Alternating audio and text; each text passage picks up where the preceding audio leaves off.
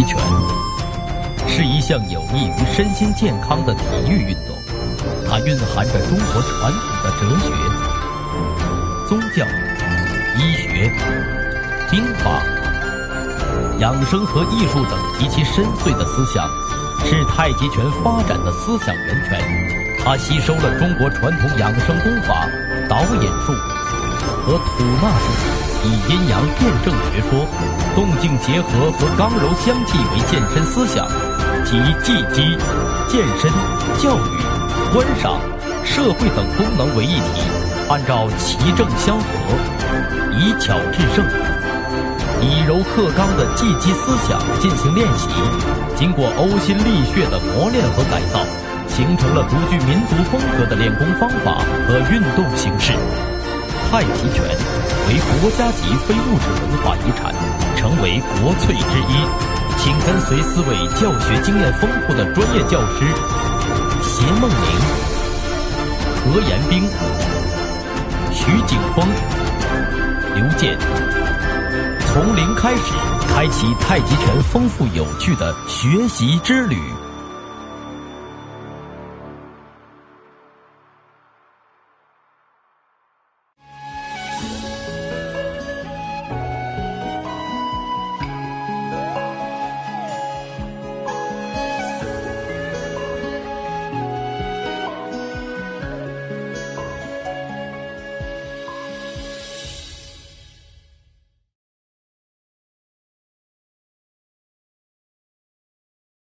同学们好，今天我们的教学内容是太极拳的概述、太极拳的起源和流派3个方面。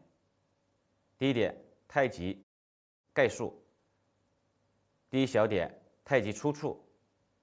太极一词最早出自《易传·系辞上》，曰：“一有太极，事生两仪，两仪生四象，四象生八卦。”第二点，太极含义。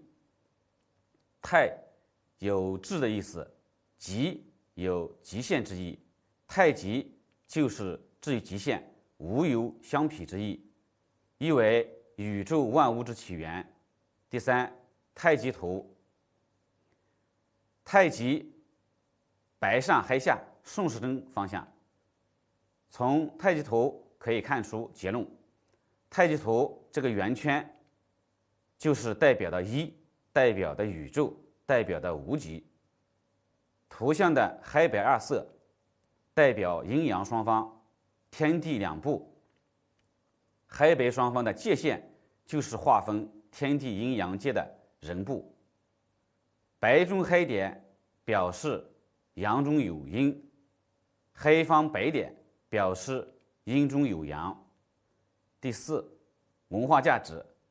太极是一个哲学概念，意为派生万物之本源，是华夏人类文明的结晶，是中国传统文化的根基，影响了儒家、道家等中华文化各个流派。第二，拳与太极拳。第一，拳者，技击之术也。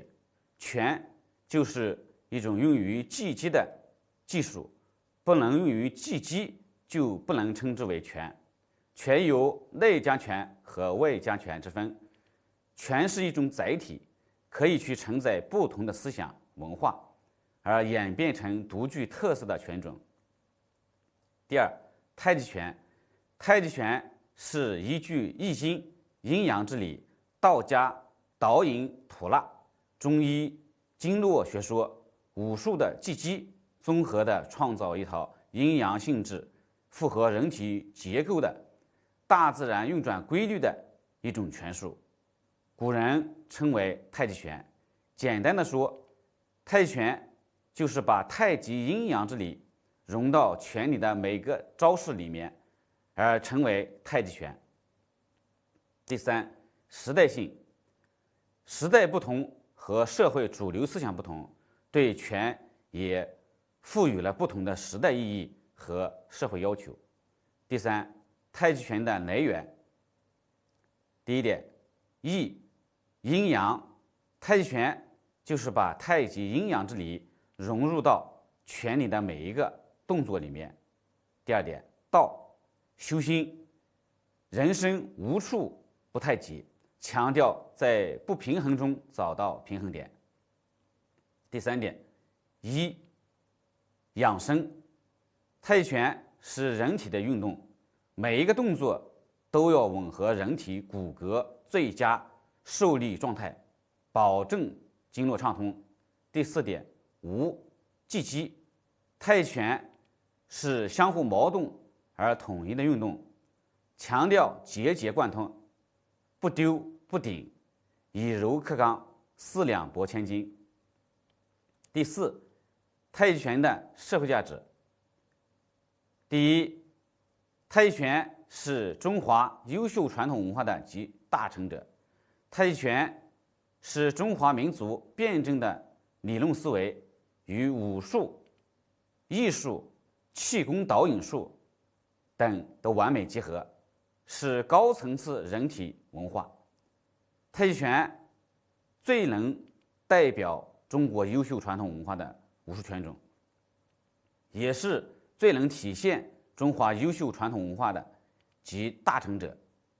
第二点，太极拳是世界第一的有氧健身运动，全球100多个国家和地区有约1.5亿人在习练太极拳，70多个国家和地区建立了太极拳组织。这个数据是2000年的数据。迄今为止，全球已有3亿多人在习练太极拳，这个数据是2010年的数据。太极拳已经成为世界第一的有氧健身运动。第三，太极拳是建设和谐社会的润滑剂。太极拳富含丰富的哲学内涵，倡导以柔克刚、不丢不顶的原则，蕴含对立统一、辩证包容的理念。边体悟边心悟，可以达到身心双修，促进生理和心理的双重平衡。坚持练拳可以影响习练者的思维方式和行为习惯，是建设和谐社会的润滑剂。第二，太极拳的起源和流派有以下2点。第一，太极拳的起源，其中关于太极拳的起源历来众说纷纭。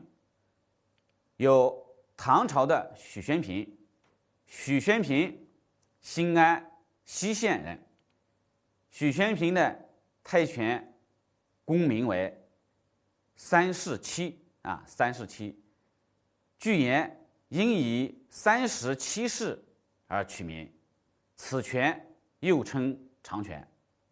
因为这套拳打法不分何式为先何式为后，只要将每式学会，打起来可以相继不断，绵绵不绝。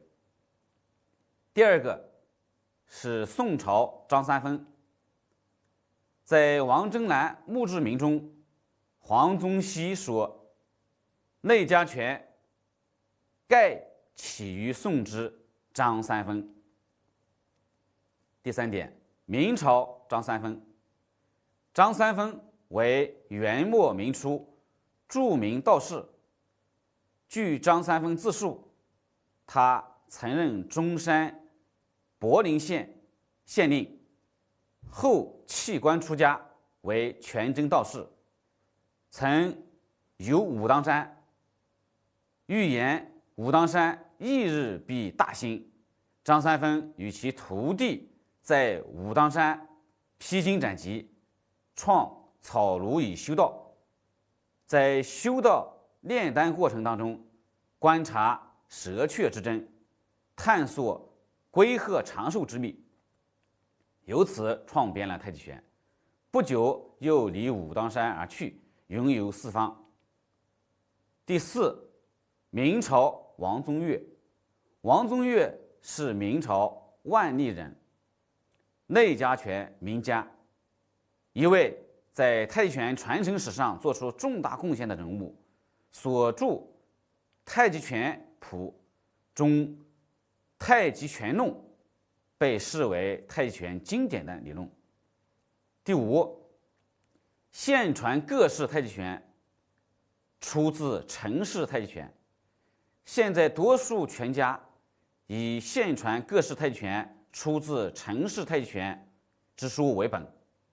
武术史研究者唐豪在实地考察了荷兰温县，并查阅了县志和陈氏家谱等后，得出结论：追根溯源，太极拳的发祥之地在荷兰温县陈家沟。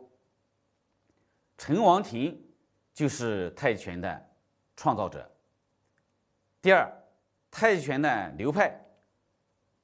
第一，陈氏，明末清初荷兰温县陈家沟的老拳师陈王庭初创太极拳，世代相传。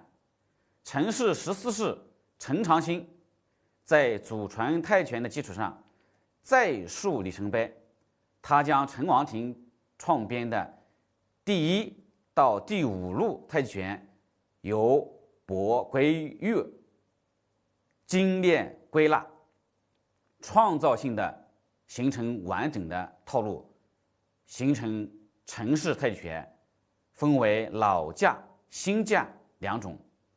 陈长兴之曾孙于1928年去北京传拳，成为陈氏太极拳中陈氏太极拳的中心者，并确立了陈氏太极拳的地位。这个发展历程就是陈王庭创造了第1到第5路太极拳，陈长兴就是陈氏第14世创建了陈氏老架和新架。陈发斗也就是陈长兴的曾孙北上传拳，从而把陈氏太极拳发扬光大。第二是杨氏，杨露禅师从于陈长兴，和其子杨建侯、其孙杨成甫共同创建了杨氏太极拳。第三个吴氏，满族人全佑，清末河北大兴人，初从杨露禅学习太极拳大架子，后被杨露禅次子杨班侯为师，学习杨氏小架太极拳，以善于柔化著名。经全佑之子吴建全进一步修润，定型为吴氏太极拳。全佑先后师从杨露禅和其子杨班侯，其子吴建全2个共同创造了吴氏太极拳。第4个是何氏，何氏太极拳也叫做赵宝太极拳，创建于清末荷兰温县赵宝镇太极拳名家何兆元，因地域也被称之为赵宝太极拳。何氏太极拳除具有一般太极拳的要点外，在理论、技术、技法、强身养生方面都有其独特之处。何氏太极拳特点：处处走圆，自然圆活。第五，武氏，吴宇香，清末河北永年人，从杨露禅学习陈氏太极拳，后又从陈清平学习新架太极拳，又严格按太极拳论参悟太极拳，于是以练拳心得归纳锻炼要领、身法实要，从而创造了武氏太极拳。经李义瑜进一步完善，最终定型为武士太极拳。也就是说，吴玉香先后师从于杨露禅和赵宝太极拳第7代宗师陈清平，创造了武士太极拳。李一瑜对武士太极拳进行发扬光大。第6，松氏。松禄堂，清末河北完县人，擅长形意拳和八卦拳，后又师从郝维珍学习武士太极拳，之后参合八卦、形意、太极3家拳术的精义，融合一体，而创造了松式太极拳。松禄堂师从武士太极拳郝维珍，从而创编了松式太极拳。好，这节课我们讲到这里，再见。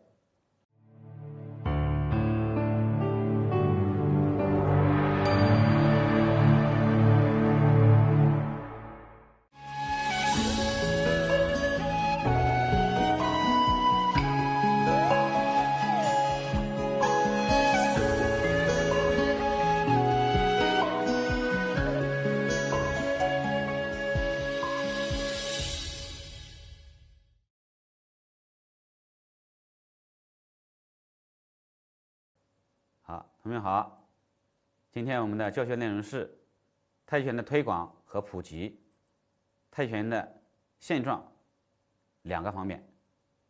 太极拳的推广和普及，第一是推广。新中国成立以后党和政府重视民族武术遗产的研究、整理和推广，把太极拳作为重点武术项目来推广，并广泛应用于医疗体育方面。1956年，国家体委组织太极拳专家创编了简化太极拳，也叫做24式太极拳。1957年整理出88式太极拳。1979年编成48式简化太极拳。为适应竞赛的需要，1989年国家体委组织专家创编了陈氏、杨氏、吴氏、松氏和武氏，也叫做武氏太极拳竞赛套路，以及用于全国武术锦标赛的42式太极拳和42式太极剑竞赛套路。从1986年起，正式举办每年1届的全国太极拳剑推手比赛。国际武术联合会于1990年成立，一年举办了首届世界武术锦标赛，将太极拳设为比赛项目之一。第二，太极拳的普及。在太极拳成为武术竞赛项目的同时，太极拳广泛的进入全民健身活动，而且正被越来越多的海外人士采用为健身锻炼项目。现在，太极拳已被传播到150多个国家和地区，其中日本早就在10多年之前有太极拳传习者逾100万。日本武术太极拳联盟成立后，其注册会员已达到1000多万人，其中大多数参与太极拳的传习。太极拳的现状：第一，民间老龄化严重。第一点，缺少标准化的教学体系。由于国家对太极拳的普及和推广，使得很多人练太极拳，但是由于现代社会生活节奏快，许多年轻人和社会精英都不喜欢去公园练习，以及年轻人对外来文化的崇拜高于传统文化的学习。现代年轻人练习跆拳道、瑜伽等特别多，对传统文化不够重视，导致了泰拳好像是老年人的专利，无法真正实现商业化，只能在公园进行锻炼和传播，成为老年人锻炼的专利。第二，缺少场馆化的运营模式，缺少适合青少年锻炼的专业场地和教学方法，使得青少年市场没有真正打开。第二，比赛化、体操化、舞蹈化。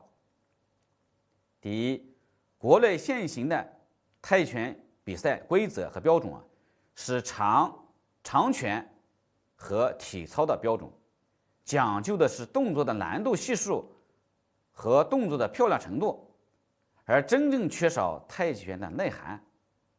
泰拳的比赛中拿到冠军，不等于是真正的泰拳冠军。第二，比赛化，强调规则和观赏；体操化，追求的是动作的难度系数；舞蹈化，强调的是动作的漂亮程度。第三，动作缺少对科学理论依据的验证。第一，缺少准确性，没有完整的标准体系，导致10位大师10种拳架的现状。太极拳老师对拳的理解都是一知半解，往往把结果当成过程来练，把过程当成结果去比，把结果当过程练。比如说用意导气，其是一个结果，不是一个过程。意是一种信息，如何用意导气，气会跟着意走，前提是气从哪里来。通过特定的结果，首先产生内气，才可以用意导气。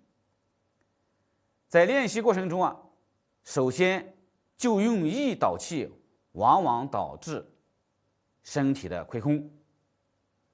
把过程当结果比，例如太极推手，它其实不是真正意义上的散手，太极推手也绝对不是摔跤、盘手等项目，不适合用于比赛，是太极拳学习中用来检验太极拳拳架是否准确的一种方法。推手是用来训练彼此的功夫，检验的模式，例如不丢不顶。怎样检验不丢不顶？我们要求练拳的过程中，让对方推你在使不出力的情况下完成的结果。如果在对方使出力的情况下完成动作，可能就是顶。为了不让对方出不了力，自己完不成动作，而对方把你推出去，这个就叫做丢。检验动作的训练是一种不丢不顶的方法，让对方推着你做动作，其实也是太极推手的一种简化的方法。第三，缺乏对理论的研究。如果缺乏理论研究的话，练完太极拳会有膝盖痛的现象。所有的理论都在讲要结合中医的经络骨骼学说，即所有的动作都要给结合人体的生理特点。膝盖痛的原因是膝盖受力了。如果懂得人体的生理结构，使力直接往下传膝盖不受力，那么膝盖是不会痛的。好，这节课我们讲到这里，再见。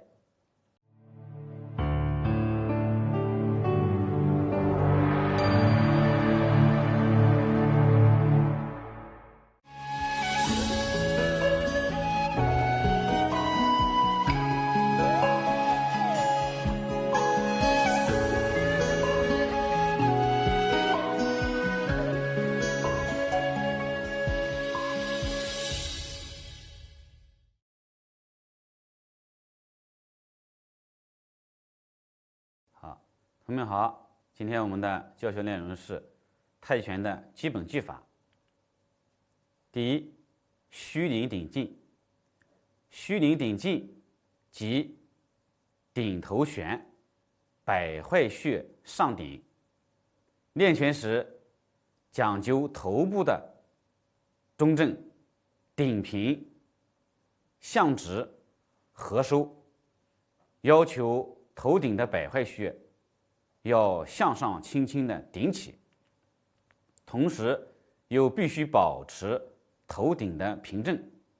要使头正顶平，就必须使颈项竖直，下颌里收。顶劲不可过分用力，要有自然虚灵之意。做到虚灵顶劲，精神才提得起来，动作才能沉稳扎实。第二点，气沉丹田。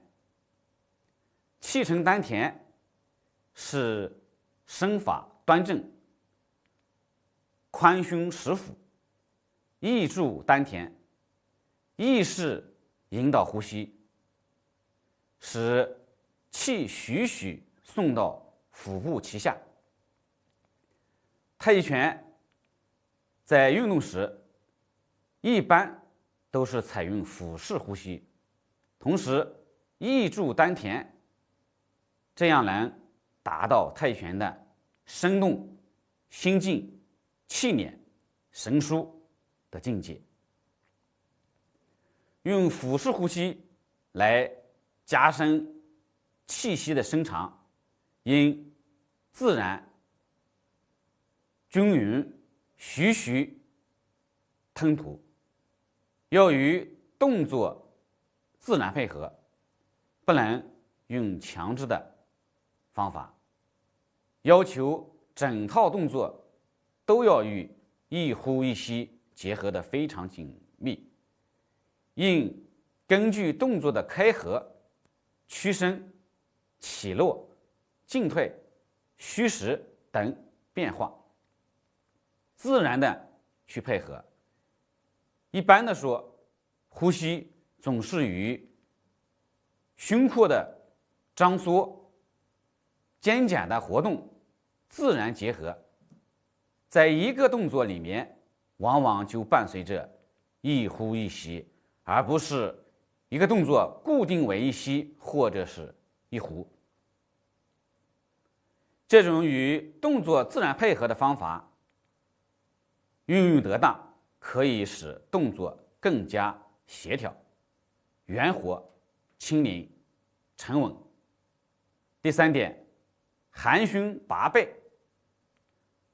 含胸是胸廓略向内含虚，使胸部有舒宽的感觉，这样有利于腹式呼吸，能在肩锁关节放松、两肩微含、两内微敛的姿势下，通过动作使胸腔上下径放长，膈肌下降、舒展。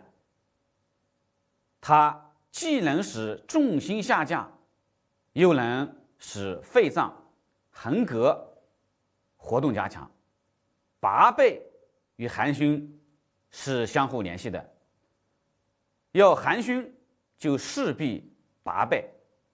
拔背是在胸略向内含虚时背部肌肉向下松沉，两肩中间颈下第三脊骨鼓起上提，并略向后方拉起，不能单独的往后拉，这样背部肌肉就会有一定的弹力，皮肤有绷紧的感觉。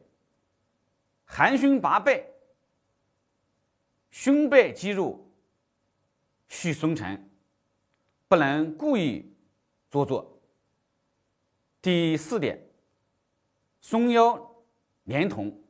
太极拳要求含胸沉气，因此在含胸时就必须松腰。松腰不仅帮助沉气和下肢的稳固，更主要的是它对动作的进退旋转、用躯干带动四肢的活动及动作的完整性起着主导作用。捻同，也就是说骨盆的后倾，则是在含胸拔背、松腰的基础上，使臀部稍作内收。捻同时，可尽量放松臀腰部的肌肉，使臀肌向外下方舒展，然后轻轻地向前向里收敛，就像用臀把小腹托起来的感觉一样。第5点，圆裆松胯。裆即会阴部位，头顶百会穴的虚陵顶劲要与会阴上下相应，这是保持身法端正、气贯上下的锻炼方法。裆要圆，又要实，胯撑开，两膝微向里扣，裆自圆。会阴处须上提，裆自会实，加上腰的松沉、臀的收敛，自然产生裆劲。太极拳讲究迈步如猫形，要求步伐轻灵稳健，两腿弯曲，轮换支持身体进行活动，因此髋部关节需放松，膝关节需灵活，才能保证上体旋转自如，踢腿换步灵便。第6点，沉肩坠肘。太极拳在松肩的前提下，要求沉肩坠肘，两臂由于肩肘的下坠，会有一种沉重的内劲感觉，这就是上肢内在的糗劲。两肩除沉之外，还要有些微向前合抱的意思，这能使胸廓完全含虚，使脊背团成圆形。两肘下坠之外，也要有一些微向里的裹劲，这样的沉肩坠肘才能使劲力贯穿到上肢手臂。第7，舒指做腕。舒指是掌指自然伸展，做腕就是腕关节向手背虎口的一侧自然屈起，也就是说解剖学上讲的腕关节的伸肩外展。掌的动作是整体动作的一部分，许多掌法都是与全身动作连成一气的，因之舒指做腕实际是将周身劲力通过齐根在脚，发于腿，主宰于腰，行于手指，完整一气。第8点，尾闾中正。尾闾中正是关系身躯动作姿势中正安舒，支撑八面的重心。因之，太极拳运动时极重视尾闾中正，不论是直的或是斜的动作姿势，都必须保持尾闾与脊椎呈直线，处于中正状态。更重要的是，尾闾中正的还影响着能够统一的做到这8点，就可以使躯干上肢、下肢、内在的劲力达到完整的如一地步。第9点，内意鼓荡，为是安逸。鼓荡是对内的精神所提的要求，鼓荡是精神振奋的意思。内意鼓荡是说内在的精神要振奋，然而这种振奋是沉着的，神意内敛，并不流形于色，表现是安逸的。第10点，运动如抽丝，迈步如猫行。太极拳运动要像抽丝那样既缓又匀，又稳又静，迈步又像猫那样轻起轻落，提步落步都要有轻灵的感觉。静是太极拳的特点之一。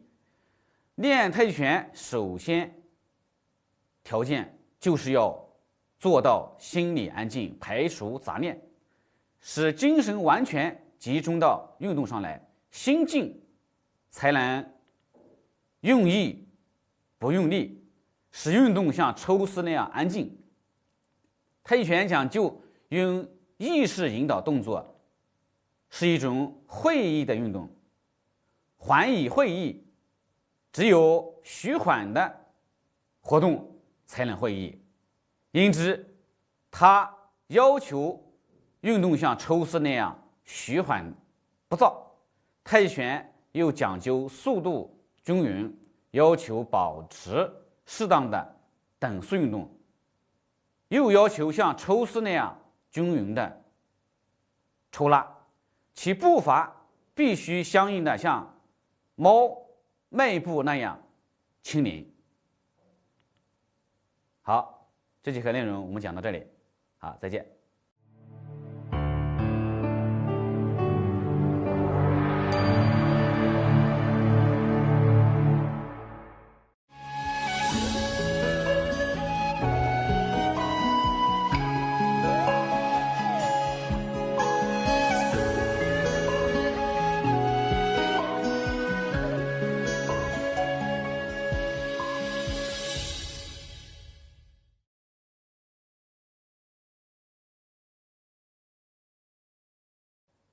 同学们好，今天我们讲的内容是太极13式示意上部。胸怀太极，手按八卦，足踏5行。太极13式不是一些固定的动作和招式，而是一些积极的法则、劲力的性质和运劲的方法，简称技法。太极13式是组成太极拳的基本骨架，它贯穿于太极拳的所有招式之中。换句话说，就是太极拳的各种招式都是由13式当中的一式或者是几式所构成。13式本无固定的招式，而根据13式应敌制敌，又可形成一定的动作和招式，这是运动对敌的结果。因此说，太极本无法，动即是法。定义：太极拳创造者没有为13式留下任何文字的定义，而13式又有明确的文字命名。通过原理13式由来以及与其字音形相近的字，取其对记击拳法有用的含义，结合资料对太极拳认识来解其意，离创拳者的本意应该不会太远。如何去懂得13式之整体？太极拳先辈王宗岳在其《太极拳释名》一文中，从宏观上为后来的太极拳道明了13式之整体内容。释名曰：太极拳一名长拳，又名13式。长拳者，如长江大河，滔滔不绝也。13式即盆履挤按，才列肘靠，进退顾盼定也。盆履挤按即空前离坎，这4正方也。才列肘靠即艮巽震对4个斜角也。此乃八卦。进退顾盼定即火水木金土，此乃五行也。合而言之，曰13式。13式顾名思义，就以8、5相加而成13。太极拳8门，也就是8进，5步即成13，八卦五行合成13。13式论其要求，原则上还需8门5步与八卦五行相对应，而不可正与不分。下面第一个手法，盆的定义。在字典上，宾这个字读音宾，指箭筒盖子，通宾。此外再也找不到其他的解释。由此可知，盆原来并没有专门的积极含义，而且它是名词，因此我认为它是太极拳创造者为太极拳专门选用的字，作为盆音。它是一个太极拳的专用字。有人认为盆就是盆，即向上托的意思，同时盆就是盆，像充气而外充满的皮球，按下这边那边鼓起，始终按不彻底，而使力不下来，这个剑一是盆技。也有人认为力敌势而向上，使敌力不得降者谓之盆，意思是打手时敌人的力由上向下压来，我使敌人的力量不能下来的这种劲法就叫做盆。见太极拳释图解。还有人认为盆就是架，就是烘托，由下向上捧架敌力，使其不着我身，即由下而上烘托敌手足。这个见太极拳讲义。吴氏太极拳传人徐静怡先生把盆解释为是一种向前而又向上用力的斜线动作。这个见吴静怡吴氏太极拳。太极拳名家顾留心先生将盆解释为是通过长期的认真的对太极拳的推手的练习，练成一种似松非松、柔中寓刚、灵活而又沉重、富有弹性和韧性的、具有连化、逼、孔作用的劲。这一个见太极拳术。以上说法都有一定的道理，但他们都讲述了盆的一个或者几个方面的意思，没有全程的解释盆。以下总结：盆就是御敌时以坚韧的崇刚之劲，用捧托、架格、弹斗等手法将敌击退，或使敌不能靠近的技法。第二个，履。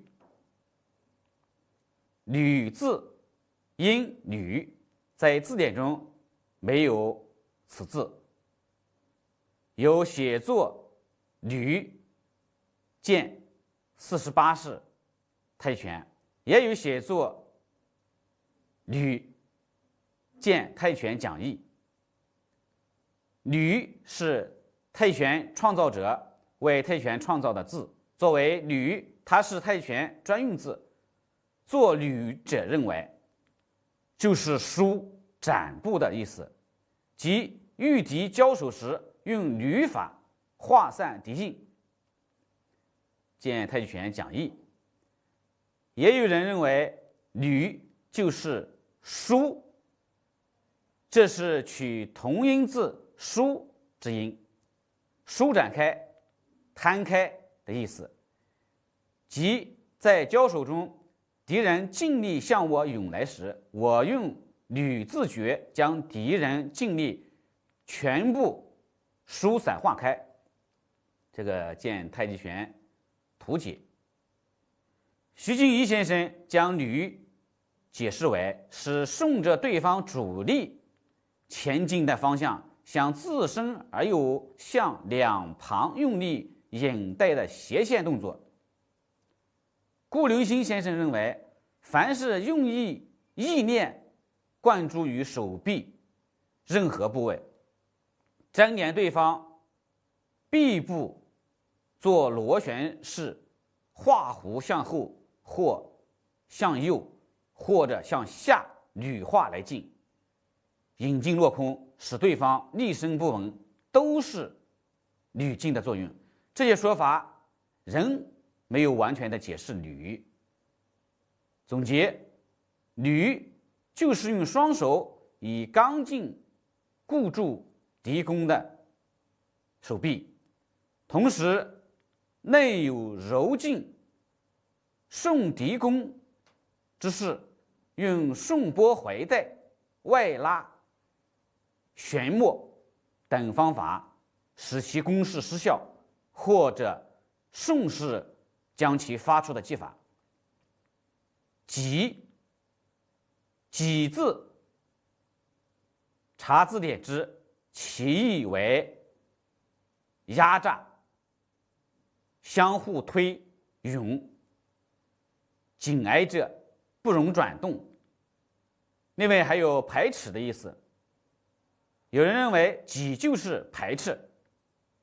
推，用手挤物前进，即用手或肩背挤住敌方，使其不得动，从而将其推掷出去。见太极拳视图解。也有人认为挤就是撞，就是排挤，即以手腕、臂、肘推恐敌人各部，使其不能前进。见太极拳讲义。徐静怡先生将挤定义为是一种向前又向下用力压迫的斜线动作。顾留心先生将挤定义为挤是进攻的手法，挤进是我用力尽量挤去的意思。总结，挤就是用柔劲压住敌攻来的手脚，而使其劲发不出来，同时内从刚劲以身体相应部位贴住敌人，不使滑动而猛然发力将敌击出的技法。按字查字典之，意为用手压或摁止住压住。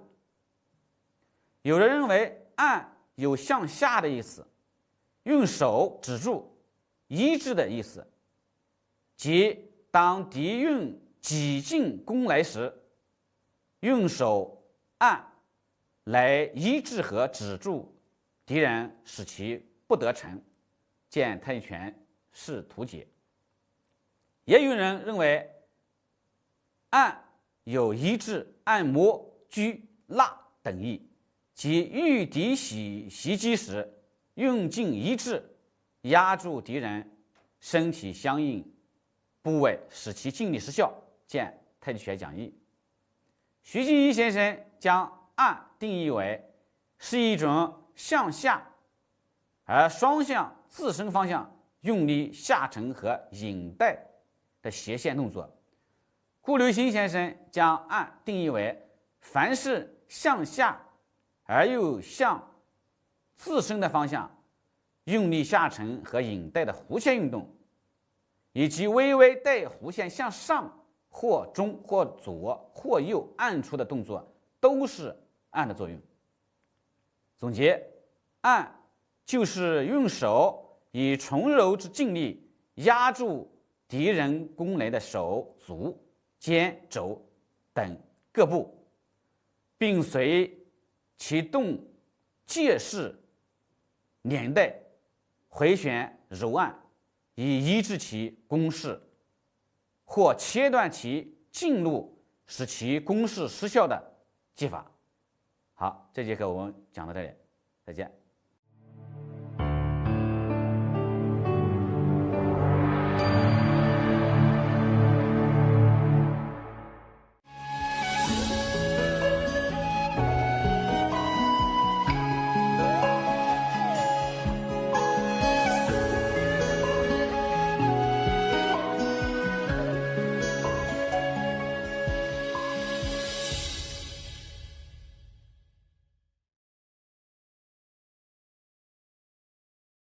好，同学好，今天我们讲太极13式示意下部采。采字查字典之，意为摘取、选取、挖掘。有的人认为太极拳用挖制敌人的劲力就是采，就像静坐者以取自身的内动之气是采一样。也有人认为就是采取，就是摘，另外选择后取之也是采，即太极拳中用爪抓取敌人的各部位就叫做采。徐继一先生将采定义为是向下沉进，随即向自身左方或右方用于提带的一种动作，与采物时一落即起的动作相像。总结，采就是用手以柔劲抓、拿、掏、捻带敌人用来进攻的相应部位，及其制住，而后手以强刚之劲顺敌运动之势击其牙印部位，而将其发出的技法。列字查字典之，意为结、整、扭捏、转动。有人认为列就是列，就是拗，也是整，转移的意思。太极拳转移敌人的力，还治敌人之身，叫做列。这个见太极拳式图解。也有人认为列就是应写作列及扯奥整等义，有转移的意思。列住敌手，各部使其前倾，或趁其来劲使其后仰的，就叫做列。见太极拳讲义。徐静怡先生将列定义为使顺着对方主力的方向，循弧线用力使对方身体旋转的一种动作。还有人认为以手臂的侧击为列，以闪为列掌。当夹左捋后，接着右肘下沉，右带化开，以之靠近作为列。附中文杨氏太极拳。由此可见，列法各说不一，前两种说法相近，也与列为正卦，正为动，转就是最好的动。总结，列就是前手或其他部位以刚劲接敌攻来的这个相应部位，后通过走弧、画圈等方法使其尽力通过我之身柔化转移到后手或者是适当的部位，再以强柔之劲发还敌人，使其失重的技法。下一个肘，肘字查字典之肘是上臂和前臂相接触向位凸起的部分。有人认为拳术家以肘击人为肘，故可以肘做动词用。太极拳运肘之法皆为肘，见太极拳式图解。也有人认为各派拳术中的都有用肘的地方，而别派用肘多以屈臂直抵，故熏抚各部。只有太极拳用肘多在推挤、允、靠中求其妙用。见太极拳讲义。徐继一先生将肘定义为是以肘击人或者用肘承带对方手臂的动作。还有人认为肘就是被女者折肘以使用的肘法，肘下沉化开靠近，见杨氏太极拳。总结，肘就是被敌抓拿或制住某一部位时，用强刚之劲突然折肘贴敌后，用柔劲抵住敌人，将其发出的技法。下面一个靠，靠字查字典之，其意为倚靠、挨近、依靠。有人认为靠就是倚，即依附于他物。太极拳近身时以肩胯击人，就叫靠，有肩靠胯打之说。见太极拳式图解。有人认为靠就是为依的意思。拳术中有靠、靠手、靠打等名词。太极拳中靠手尤为重要，因为无论何事不相靠，不能懂劲，然后才能粘连、随连以击敌人。见太极拳讲义。徐继一先生将靠定义为是用肩去靠击对方的动作，它同时一样也是不及换手时趁势追击的一种方法。48式太极拳一书中将靠定义为肩背或上臂向斜处发力。总结，靠就是我被敌粘连压制时，先以强柔之劲顺其势，以肩、背、臂、胯或其他相应部位贴住敌人身体后，微施重心靠近敌体，再用淬劲贴敌处突然发力，恢复重心，同时使敌发出的技法。劲，劲字查字典之有以下意思：向前向上的移动。从外面到里面，有关太极拳资料中没有这一字的具体解释，有其字义之，其有向前向上进入之意，有原理之劲在火位，火有向上急进的趋势，因此劲也有这一层意思。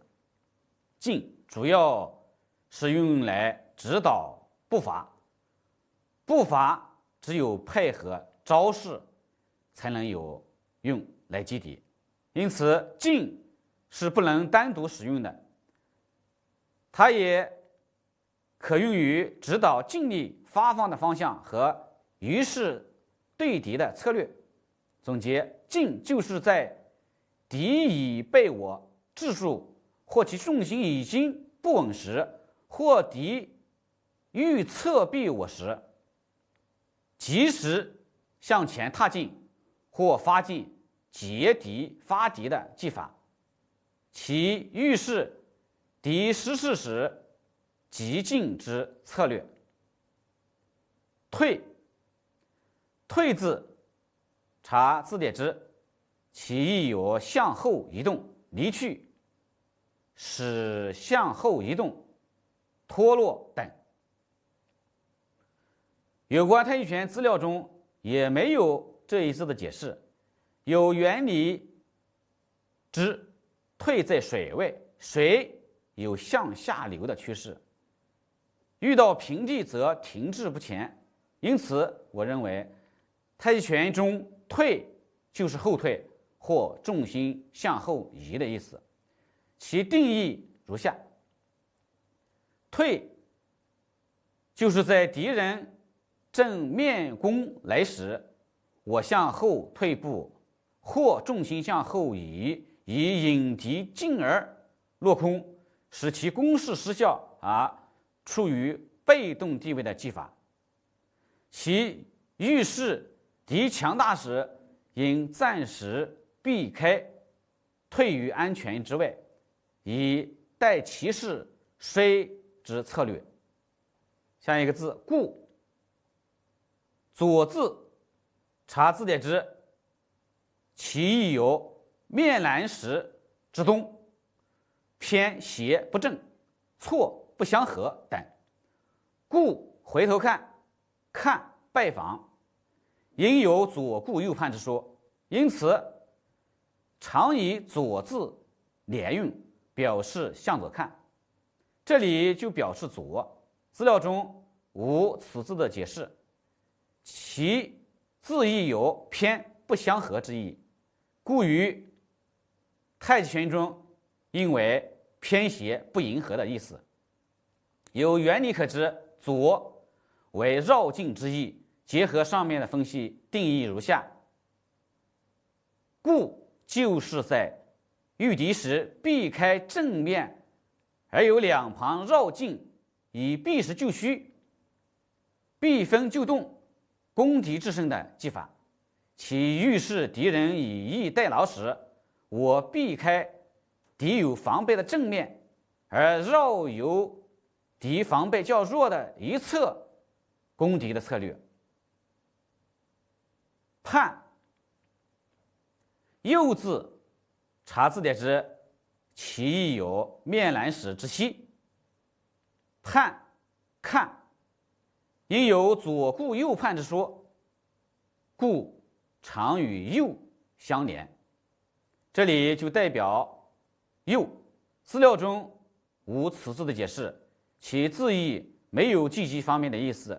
我认为创权者创造此法，主要是用其在经外，何有左就有右之意，有原理之；其有随从之意，则寓于太极拳应为沾随之意。由左表示绕进，故由应为绕退，因此定义如下：盼就是当敌以变换而又不易对付的攻势向我攻来时，跟随其进其步，不急不离，弧形后退，以引攻势失效而寻机击敌的技法。其寓是与敌周旋，不急不离，寻机反击的策略。定，中字，查字典之其意为和四方等距的地位。定字，查字典之其意为使步移动。由上可知，中定即站在中间不动的意思。在太极拳中，则应为以静制动之意。由原理可知，中定有固守原地之意。结合前面的解释，可以定义如下：定就是在接敌时，敌人未备而退，或虚晃引诱时，故原地不动，不发劲，做好准备，待敌进攻，再暗身克制敌的技法。其寓是以卒制动和以逸待劳、严阵以待的策略。好，这节课我们讲到这里，再见。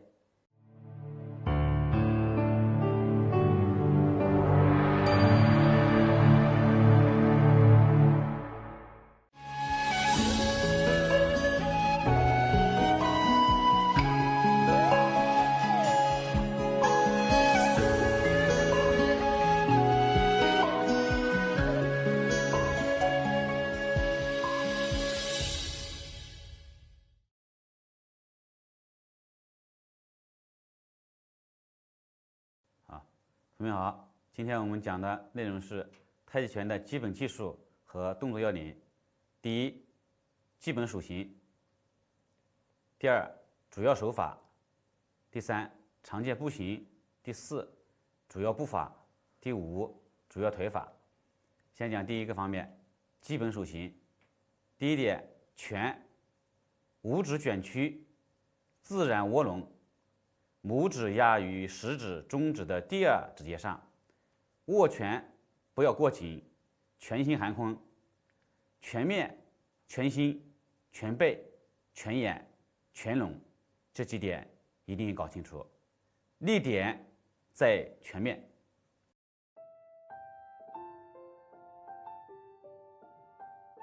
拳眼、拳面、拳背、拳心。力点在拳面。第二，掌，五指微曲分开，掌心微含，虎口成圆，掌指不要僵直，也不要松软过曲，腕部要保持松活，也就是解剖学讲的腕关节伸及未展。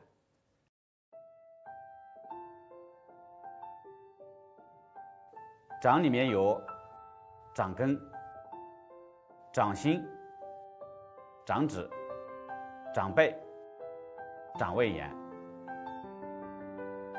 那么我们推掌，力点在掌位沿。第三个钩，五指第一指节自然屈拢屈腕。这里面要注意的要点是钩顶、钩尖。各种手法都要求用力自然，舒展不可僵硬。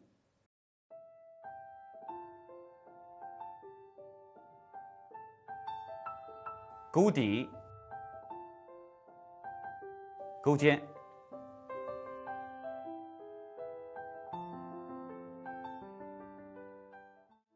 第二，主要手法，第一点是打拳或者叫冲拳，拳从腰间旋转向前打出，打出后拳眼向上称之为立拳，拳心向下称之为平拳。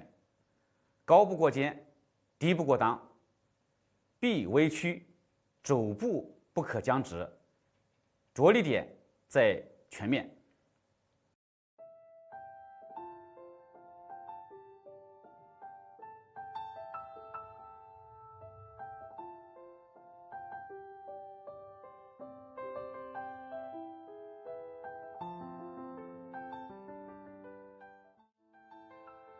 第二，栽拳，拳从上向前下方栽打，打出后拳面向前下方，虎口向一侧，着力点在拳面。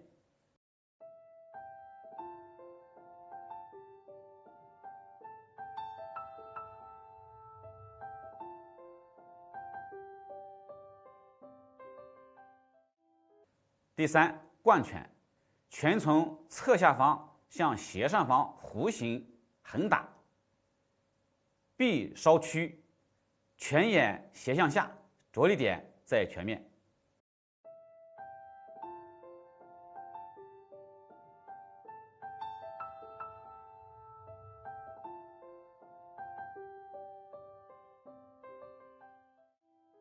第四，扳拳，拳从上向前扳打，拳心斜向上，高于头平，着力点在拳背。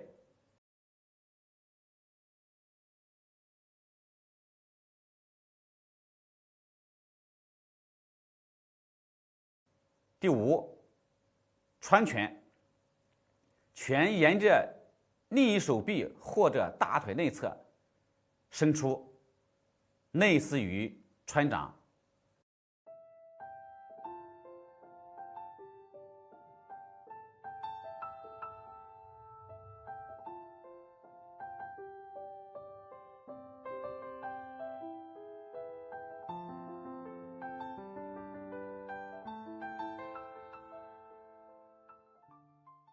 第六，撩拳，臂由屈到伸，拳筋下向前或前下撩打，撩出后拳心向下，高不过肩，低不过裆。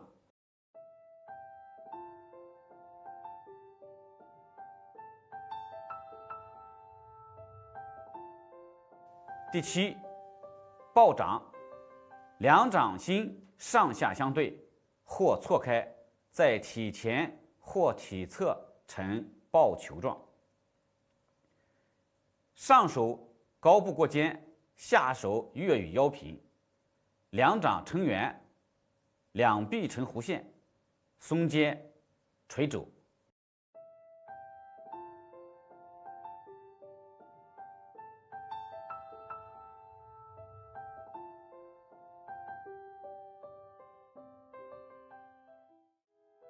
第八，分掌，两掌向斜前方与斜后方及斜下方分开，分掌后前手停于头前，后手自然撑开，两臂微屈呈弧形。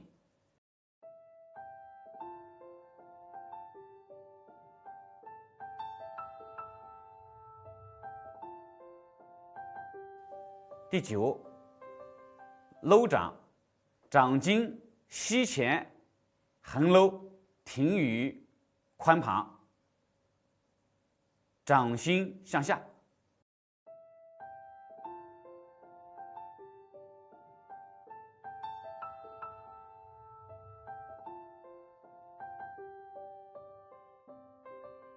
第10是推掌，掌从肩上或胸前向前推出，掌心向前，掌指向上，指高不过眉，低不过肩，臂微曲呈弧形，肘部不可僵直。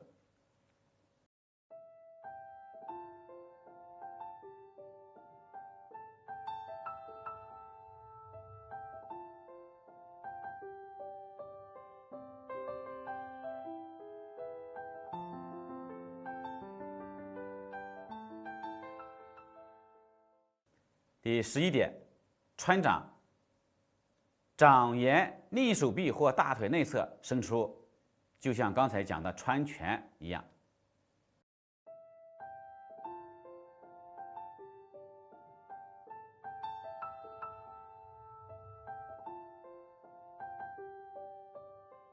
第12，云手，两掌在体前交叉，向两侧画立圆，指高不过头，低不过裆，两掌在云波中翻转拧裹。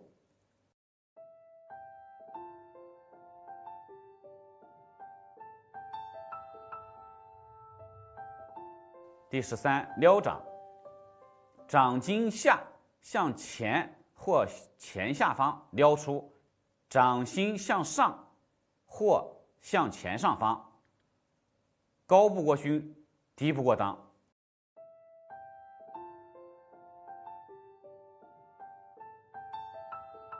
第14，架掌，屈臂上举，掌架于额前斜上方，掌心斜向上。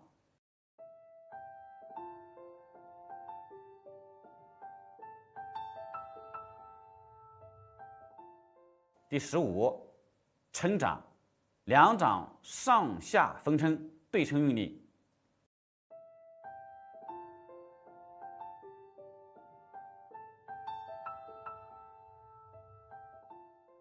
第16，压掌，拇指向内，掌心向下，横掌下落按掌。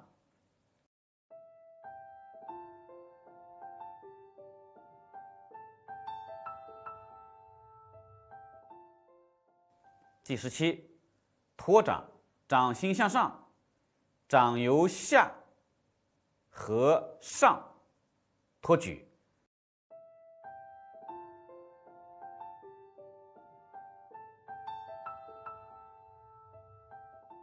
各种手法均要求走弧线路线，前臂做相应的旋转，不可直来直往，生硬转折，并注意与身法步法协调配合。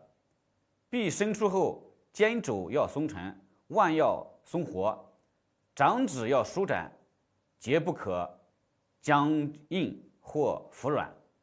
关于手法的着力点，主要是说明其攻防含义。第3，常见步型。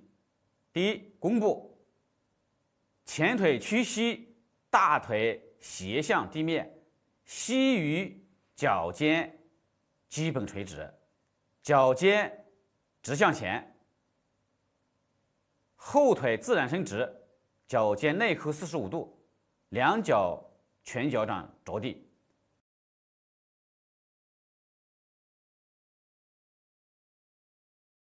第2，横裆步，也叫做侧弓步，两脚左右开立，同弓步宽，脚尖皆斜向前，一腿屈弓，膝与脚尖垂直，另一腿自然伸直。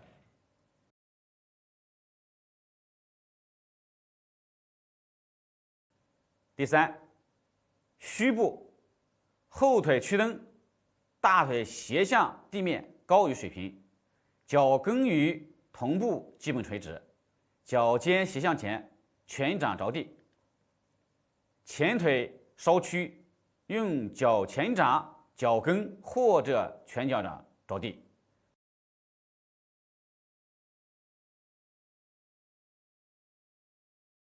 第4，瀑布，一腿全弓，全脚着地，脚尖稍向外展，另一腿自然伸直，与体侧接近地面，全脚掌着地，脚尖内扣。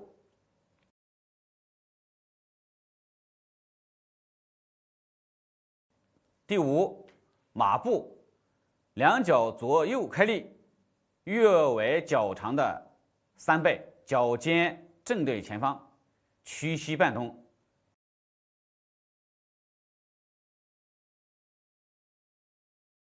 第六，半马步，前脚直向前，后脚横向外，两脚相距约2至3脚长，全脚着地，两腿屈蹲，大腿高于水平，体重略偏于后腿。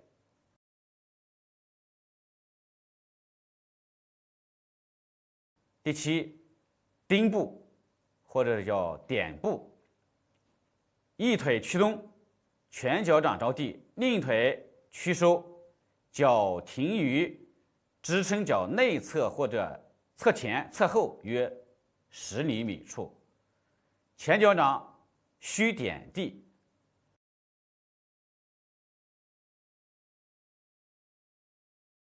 第八，开立步，两脚平行开立，髋部过肩，两腿直立或屈蹲。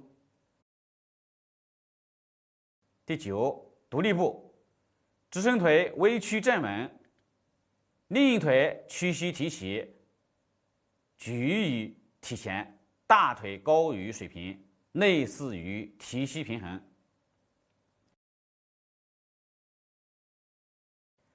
第十，歇步，两腿交叉屈蹲，前后相叠，后膝接近前腿的膝窝，前脚全脚掌着地，脚尖外展，后脚前脚掌着地，脚尖向前，同步后坐于脚后跟。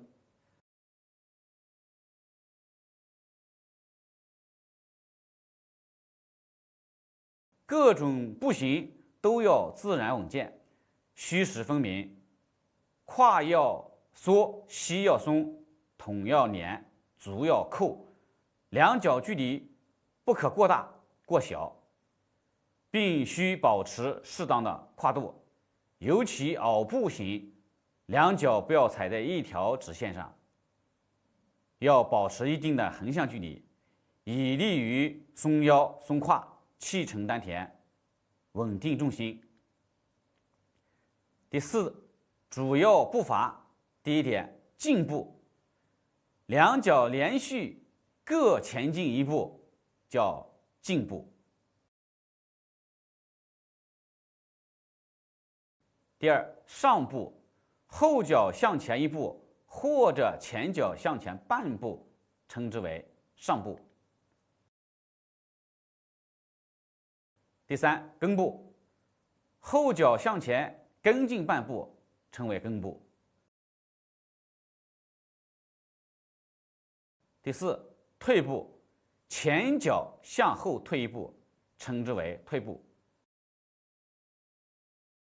第五，撤步，前脚或后脚向后退半步，称为撤步。第六，侧行步，两脚平行，连续依次侧移。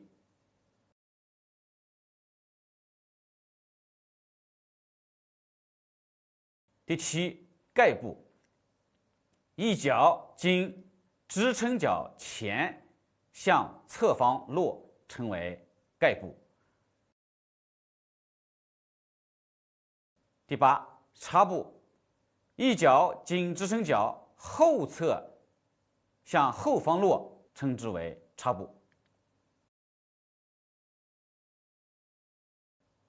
第九，撵步，以脚跟为主，脚尖外展或者内扣，或者以脚前掌为主，脚跟外展。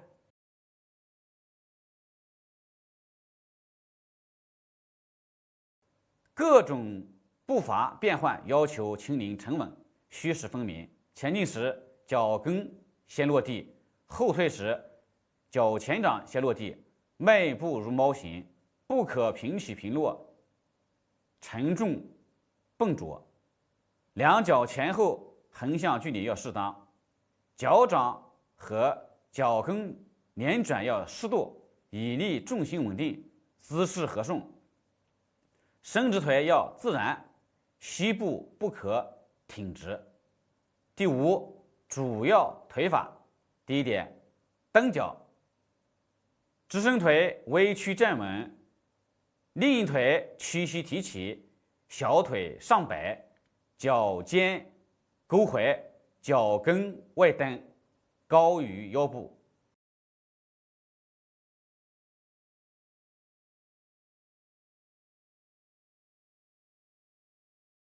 第二，分脚，直伸腿微曲站稳，另一腿屈膝提起，然后小腿上摆，脚面绷平，脚尖向前踢出，高于腰部。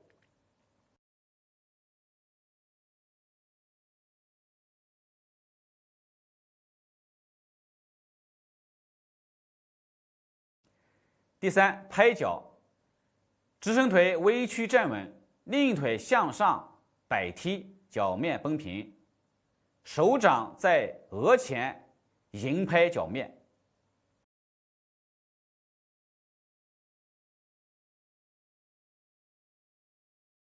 第四，摆连脚，立点为脚背圆，身体中正，虚实分明，转稳踢圆才有劲。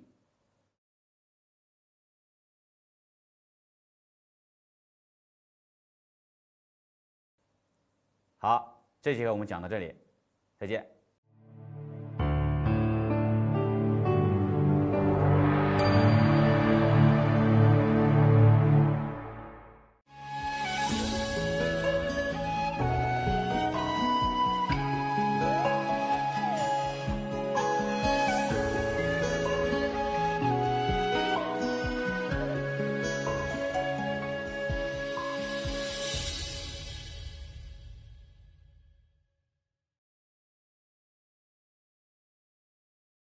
大家好，今天我们学习第二章24式太极拳第一节动作起势。首先看一下整套动作的完整示范。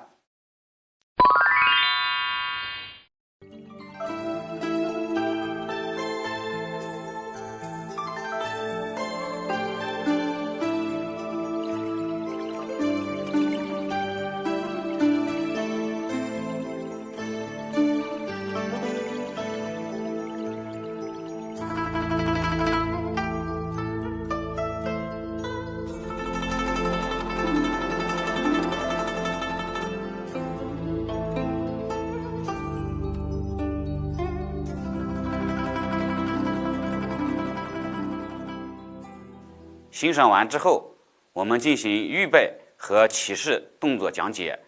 先看完整示范。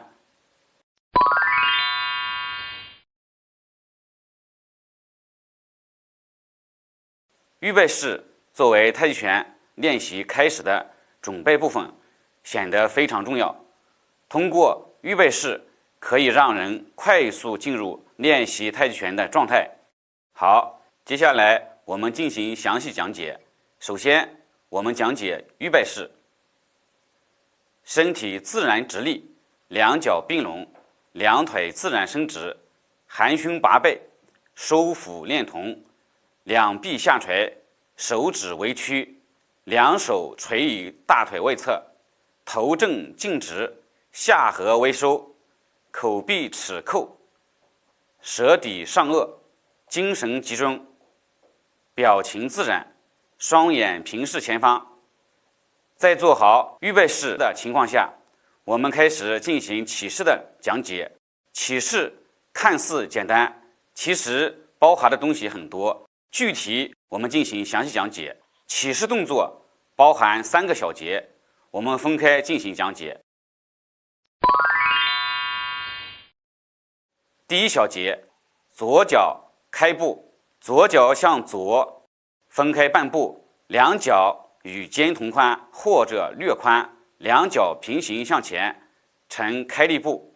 第二小节，两臂前举，两臂慢慢向前平举，与肩同高同宽，两臂自然伸直，肘关节向下微曲，两手心向下，指尖向前。第三小节，屈膝按掌，两腿慢慢屈膝半弓，重心落于两腿之间，呈马步造型。同时，两掌回收，轻轻向下落，按至腹前，上体舒展正直，两眼平视前方。好，起势动作到此结束。接下来我们进行一次完整练习。在练习过程中，我讲解一下其中需要注意的要点，以加强对动作认识和理解。起势的步行是马步，重心要放在两腿之间，上体保持正直，膝盖不要超过自己的脚尖。其次，开步的时候要注意轻起轻落，点起点落，即重心先移动到右腿，再抬起左脚跟脚尖，向左开半步，脚尖点地，再脚跟点地，两脚尖方向朝前平行站立，两脚与肩同宽，最后两臂前举和下按要均匀、柔和、缓慢，两手臂就像在水中上下浮动一样，既要有一定的紧张感，但又不可僵硬，既要放松，但又不可松懈。练习中意念集中在手上。接下来我们讲解一下在练习过程中容易出现的错误，再次讲解有助于今后自主练习。第一，向左开步时，身体出现左右摇晃。第二，两臂前举和下按时，两肘关节外撑上扬耸肩，手腕松软无力。第三，屈膝下蹲时，上体前俯或者后仰。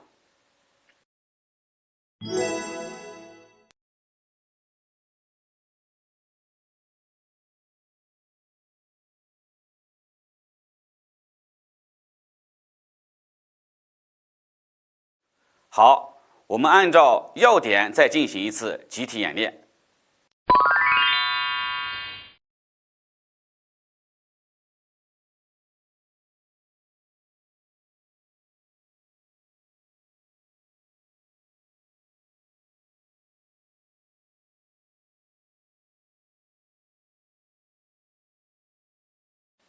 大家知道，武术是可以用于实战中的，那么作为武术中的一种拳术，太极拳也是可以用到实践中的。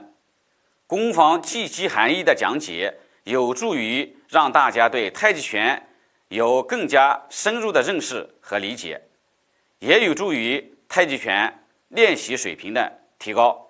本节课讲解的起势动作虽然看似简单，但是其含义不简单。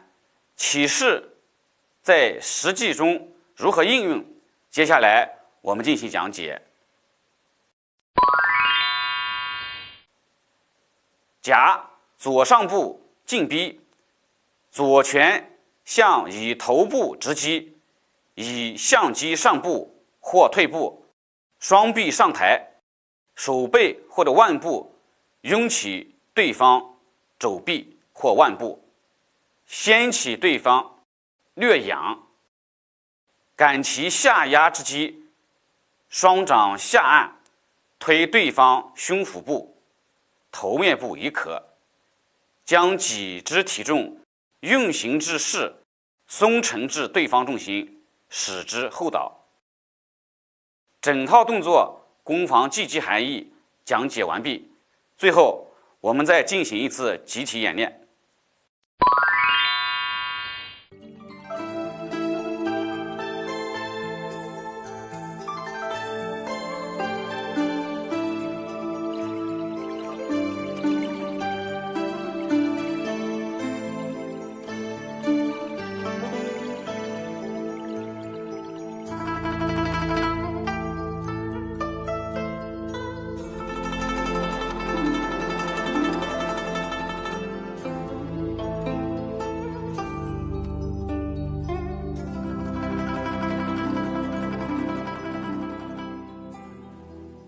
本节课到此结束，谢谢大家，下节课再见。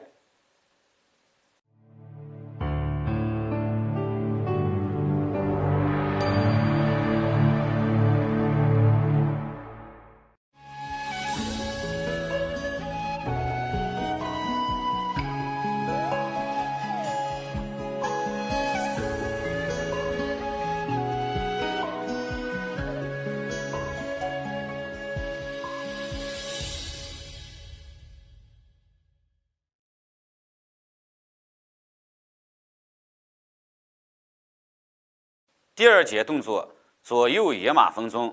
大家好，今天我们学习24式太极拳第2章第2节动作左右野马分鬃。首先看一下完整示范。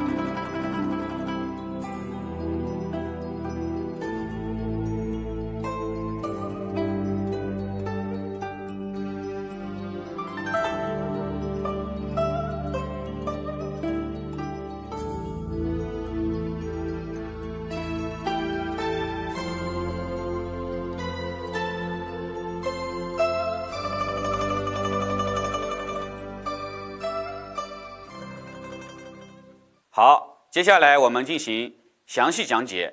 首先，我们将左野马分鬃分为3个小节进行分步讲解。我们从起势第3个动作屈腿按掌开始。第一小节，抱手收脚，上体稍微右转，右臂屈抱于右胸前，手高不过肩。肘略低于手，手心向下，左臂屈抱于腹前，手心向上，两手上下相对，如在右胸前抱球。左脚收至右脚内侧，脚尖点地，眼看右手。第2小节，转体上步，上体左转，左脚向左前方迈出1步，脚跟轻轻点地。重心仍放在右腿上。第3小节，弓步分手，上体继续左转，重心前移，左脚踏实，左腿屈膝前弓，右腿自然蹬直，右脚跟外蹬，呈左弓步。同时，两掌前后分开，左手分至体前，高于眼平，手心斜向上。右手按至右髋旁，手心向下，指尖朝前，两臂微屈，眼看左掌。好，左野马分鬃我们已经学完，接下来我们学习右野马分鬃。右野马分鬃分4小节进行讲解。首先看完整示范。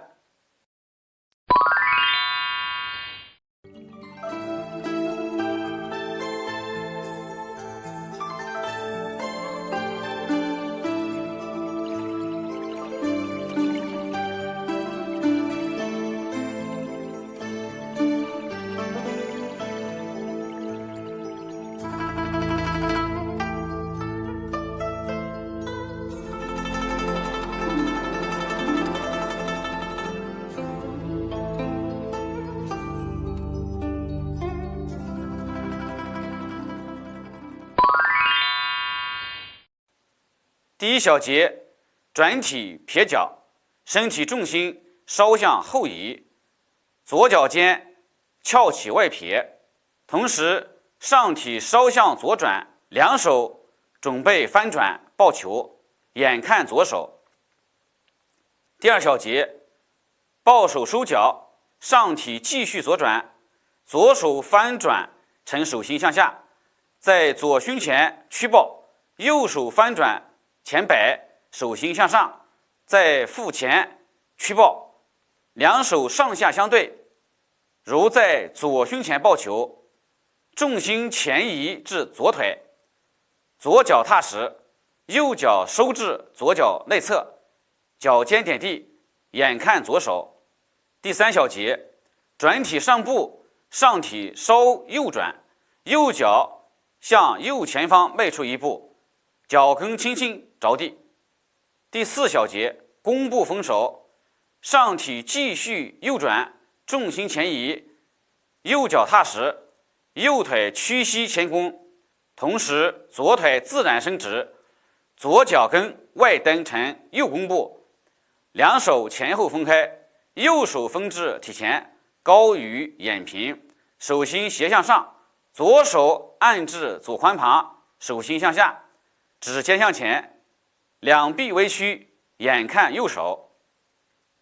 右野马分鬃也到此学完，接下来还是一个左野马分鬃，与第一个左野马分鬃一样，同样我们也分4个小节进行讲解。那么先看一下完整示范。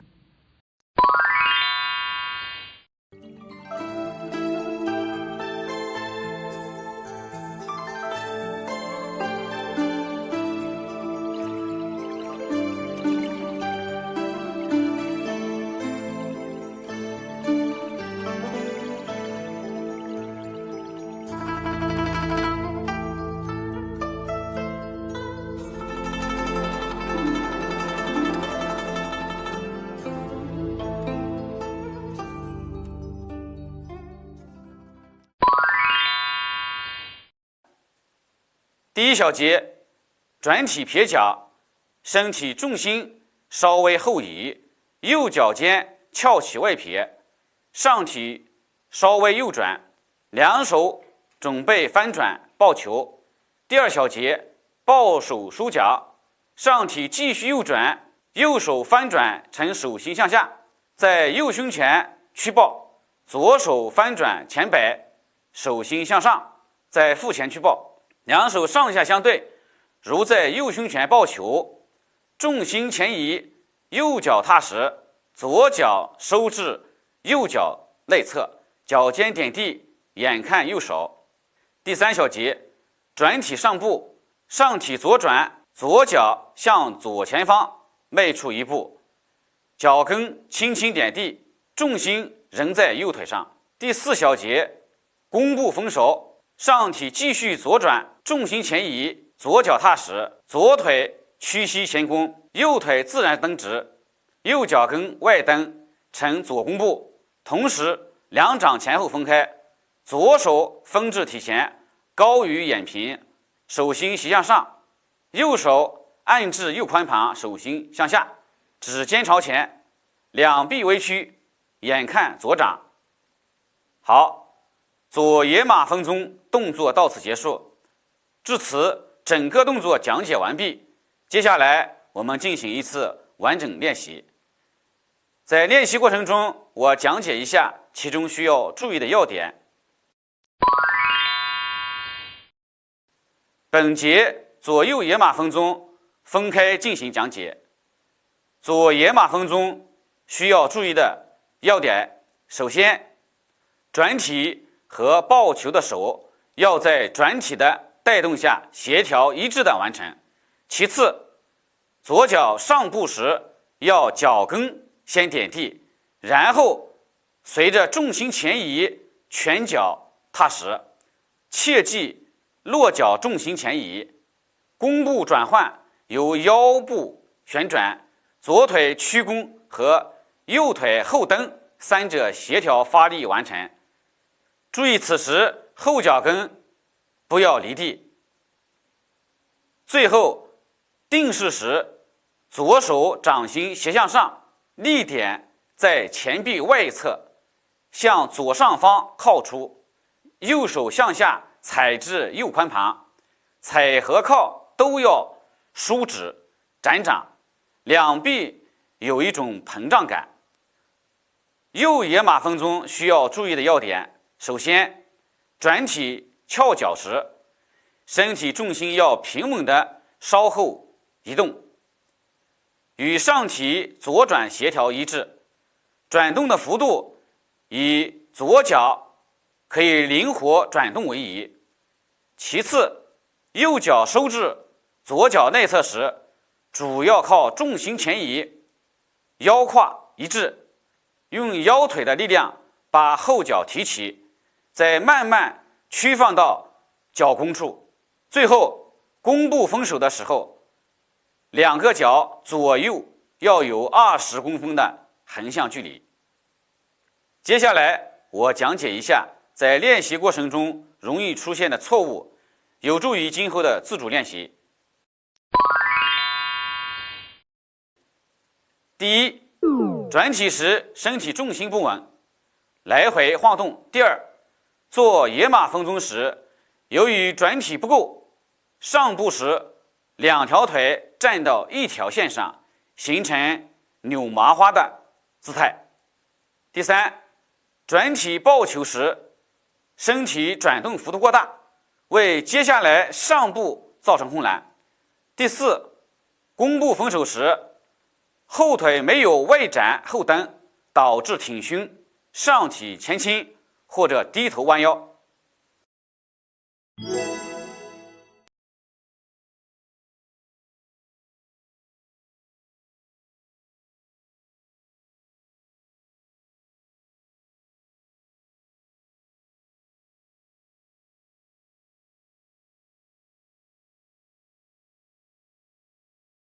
好，我们按照要点再进行一次集体演练。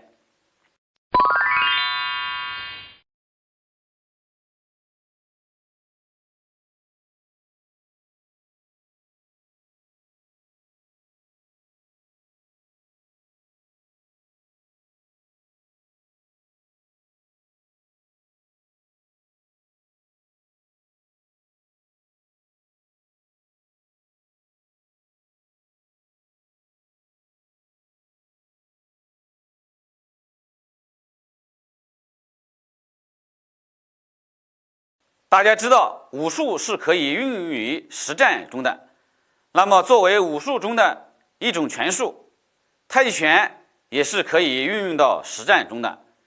攻防技击的讲解有助于让大家对太极拳有更加深入的认识和理解，也有助于太极拳习练水平的提高。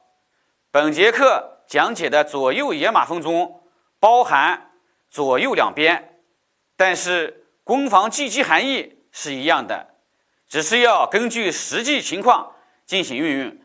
接下来我进行具体讲解。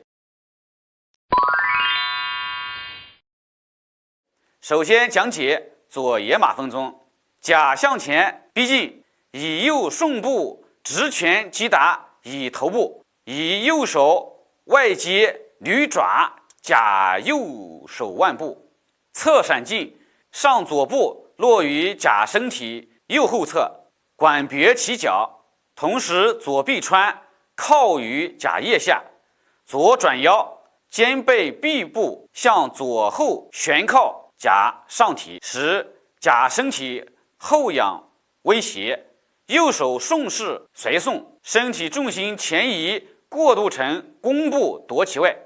甲失去重心倒地，右式与左式动作相同，左右相反，不再另述。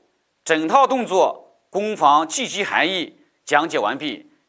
最后我们再进行一次集体演练。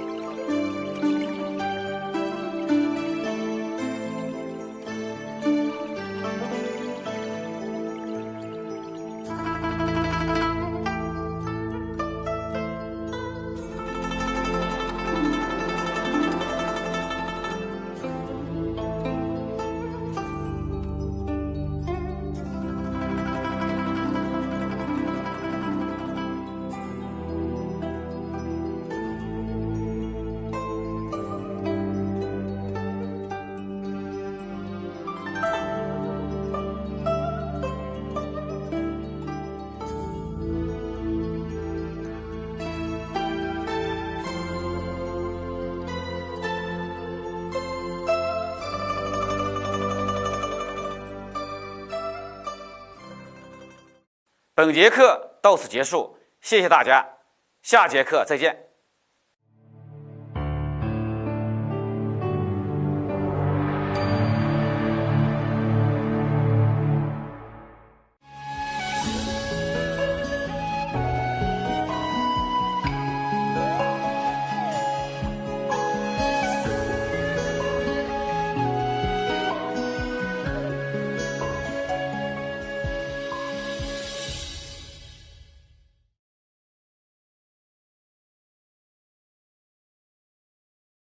第3节动作白鹤亮翅。大家好，今天我们学习第2章24式太极拳第3节动作白鹤亮翅。首先看一下整套动作的完整示范。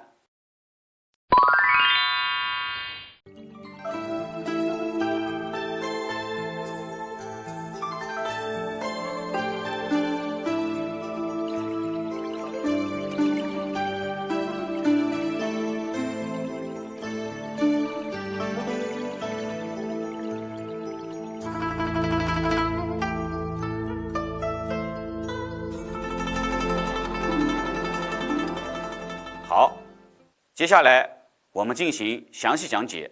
首先，我们将白鹤亮翅分为3个小节进行分步讲解。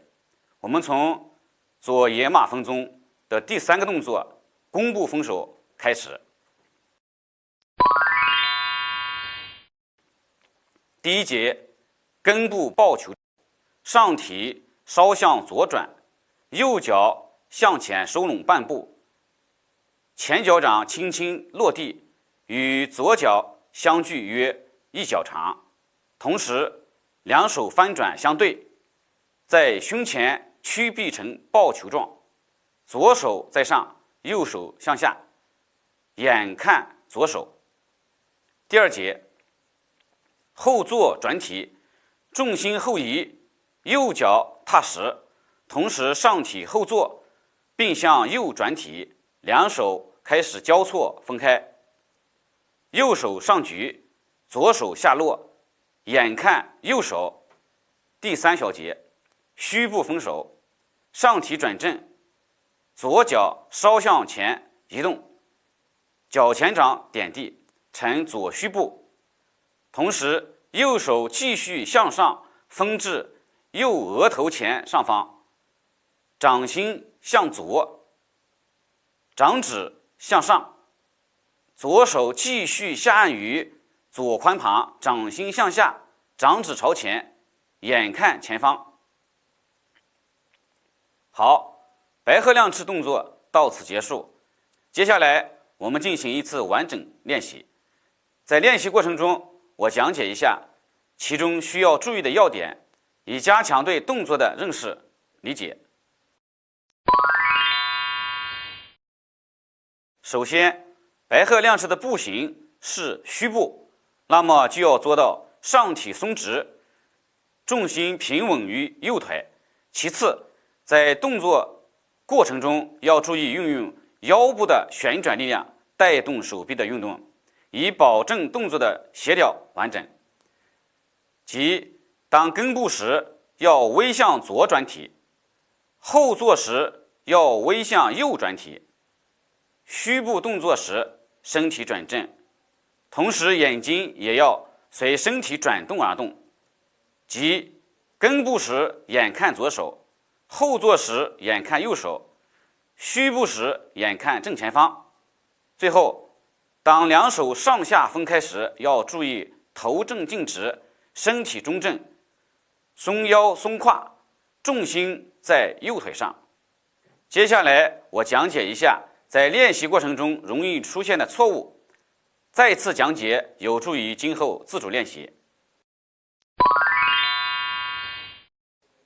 第一，在做虚步动作时，常会出现上体前俯或者后仰，身体重心在两腿之间或者在前脚掌，两脚之间距离过大或者过小，挺胸挺髋。第二，两臂松软无力或者两臂过于弯曲，给人一种夹腋的感觉。再有就是右手向后打开，暴露自己的胸膛，没有含胸。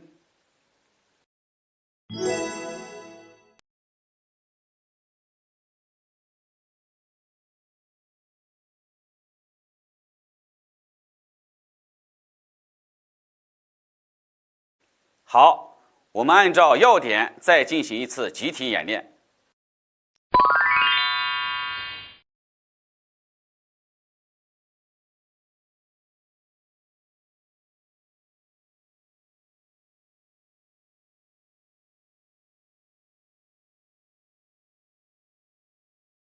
大家知道武术是可以运用于实战中的，那么作为武术中的一种拳术，太极拳也是可以运用到实战中的。攻防积极含义的讲解有助于太极拳习练水平的提高。本节课讲解的白鹤亮翅动作虽然看似简单，但是其含义不简单。白鹤亮翅在实际中如何应用？接下来我们进行讲解。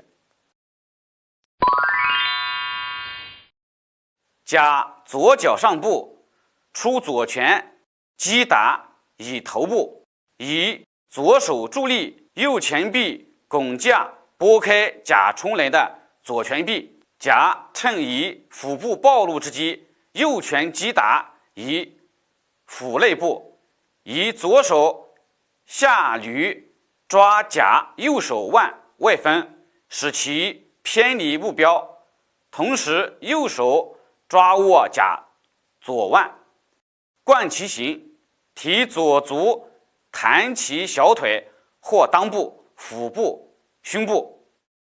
整套动作攻防积极含义讲解完毕，最后我们再进行一次集体演练。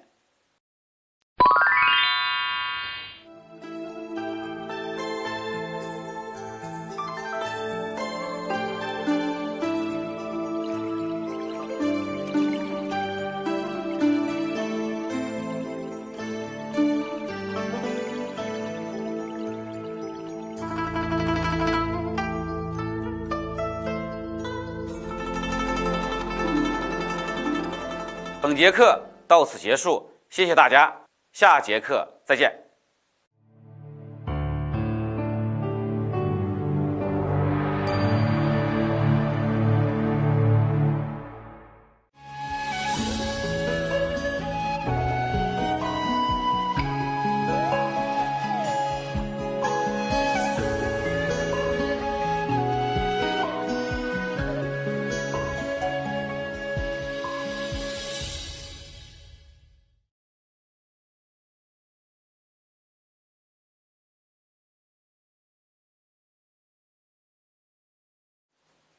大家好，今天我们学习24式太极拳第3章第1节动作左右搂膝步。首先看一下完整示范。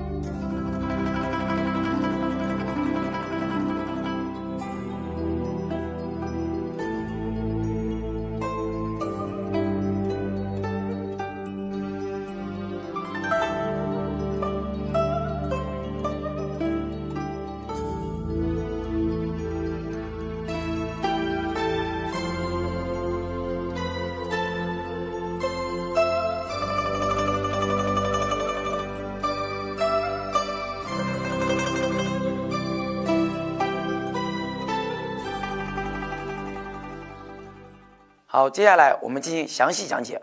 首先，我们将左搂膝步分为4个小节进行分步讲解。我们从白鹤亮翅第3个动作虚步分手开始。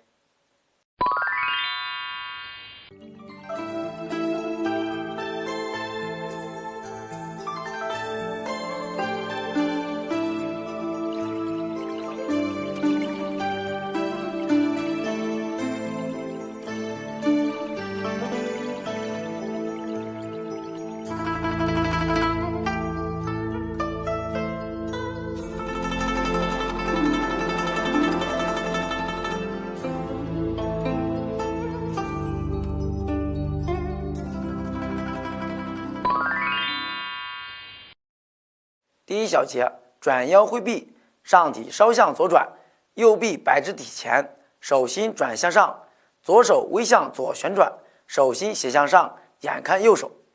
第二小节，摆臂收脚，上体右转，两臂交叉摆动，右手自头前下落，经右胯侧向右后方上举，与头同高，手心向上，左手自左侧上摆，经头前向右画弧落至右肩前，手心向下，左脚回收落在右脚内侧，脚尖点地，头随身体转动，眼看右手。第三小节，上步收掌，上体稍向左转，左脚向左前方迈出一步，脚跟轻轻落地，右臂屈肘，右手收至肩上头侧，虎口对耳，掌心斜向前，左手下落在腹前，肘关节微屈，头向左转，眼看前方。第四小节，弓步搂推，上体继续左转，重心前移，左脚踏实，左腿屈弓，右腿自然蹬直成左弓步，左手经左膝前向左搂过，按于左腿外侧，掌心向下，指尖向前，右手向前推出，指尖与鼻尖相对，掌心向前，指尖向上，右臂自然伸直，肘关节微屈，眼看右手。好，左搂膝腰步我们已经学完，接下来我们学习右搂膝腰步。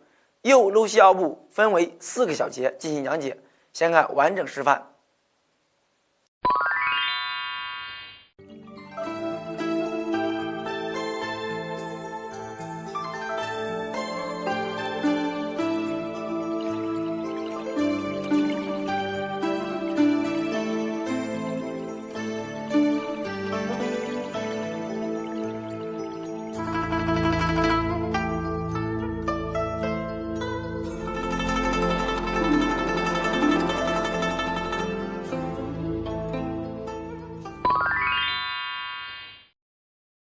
第一小节，转体撇脚，重心稍微后移，左脚尖翘起外撇，上体左转，两臂外旋，左手旋转，掌心斜向上，右手向左，开始向左摆动，眼看右手。第二小节，收脚摆臂，上体继续左转，重心前移，左脚踏实，右腿收至左脚内侧，脚尖点地，右手经头前画弧摆至左肩前，掌心向下，左手向左上方画弧上举，与头同高，掌心向上，左臂自然伸直，肘关节微屈，头向左转，看左手。第三小节，上步收掌，上体稍向右转，右脚向右前方迈出一步，脚跟轻轻落地，左臂屈肘，左手收至肩上头侧，虎口对耳，掌心斜向前，同时右手下落至腹前，掌心向下，肘关节微屈，头向前方。第四小节，弓步搂推，上体继续右转，重心前移，右脚踏实，右腿屈弓，左腿自然蹬直成右弓步，右手经右膝前上方向右搂过，按于右腿外侧，掌心向下，指尖向前，左手向前推出，指尖与鼻尖同高，掌心向前，指尖向上，左臂自然伸直，肘关节微屈，眼看左手。右搂膝腰步也到此学完，接下来还是一个左搂膝腰步，与第一个左搂膝腰步一样，同样我们也分为4个小节进行讲解。那么先看一下完整示范。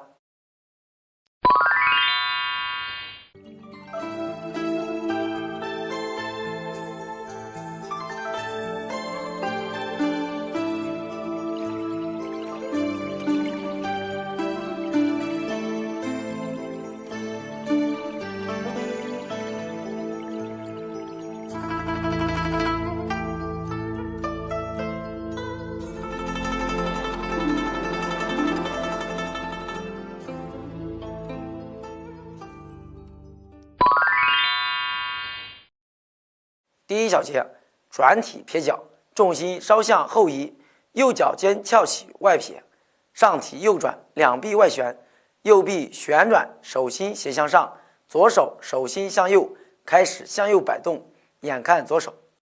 第二小节，收脚摆臂，上体继续右转，重心前移，右脚踏实，左脚收至右脚内侧，脚尖点地，左手画弧，经头前摆至右肩前，掌心向下，右手向右上方画弧上举，与头同高，掌心向上，右臂自然伸直，肘关节微屈，头向右转，眼看右手。第3小节，上步收掌，上体稍向左转，左脚向左前方迈出一步，脚跟轻轻落地，右臂屈肘，右手收至肩上头侧，虎口对岸，掌心斜向前，左手下落在腹前，肘关节微屈，头向左转，眼看前方。第4小节，弓步搂推，上体继续左转，重心前移，左脚踏实，左腿屈弓，右腿自然蹬直成左弓步，左手经左膝前向左搂过，按于左腿外侧，掌心向下，指尖向前，右手向前推出，指尖与鼻尖相对，掌心向前，指尖向上，右臂自然伸直，肘关节微屈，眼看右手。好，左搂膝2步动作到此结束。至此，整个动作讲解完毕。接下来我们进行一次完整练习。在练习过程中，我讲解一下其中需要注意的要点。首先，本节讲授的左右搂膝2步的步形是弓步，因此在做弓步时要注意前后两脚之间要有20厘米的横向距离，切记两脚站到一条线上，甚至是两脚交叉站立。推掌的时候要沉肩坠肘，坐腕舒指，肘关节微屈。其次，初学者可以在上步的时候，上步的脚尖点地作为支撑，这样可以减轻学习者的难度。当熟练之后，可以直接向前迈步。最后，前推手、下搂手和弓步要同时到位，做到上下相随，一气呵成。再有就是整个动作要用腰的旋转力量带动手臂的旋转，不可单纯依靠手臂进行运动。接下来我讲解一下在练习过程中容易出现的错误，有助于今后自主练习。第一，摆臂的时候没有运用腰部的力量，单纯依靠手臂的摆动，动作表现比较生硬。第二，弓步推掌的时候，推掌的手臂伸得过于直，导致身体前倾，同时搂膝手臂过于后拉。第三，前推手、搂膝手和弓步未能同时到位，即脚先到位，手还未到。第四，弓步时两脚横向距离不够，或者没有，甚至形成交叉站立，从而造成重心不稳。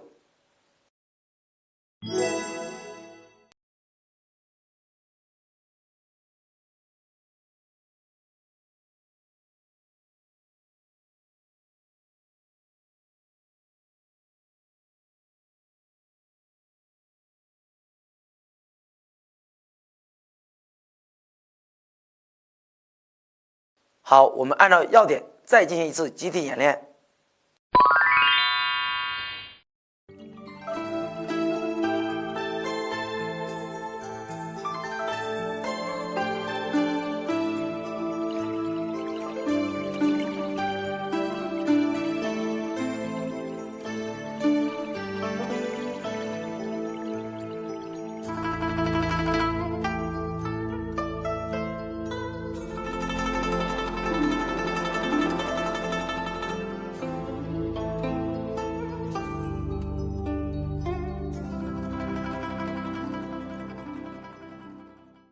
大家知道武术是可以运用于实战中的，那么作为武术中的一种拳术，太极拳也是可以运用到实战中的。攻防积极含义的讲解有助于让大家对太极拳有更加深入的认识和理解，也有助于太极拳习练水平的提高。本节课讲解的左右搂膝2步包含左右两边，但是攻防积极含义是一样的，只是要根据实际情况进行运用。接下来我进行具体讲解。首先讲解左搂膝2步。假如对方向我进攻左拳时，我用右臂向左微旋转化解对方进攻，对方紧接着用右臂进攻我时，我再用左臂旋转化解对方进攻。倘若此时对方向我进攻右腿时，我则用左手搂膝对方腿部，从而化解对方进攻，然后我紧接着用我的右掌向对方胸口进攻。右溜膝腰部与左溜膝腰部一样，只是左右不同，在实际中具体情况具体运用。整套动作攻防积极含义讲解完毕，最后我们再进行一次集体演练。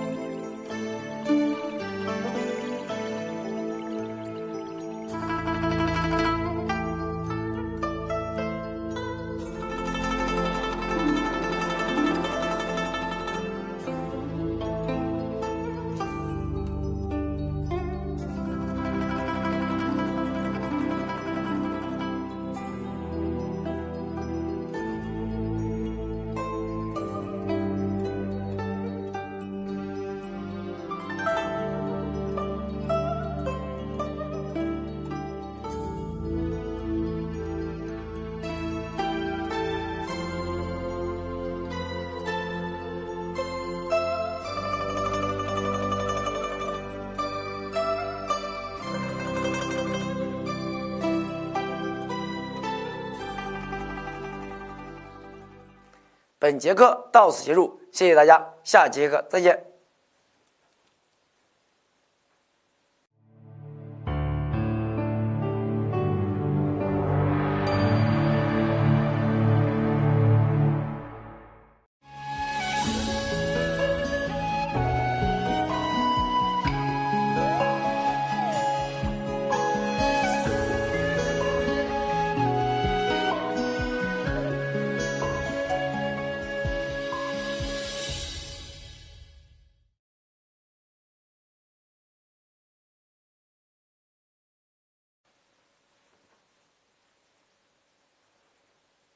大家好，今天我们学习24式太极拳第3章第2节动作手挥琵琶。首先看一下整套动作的完整示范。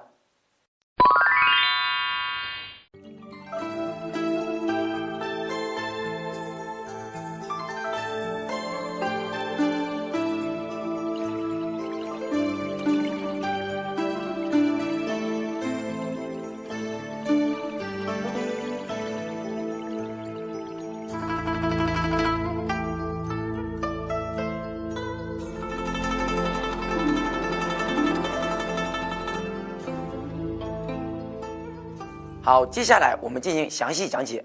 首先，我们将手挥琵琶分为3个小节进行分步讲解。我们从左搂膝腰部的第3个动作弓步搂推开始。第1节根部展臂，右脚向前收拢半步，脚前掌轻落于左脚后，与左脚相距约1脚长，右臂稍向前伸展，腕关节放松，目视前方。第2节后坐引手，重心后移，右脚踏实，左脚脚尖点地，上体稍向右转，左手向左上画弧摆至体前，手臂自然伸直，掌心斜向下，同时右手屈臂后移，收至胸前，掌心斜向上，眼看左手。第3小节虚步合手，上体稍向左回转，左脚稍向前移，脚跟着地，呈左虚步，两臂外旋，屈肘合抱，两手前后交错，侧掌合于体前，左手与鼻相对同高，掌心向右，右手与左肘相对，掌心向左，两臂犹如抱琵琶的样子，眼看左手。好，手挥琵琶动作到此结束，接下来我们进行一次完整练习。在练习过程中，我讲解一下其中需要注意的要点，以加强对动作的认识和理解。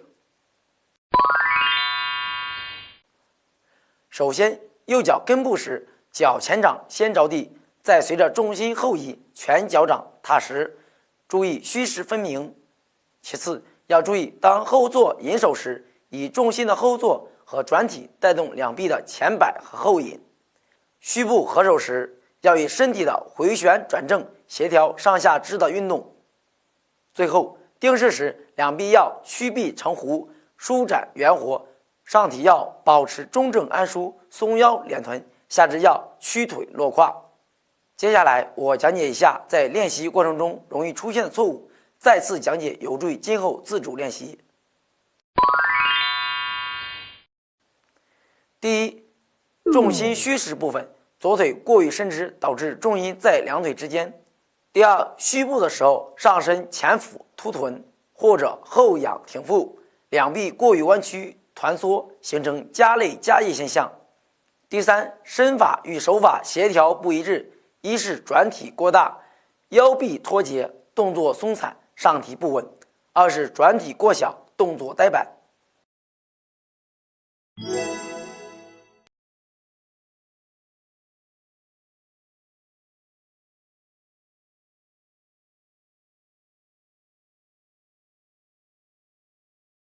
好，我们按照要点再进行一次集体演练。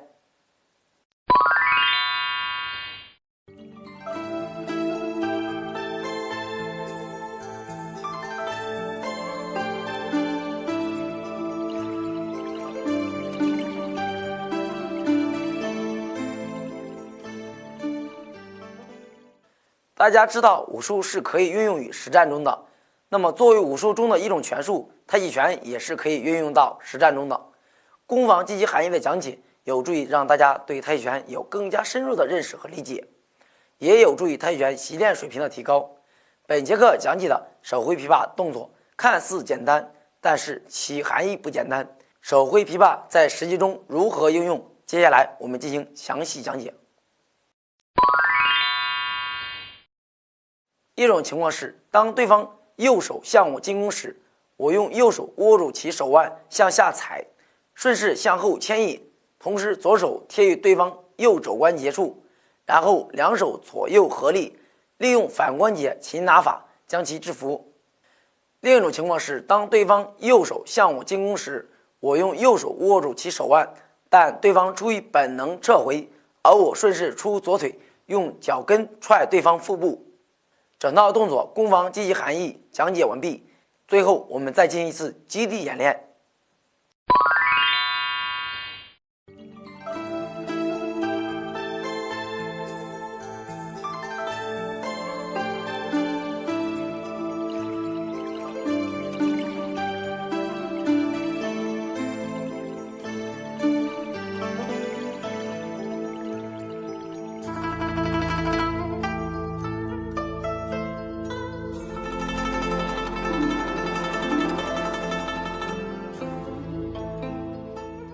本节课到此结束，谢谢大家，下节课再见。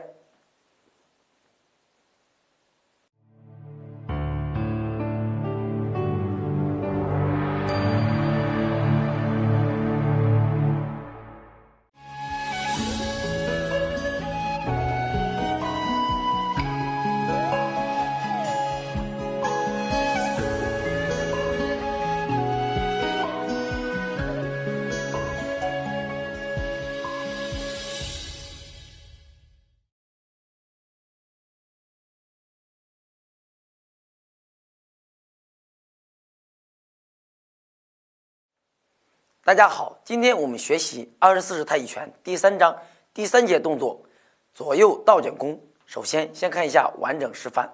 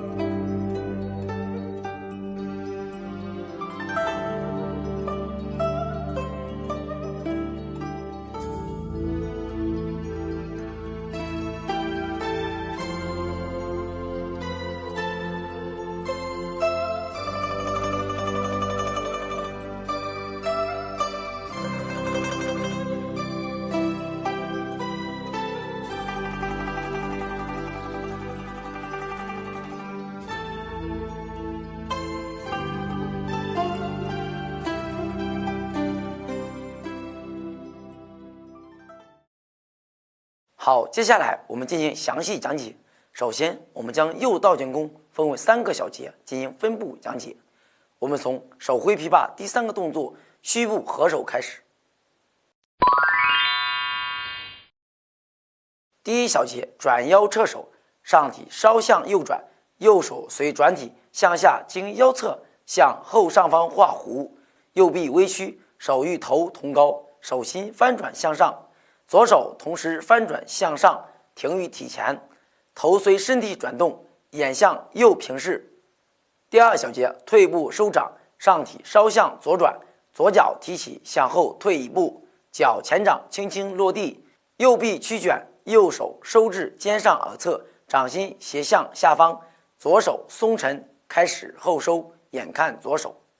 第3小节虚步推掌，上体继续左转，重心后移，左脚踏实，右脚以脚掌为轴扭直，脚跟离地，右膝微屈成右虚步，右手推至体前，腕与肩同高，掌心向前，左手向后向下收至左腰侧，手心向上，眼看右手。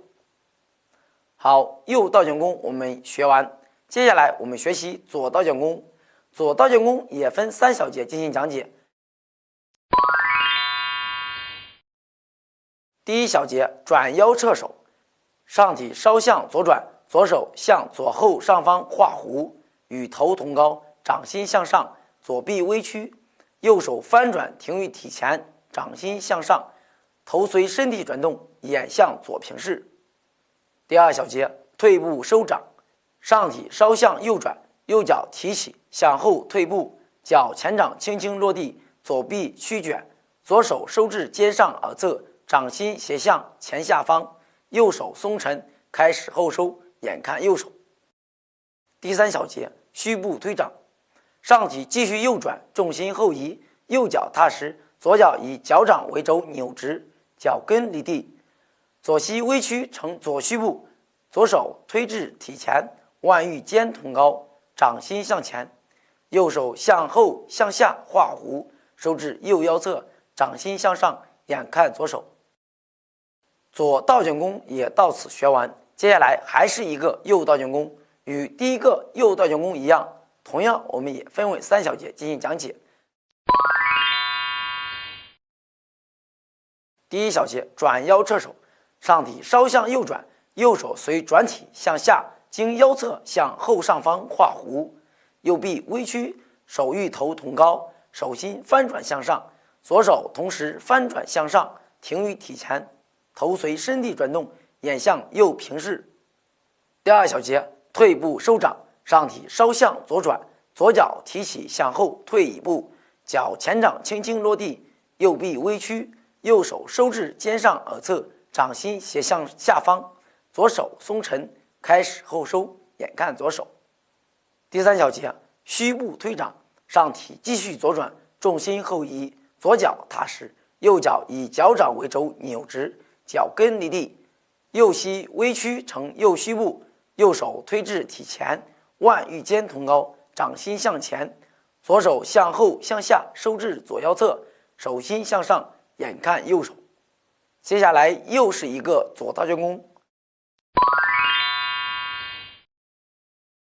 第一小节转腰撤手，上体稍向左转，左手向左后上方画弧，与头同高，掌心向上，左臂微屈，右手翻转停于体前，掌心向上，头随身体转动，眼向左平视。第二小节退步收掌，上体稍向右转，右脚提起向后退步，脚前掌轻轻落地，左臂屈卷，左手收至肩上耳侧，掌心斜向前下方，右手松沉，开始后收，眼看右手。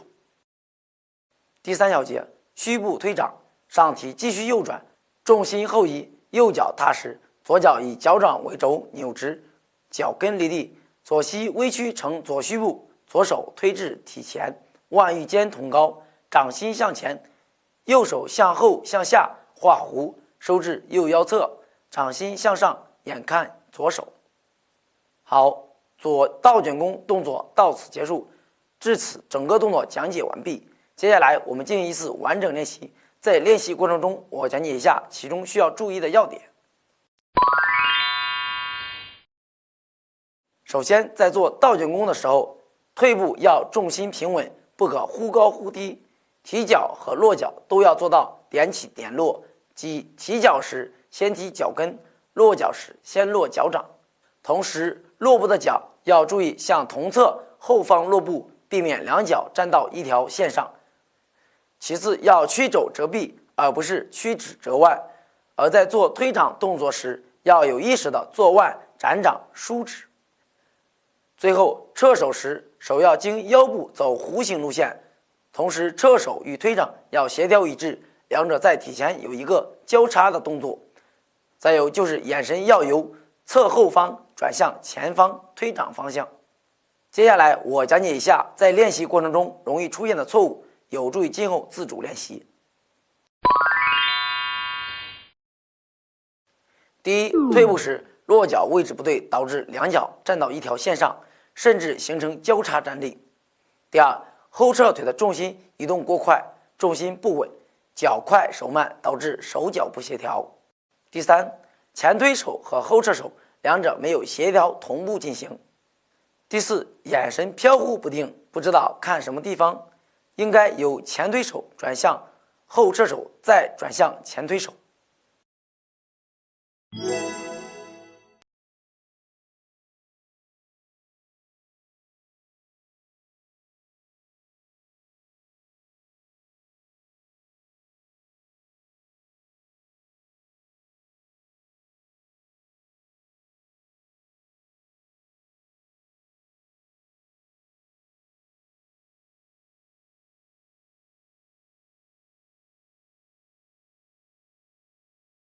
好，我们按照要点再进行一次集体演练。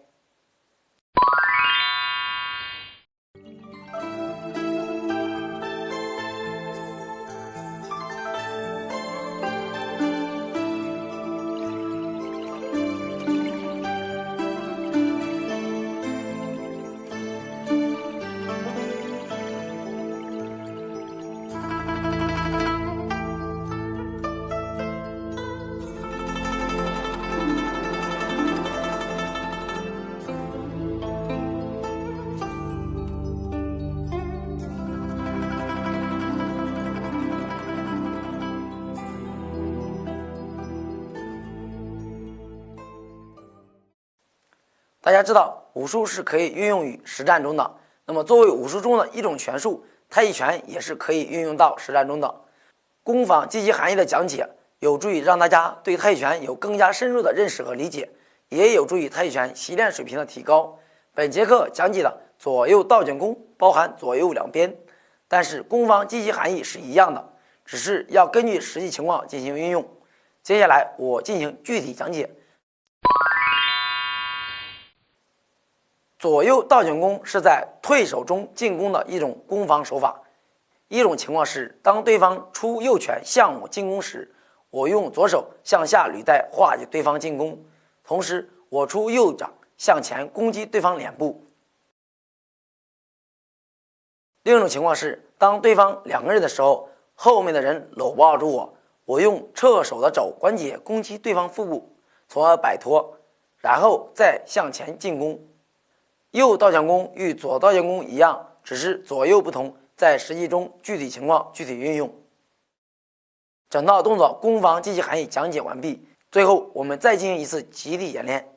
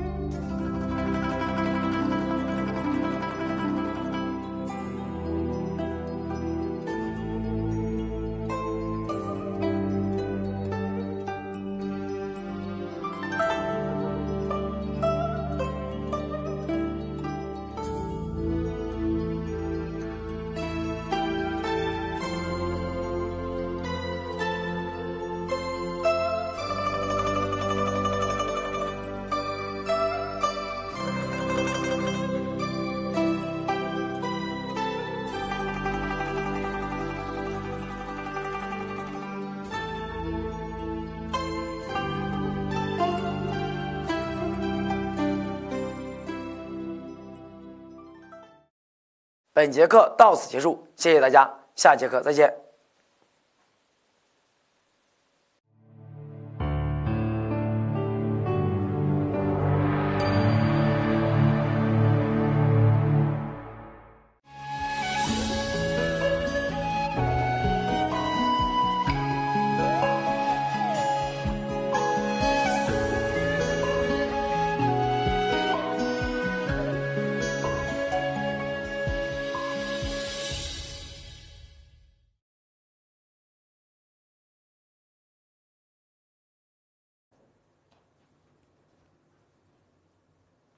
大家好，今天我们学习24式太极拳第4章第1节动作左揽雀尾。首先看一下完整示范。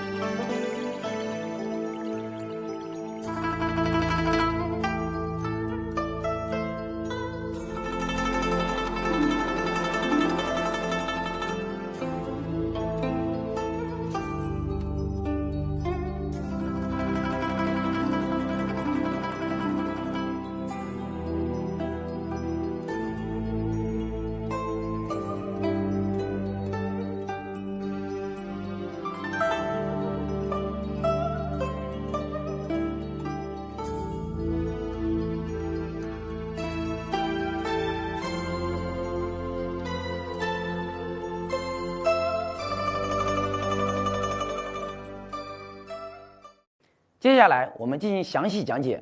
首先，我们将左揽雀尾分为10个小节进行分步讲解。我们从左右倒卷弓第4个动作右倒卷弓开始。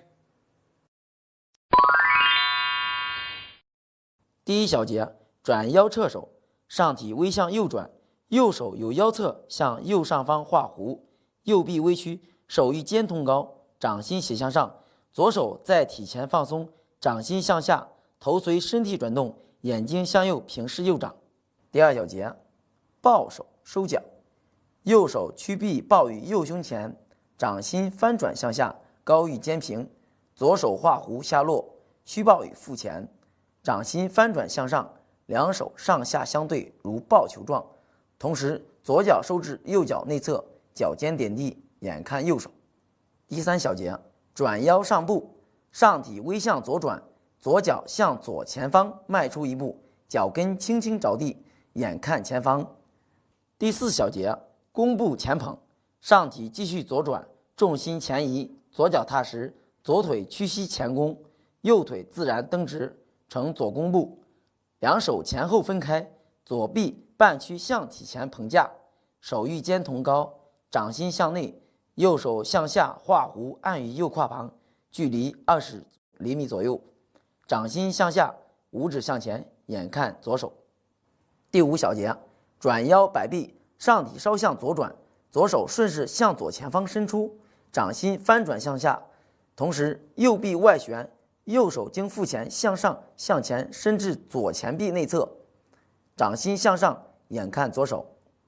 第6小节，后坐下捋，上体右转，重心向右移至右腿，右腿屈膝，左腿自然伸直，两手同时向下经腹前向右后方画弧后捋，右手举于身体右后侧方，与头同高，掌心向外，左臂弯曲于右胸前，掌心向内，头随体转，眼看右手。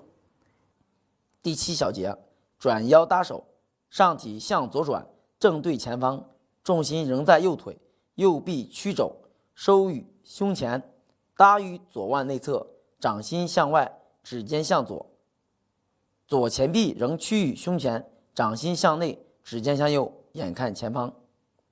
第8小节，弓步前挤，重心前移，左腿屈弓，右腿自然蹬直成左弓步，右手推送左前臂向体前挤出，与肩同高，两臂撑圆，眼看前方。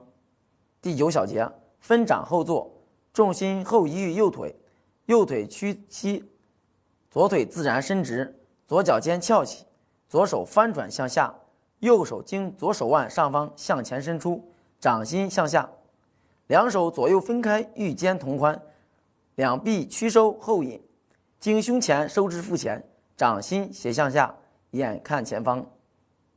第10小节，弓步前按，重心前移，左脚踏实，左腿屈弓，右腿自然蹬直成左弓步，两手沿弧线推按至体前，两腕与肩同高，两掌心向前，指尖向上，眼看前方。左揽雀尾动作到此结束。接下来我们进行一次完整演练，在练习过程中，我讲解一下其中需要注意的要点。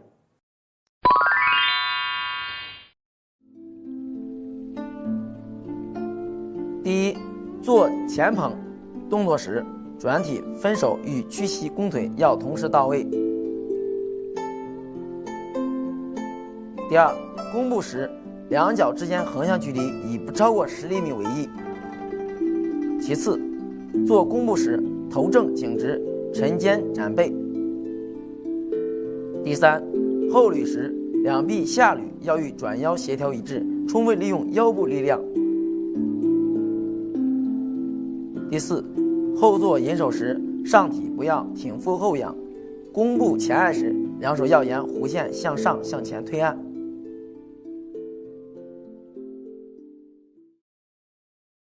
接下来我讲解一下在练习过程中容易出现的错误，有助于今后自主练习。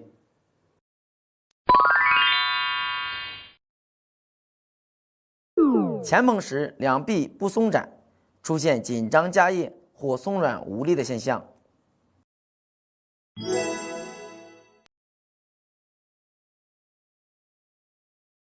第二，弓步时后脚跟离地。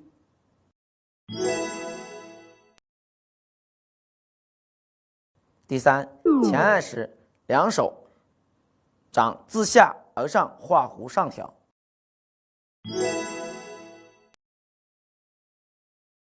第四，手脚配合不协调。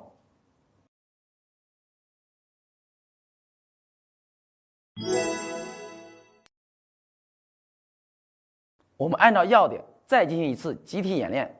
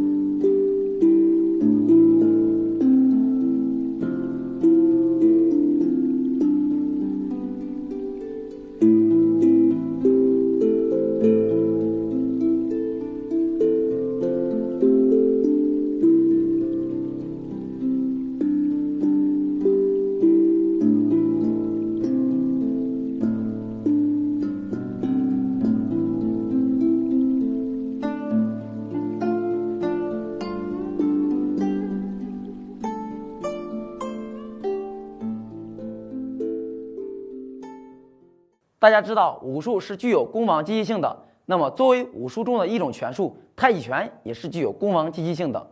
攻防积极含义的讲解，有助于大家对太极拳有更加深入的理解，也有助于太极拳习练水平的提高。本节课讲解的左揽雀尾包含了捧、捋、挤、按4种最基本的攻防手法。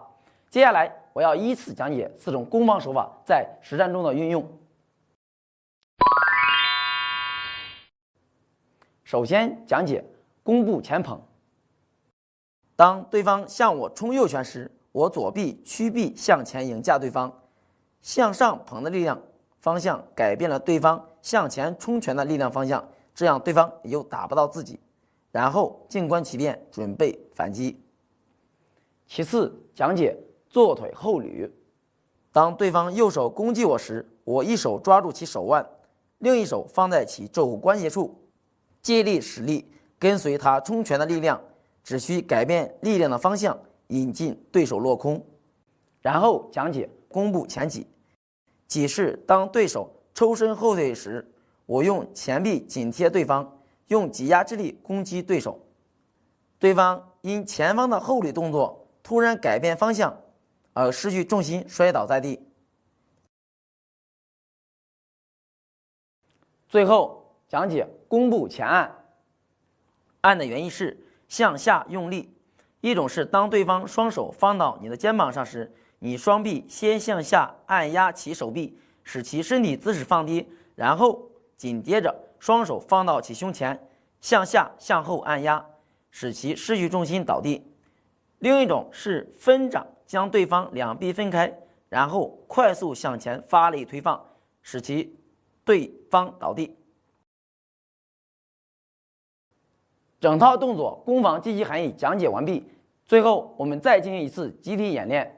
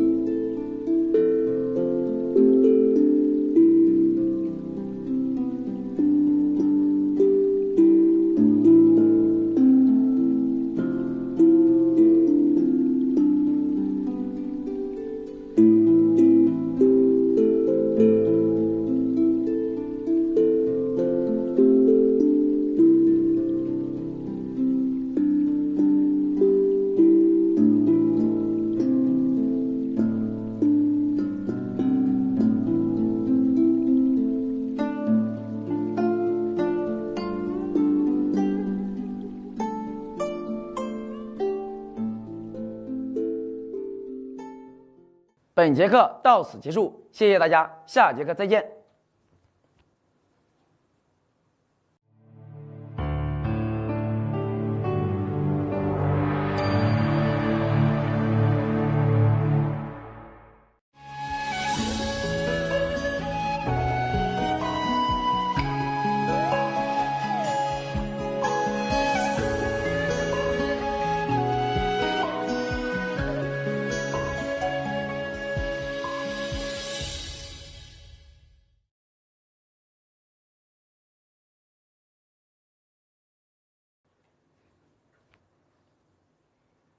大家好，今天我们学习24式太极拳第4章第2节动作右揽雀尾。首先看一下完整示范。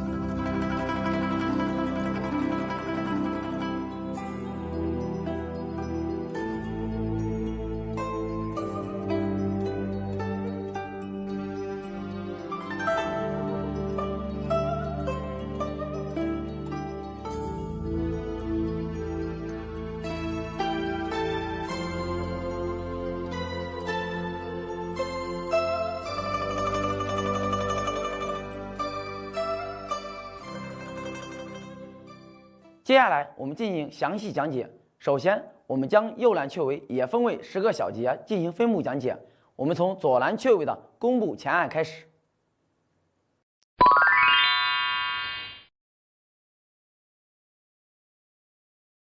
第一小节，转体分手，重心后移，上体右转，左脚肩内扣，右手经头前向右画弧，掌心向外，左手随身体转动，两手平举身体两侧，眼看右手。第二小节，抱手收脚，左腿屈膝，重心左移，右脚收至左脚内侧，脚尖点地，左手屈臂抱于左胸前，掌心向下，高于肩平，右手屈抱于腹前，掌心向上，两手上下相对如抱球状，眼看左手。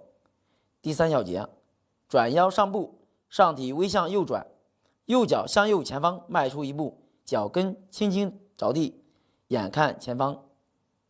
第4小节，弓步前捧，上体继续右转，重心前移，右脚踏实，右腿屈膝前弓，左腿自然蹬直成右弓步，两手前后分开，右臂半屈向体前捧架，手与肩同高，掌心向内，左手向下画弧按于左胯旁，距离20厘米左右，掌心向下，五指向前，眼看前方。第5小节，转腰摆臂，上体稍向右转，右手顺势向右前方伸出，掌心翻转向下，同时左臂外旋，左手经腹前向上向前伸至右前臂内侧，掌心向下，眼看右手。第6小节，后坐下捋，上体左转，重心向后移至左腿，左腿屈膝，右腿自然伸直，两手向下经腹前向左后方画弧后捋，左手举身体左后侧方，与头同光，掌心向外，右臂屈肘于左胸前，掌心向内，头随体转，眼看左手。第7小节，转腰搭手，上体向右转，正对前方，左臂屈肘，左手收至胸前，搭于右腕内侧，掌心向外，指尖向右，右前臂仍屈收于胸前，掌心向内，指尖向左，眼看前方。第8小节，弓步前挤，重心前移，右腿屈弓，左腿自然蹬直成右弓步，左手推送右前臂向体前挤出，与肩同高，两臂成圆，眼看前方。第9小节，分掌后坐，重心后移，左腿屈膝，右腿自然伸直，右脚尖翘起，右手翻转向下，左手经右手腕上方向前伸出，掌心向下，两手左右分开，与肩同宽，两臂屈收后引，经胸前收至腹前，手心向下，眼看前方。第10小节，弓步前按，重心前移，右脚踏实，右腿屈弓，左腿自然蹬直成右弓步，两手沿弧线推按至体前，两手腕与肩同高，掌心向前，指尖向上，眼看前方。右揽雀尾动作到此结束。右揽雀尾与左揽雀尾动作相同，只是方向相反。接下来我们进行一次完整演练，在练习的过程中，我讲解一下其中需要注意的要点，以便加强对其动作要领的掌握。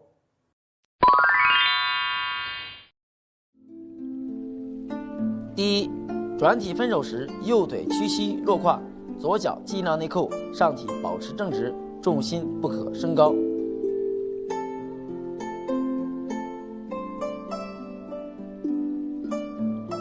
第二，做前捧动作时，转体分手与屈膝弓腿要同时到位。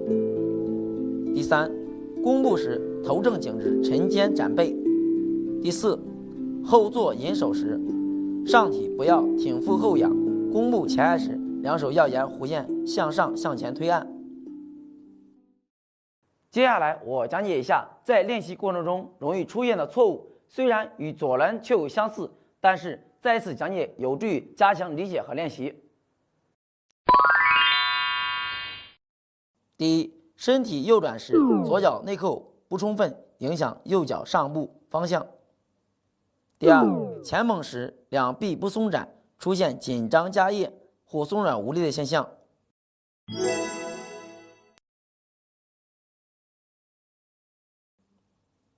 第三，弓步时后脚跟离地。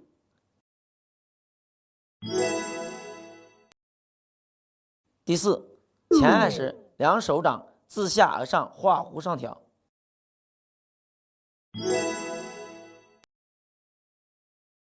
第五，手脚配合不协调。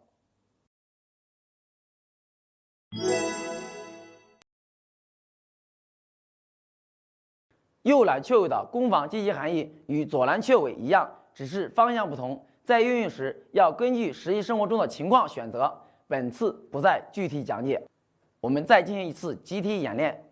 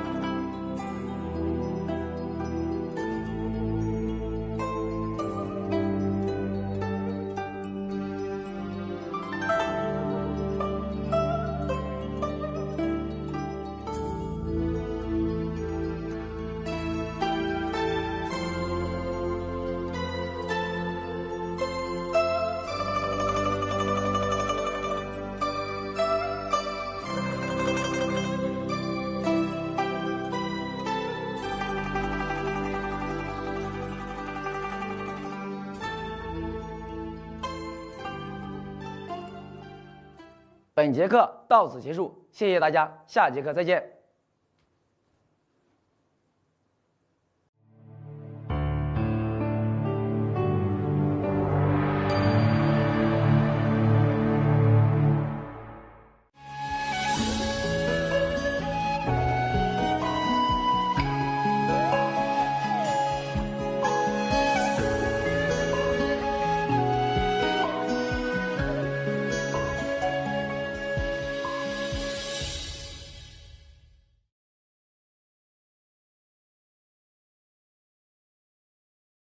大家好，今天我们学习第5章24式太极拳第1节动作单边。首先看一下整套动作的完整示范。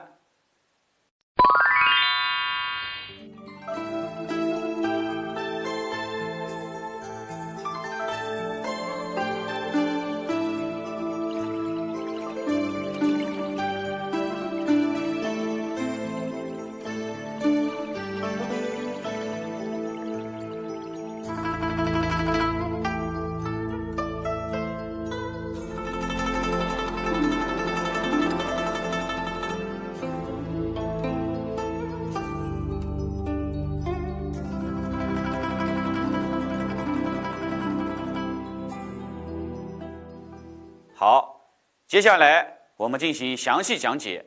首先，我们将单边分为5个小节进行分步讲解。我们从右揽雀尾的第10个动作弓步前按开始。第1节，左转摆臂，重心左移，上提左转，左腿屈膝，右腿伸直，右脚尖内扣，两臂交叉运转，左手向上，经头前向左画弧，摆至身体左侧，掌心向外，右手向下，经腹前向左画弧，摆至左内前，掌心转向腹部，视线随左手运转。第2节，右转摆臂，重心右移，上提右转，右腿屈膝，左腿伸直，右手向上向右画弧，经头前摆至右肩前，掌心向内，左手向下向右画弧，摆至腹前，掌心转向内，视线随右手转移。第3小节，勾手收脚，左脚收直，右脚内侧，脚尖点地，右手伸向身体右前方，五指捏拢成勾手，勾肩朝下，肘微屈，腕略高于肩，左手向上画弧至右肩前，掌心向内，眼看勾手。第4小节，转体上步，上体左转，左脚向左前方迈出一步，脚跟落地，左手经面前向左画弧，掌心向内，眼看左手。第5小节，弓步推掌，上体继续左转，重心前移，左脚踏实，左腿屈弓，右腿自然蹬直，脚跟外展，呈左弓步，左手经面前翻转向前推出，腕与肩同高，左肘与左膝上下相对，右勾手举于右后方，腕略高于肩，眼看左手。好，单边动作到此结束。接下来我们进行一次完整练习。在练习过程中，我讲解一下其中需要注意的要点，以加强对动作的认识和理解。首先，单边的步行为弓步，因此两脚的左右距离应保持在20公分左右，左臂与左腿方向一致，上下相对，勾手应为斜后方45度。其次，身体在左右转动时要注意重心的左右移动，即两腿虚实要分明。最后，推掌时随着身体左转，左脚由脚跟慢慢全脚踏实，屈膝成弓步，左手边翻转边向前推出，要做到松腰松胯，沉肩坠肘，沉腕舒指，力达掌根。整个动作要做到手脚协调一致，手到位的同时，脚也要到位。接下来我讲解一下在练习过程中容易出现的错误，再次讲解有助于今后的自主练习。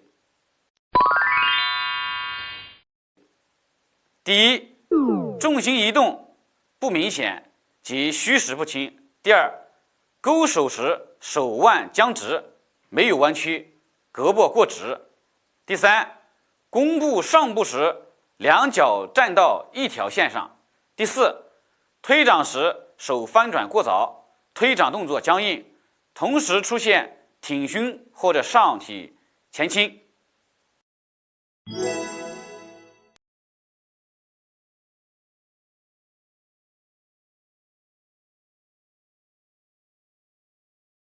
好，我们按照要点再进行一次集体演练。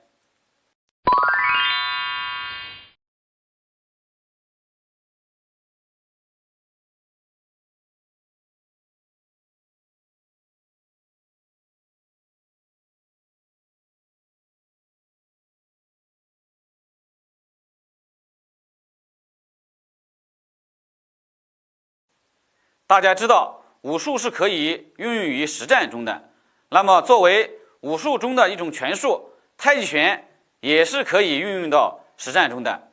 攻防积极含义的讲解有助于让大家对太极拳有更加深入的认识和理解，也有助于太极拳习练水平的提高。本节课讲解的单边动作虽然看似简单，但是其含义不简单。单边在实际中如何应用？接下来我们进行讲解。甲上步进逼右冲拳击打于面部，以左侧闪进，右手外接甲手腕部，后引使其打空。甲式背回抽手臂，以借机左脚上步落至甲身体后侧，风管阻挡半旗腿，同时左手经甲腋下上穿，拱推至弓步前送，左臂随势松沉切压，将其放倒。整套动作攻防积极含义讲解完毕，最后我们再进行一次集体演练。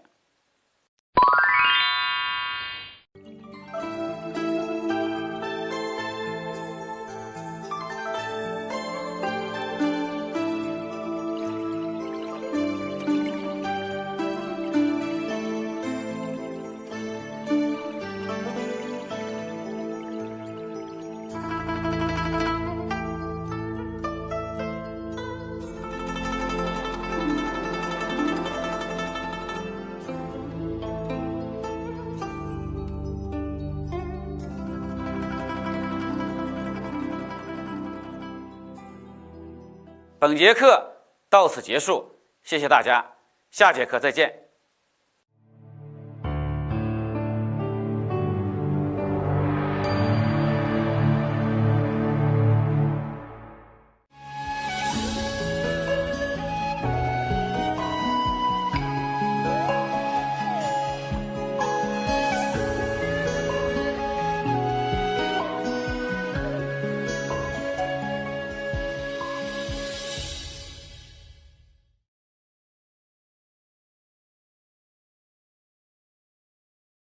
大家好，今天我们学习第5章24式太极拳第2节动作云手单边。首先，先看一下整套动作的完整示范。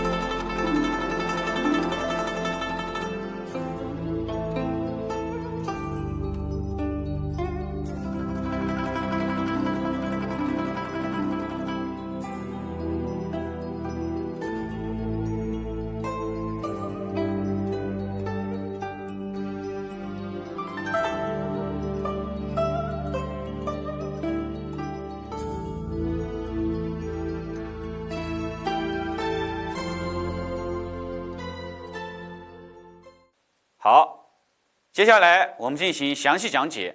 首先，我们将云手分为6个小节进行分步讲解。我们从单边的第5个动作弓步推掌开始。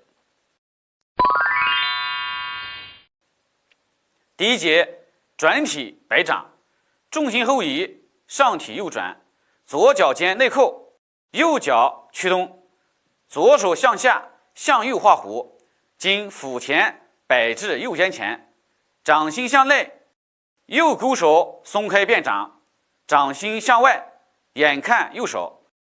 第二节，左云并步，上体左转，重心左移，右脚向左并拢半步，脚前掌先着地，随之拳脚踏实，两腿屈膝半弓，两脚平行，脚尖向前，两脚相距10到20厘米，左手向上，经头前向左画弧，掌心渐渐翻转向外，右手向下，经腹前向左画弧，掌心渐渐翻转向内，左掌停于身体左侧，高于肩平，右手停于左肩前，视线随左手转移。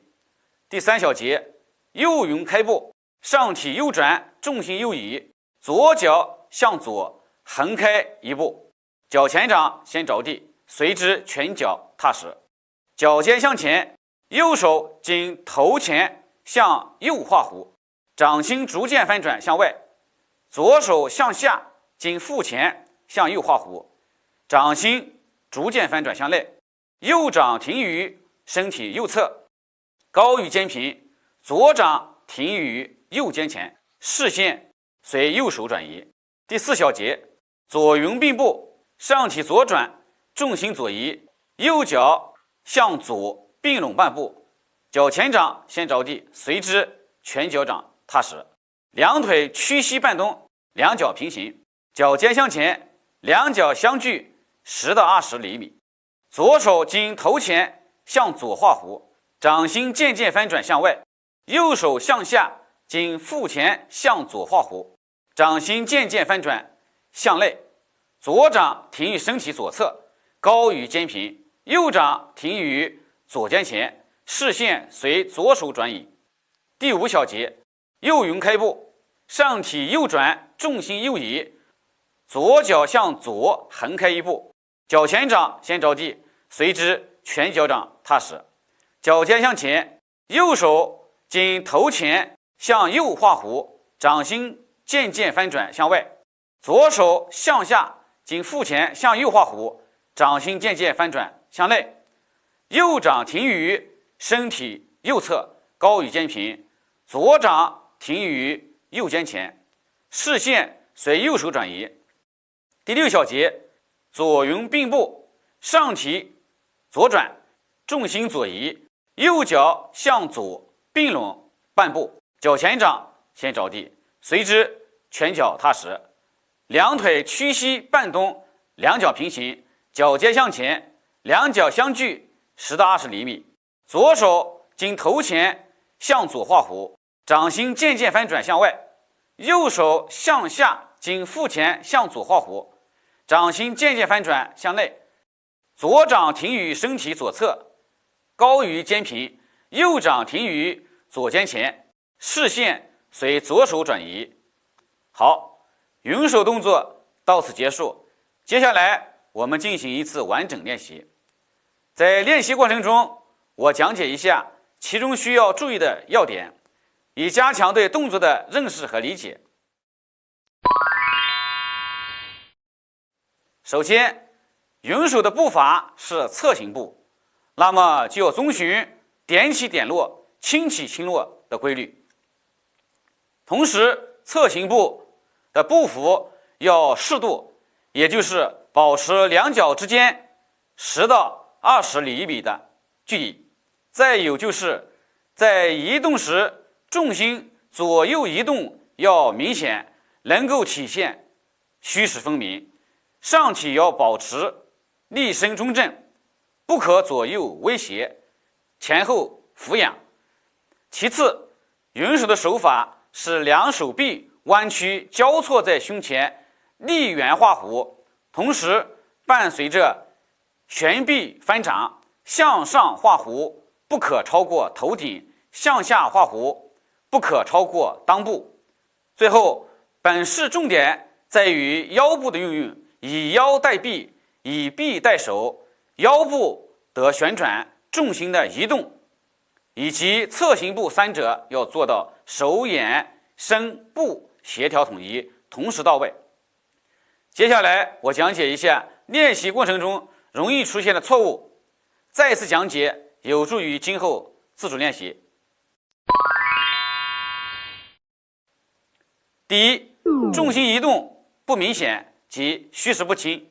第二，侧行步时两脚外八或者两脚并拢。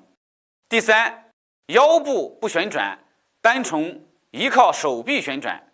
第四，动作不柔和缓慢，手脚不协调统一，上下脱节。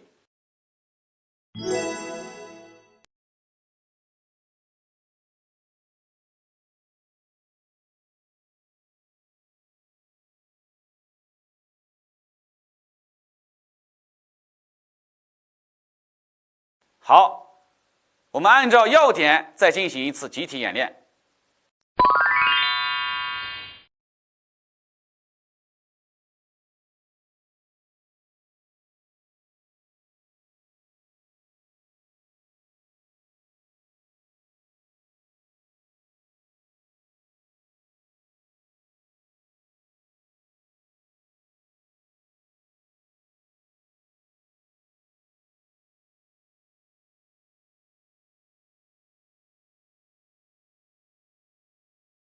大家知道武术是可以运用于实战中的，那么作为武术中的一种拳术，太极拳也是可以运用到实战中的。攻防积极含义的讲解有助于让大家对太极拳有更加深入的认识和理解，也有助于太极拳习练水平的提高。本节课讲解的云手动作虽然看似简单，但是其含义不简单。云手在实际中如何应用？接下来我们进行讲解。甲上步，进逼右冲拳击打乙面部，以左前臂由内向外拨其右臂，左手内旋顺势抓握甲手腕，同时左脚管绊其前脚，甲右手臂被控向击出左拳进攻于腹部，以含胸收腹转腰，同时右手左推顺势抓其腕，并向左后下方牵拉其双臂，将其绊倒。整套动作攻防积极含义讲解完毕，接下来还是单边动作。首先讲解动作路线。第一节，转体勾手，上体右转，重心移至右腿，左脚跟提起，右手经头前向右画弧至右前方时，掌心翻转变勾手，左手向下经腹前向右画弧至右肩前，掌心转向内，眼看勾手。第二步，转体上步，上步左转，左脚向左前方上步，脚跟落地，左手经面前向左画弧，掌心向内，眼看左手。第三节，弓步推掌，上体继续左转，重心前移，左脚踏实，左腿屈弓，右腿自然蹬直，脚跟外展，呈左弓步，左手经面前翻转向前推出，腕与肩平，左肘与左膝上下相对，右勾手举于侧后方，腕与肩平，眼看左手。动作路线讲完，接下来我再重复讲解一遍练习要点。首先，单边的步行是弓步，因此两脚的左右距离应保持20厘米左右，左臂与左腿的方向一致，上下相对，勾手因为斜后方45度。其次，身体在左右转动时，要注意重心的左右移动，即两腿虚实要分明。最后，推掌时，随着身体左转，左腿由脚跟慢慢全脚踏实，屈膝成弓步，左手边翻转边向前推出，要做到松腰松胯，承肩坠肘，沉腕舒指，力打掌根。整个动作要做到手脚协调一致，手到位的同时，脚也要到位。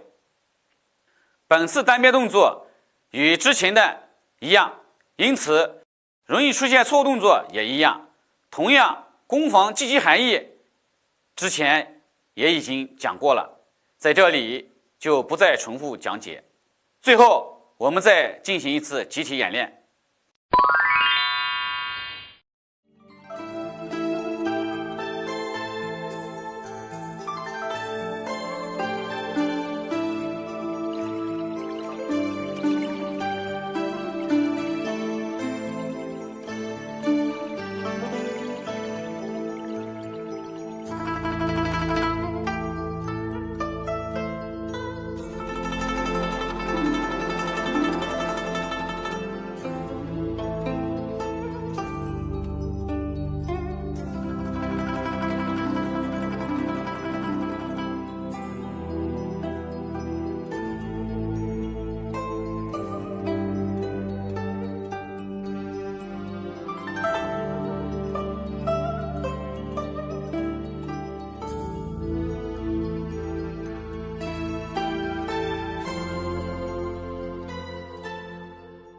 本节课到此结束，谢谢大家，下节课再见。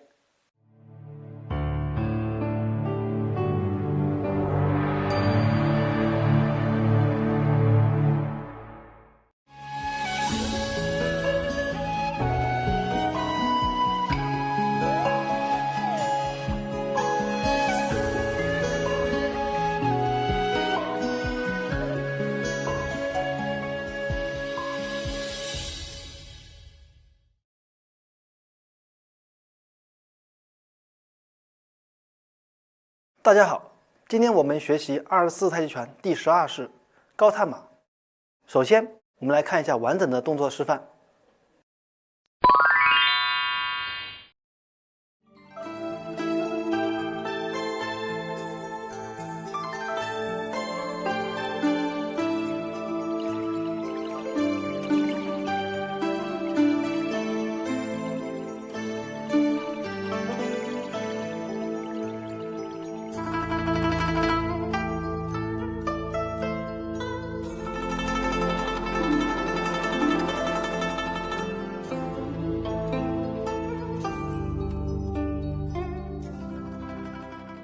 好，接下来我们来对动作进行详细的讲解。首先，我们将高探马分为3个动作进行分步讲解。我们从单边的第3个动作弓步推掌开始。第一动，根部收脚，后脚向前收半步，前脚掌着地，距左脚约1脚长，目视左手。第二节，第二动，后坐翻掌，上体稍向右转，重心后移，右脚踏实，右腿屈坐，左脚跟提起，右勾手松开，两手翻腕向上，两臂前后平举，肘关节微屈，眼看右手。第三动，虚步推掌，上体左转，左脚向前移动，前脚掌着地，呈左虚步，右手屈收，经头侧再向前推出，腕与肩同高，手心向前，左臂屈收，收至腹前，掌心向上，目视右手。好，高探马动作到此结束。接下来我们进行一次完整的动作演练。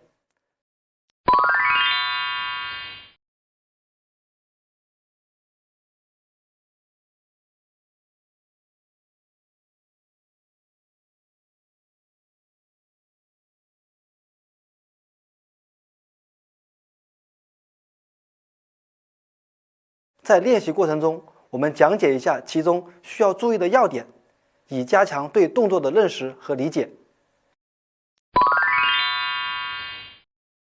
首先，高踏马的虚步要虚实分明，重心落在右脚上。其次，高踏马的左手是放在腹前，而左右倒转弓的左手是放在腰侧。再有就是高踏马的左脚在前，右手进弓是奥步，而左右倒转弓是同手同脚的顺步。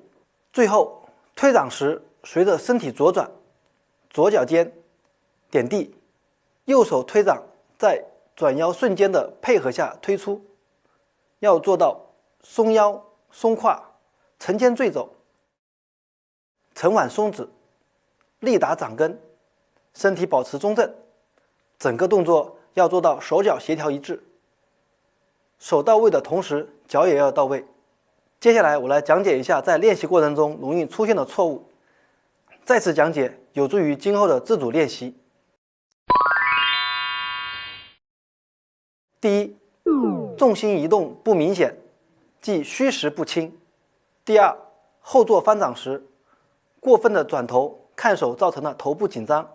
第三，定势时两腿伸直，重心过高。第四，推掌和转腰不协调。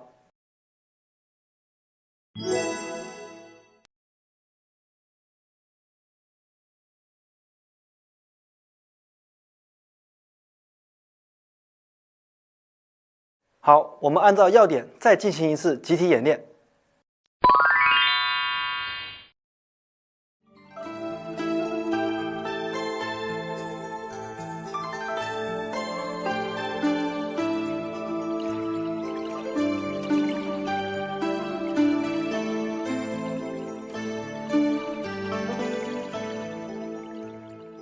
大家知道，武术是可以运用于实战中的。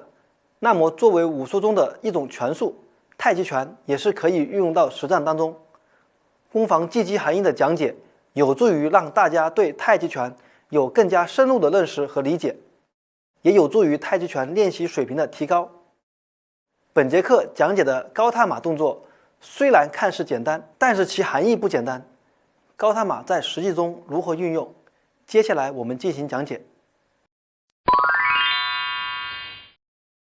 当对方右拳向我进攻时，我用左手握住对方的手臂，向左翻挽，顺势向下向后履带，左脚可以弹踢对方的裆部，同时右掌顺势攻击对方的面部。整套动作攻防技击含义讲解完毕。最后我们再进行一次集体的演练。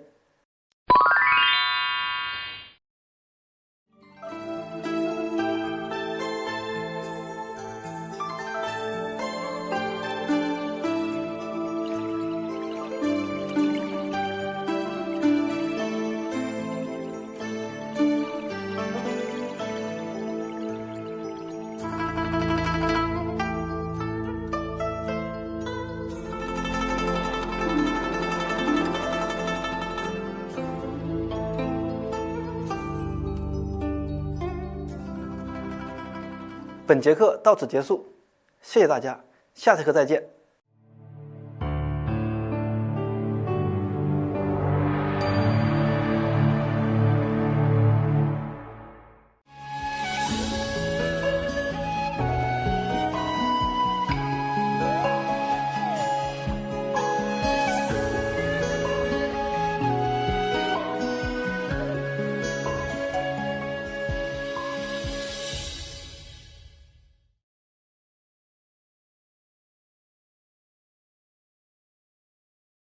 大家好，今天我们学习24太极拳第13式动作右蹬腿。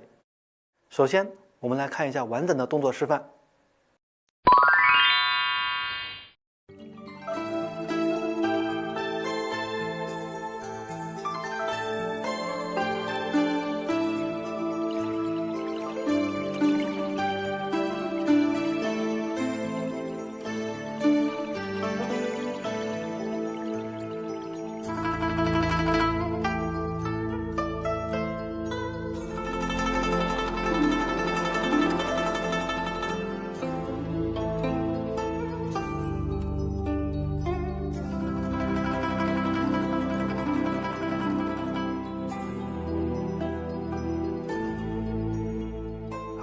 接下来我们来进行详细的动作讲解。首先，我们将右蹬腿分为5个动作来进行分步讲解。我们从高探马的第3个动作虚步推掌开始。第一动，收脚穿手，左脚提收至右踝内侧，右手稍向后收，左手经右手背向右前方穿出，两手交叉，腕关节相交，左掌心斜向上，右掌心斜向下，目视左手。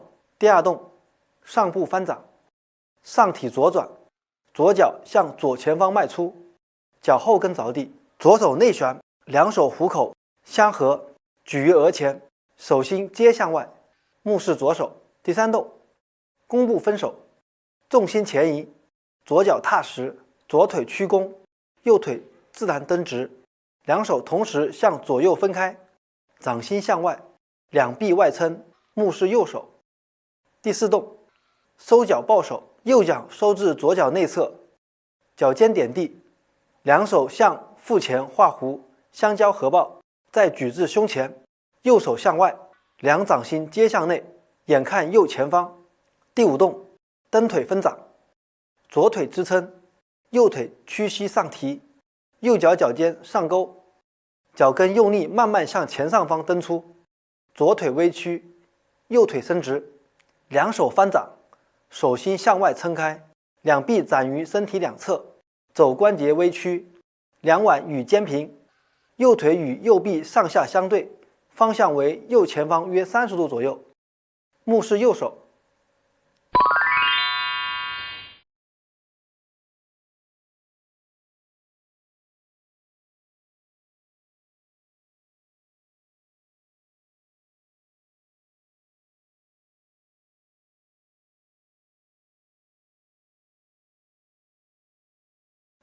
好，右蹬腿动作到此结束。接下来我们进行一次完整的动作练习。在练习过程中，我讲解一下其中需要注意的要点，以加强对动作的认识和理解。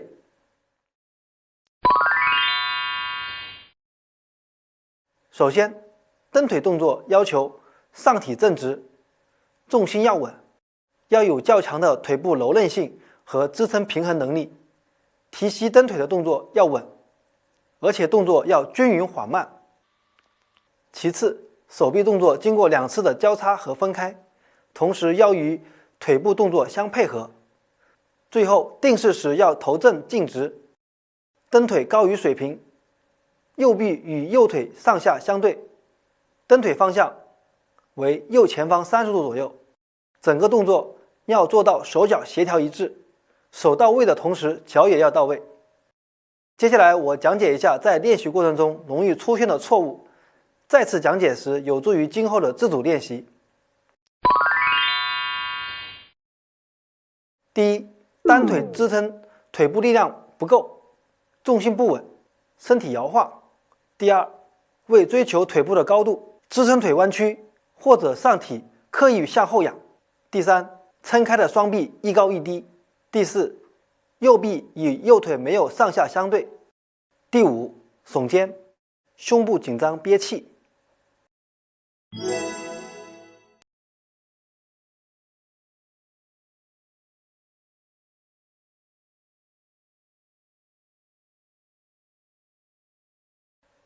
好，我们按照要点再进行一次集体演练。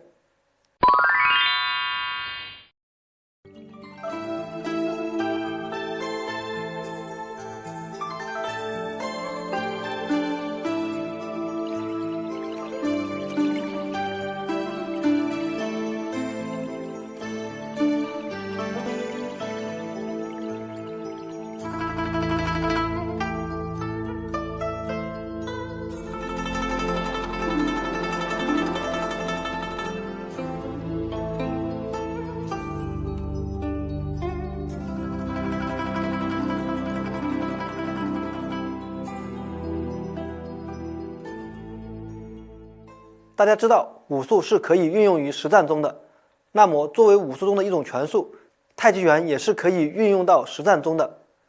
攻防击击含义的讲解有助于让大家对太极拳有更加深入的认识和理解，也有助于太极拳练习水平的提高。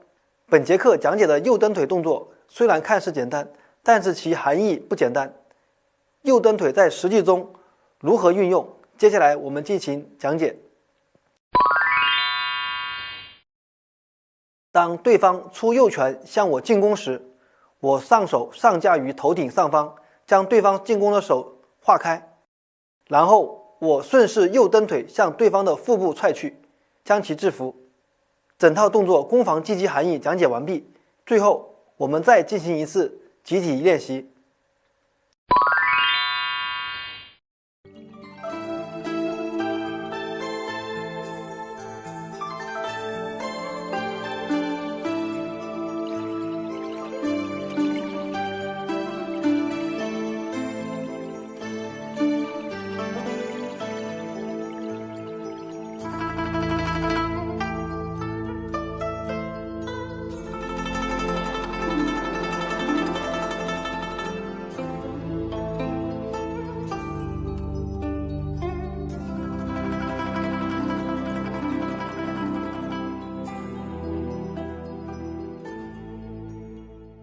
本节课到此结束，谢谢大家，下节课再见。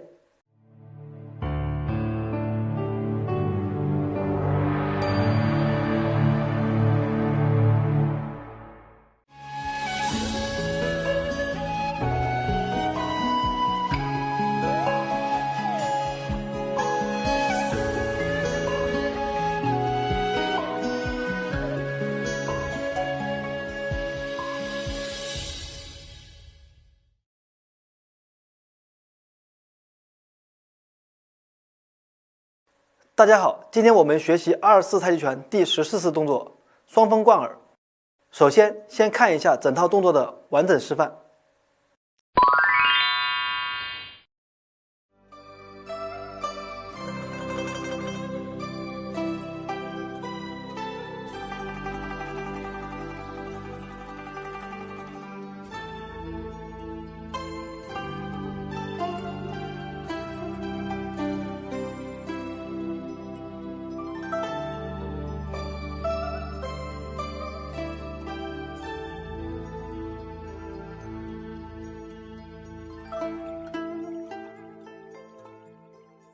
好，接下来我们对动作进行详细的讲解。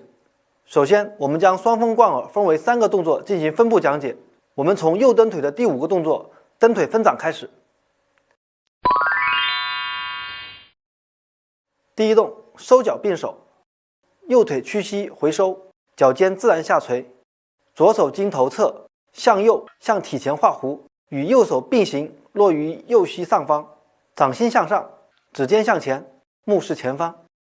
第二动，落脚收手，右脚向右前方上步，脚跟着地，脚尖斜向右前方，两手收至腰间，掌心向上。第三动，弓步贯拳，重心前移，右脚踏实，右腿屈弓，左腿自然蹬直，呈右弓步，两手握拳，经两侧向上，向前画弧，摆至额前，两臂半屈成弧，两拳相对呈前行，相距同肩宽，前臂内旋，两拳眼斜向下，目视前方。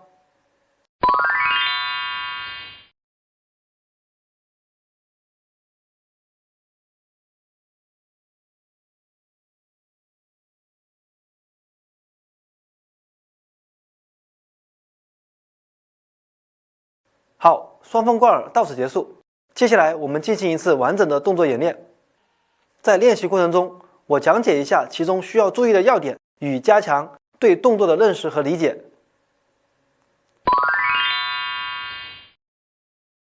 首先，上体保持正直，松腰、松胯，定式的方向应与右蹬腿的方向一致。其次，落脚前支撑的左腿先屈膝，降低重心，然后右脚向前落步。最后双风贯耳时，两臂要走弧形，随着重心前移，经腰部向上贯出，力点在拳面，两拳眼斜向下，整个动作要做到手脚协调一致，手到位的同时脚也要到位。接下来我讲解一下在练习过程中容易出现的错误。再次讲解有助于今后的自主练习。第一，定式时耸肩缩脖，低头拱背，眼看前下方。第二，左腿没有先屈膝降低重心，导致右腿落地过快。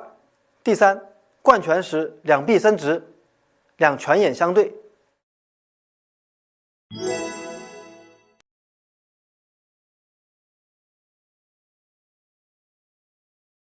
好，我们按照要点再进行一次集体练习。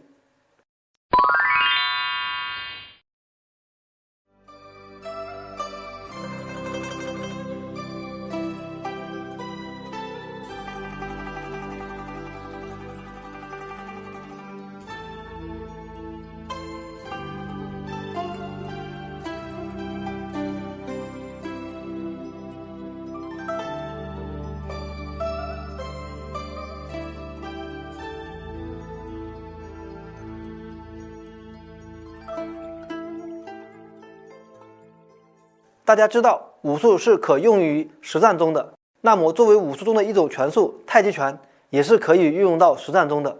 攻防积极含义的讲解，有助于让大家对太极拳有更加深入的认识和理解，也有助于太极拳练习水平的提高。本节课讲解的双风贯耳动作虽然看似简单，但是其含义不简单。双风贯耳在实际中如何运用？接下来我们进行讲解。当对方抓住我双肩膀时，我先向下用力化解对方的进攻，然后两拳经腰间向前向上画弧，横击对方的太阳穴或耳部，力点在拳面。整套动作攻防积极含义讲解完毕，最后我们再进行一次集体的演练。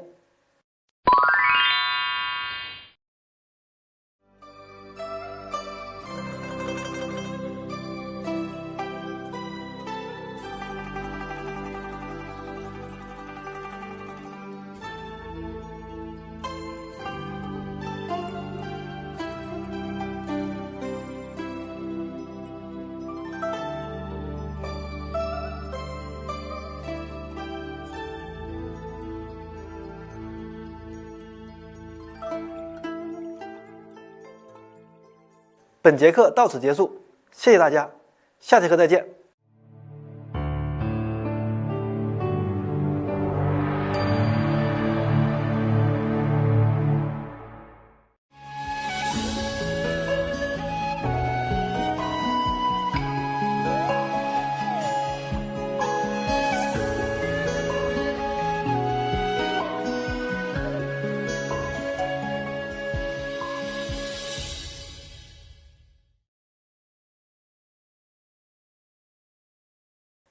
大家好，今天我们学习24太极拳第15式动作转身左蹬腿。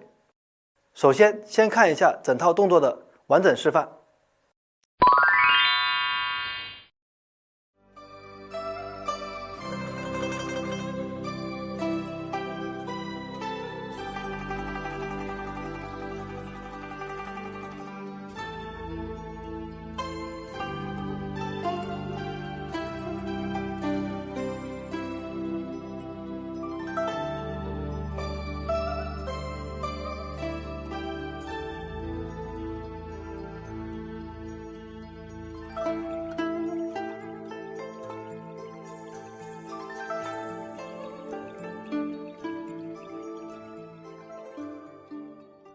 好，接下来我们对动作进行详细的讲解。首先，我们将转身左蹬腿分为3个部分进行分步讲解。我们从双分贯耳的第3个动作弓步贯拳开始。第一动，转体分手，重心后移，上体左转，左腿屈坐，右腿伸直，脚尖内扣，两拳松开，左手经体前向左画弧，两臂微屈，举于身体两侧，两掌心向外，眼转向左手。第二动，收脚抱手，重心右移，右腿屈膝后坐，左脚收至右脚内侧，脚尖点地，两手向下画弧，与腹前交叉，合抱举于胸前，左手在外，右手在内，目视左前方。第3动，蹬腿分掌，右腿支撑，左腿屈膝，左脚脚尖上勾，脚跟用力向前上方慢慢蹬出，两臂内旋，两掌心转向外，两手向体侧向后画弧，两臂微屈，举于身体两侧，左腿蹬直，与左臂上下相对，目视左手。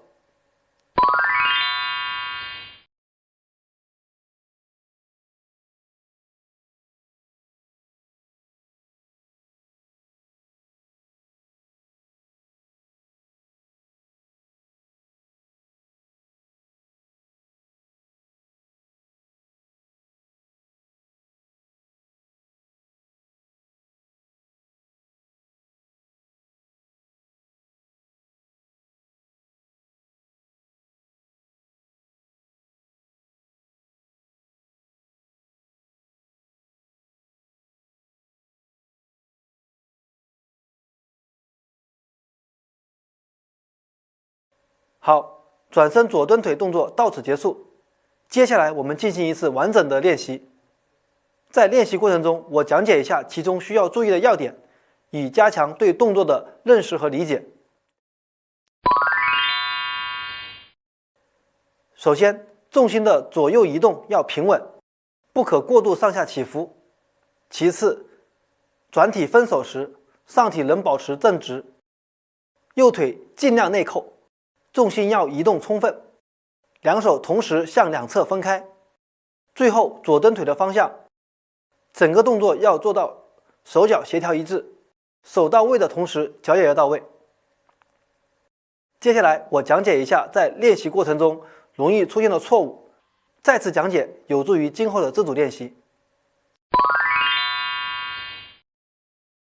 第一，单腿支撑，腿部力量不够，导致重心不稳，身体摇晃。第二，为追求腿部的高度，独立支撑时，支撑腿弯曲或者上体刻意向后仰。第三，双臂撑开时出现一高一低。第四，左臂与左腿没有上下相对。第五，耸肩，胸部紧张导致憋气。第六，重心移动不充分，两腿虚实不分。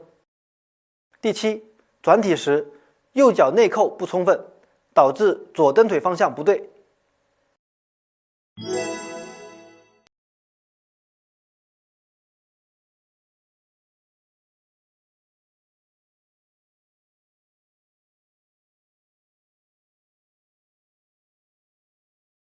好，我们按照要点再进行一次集体演练。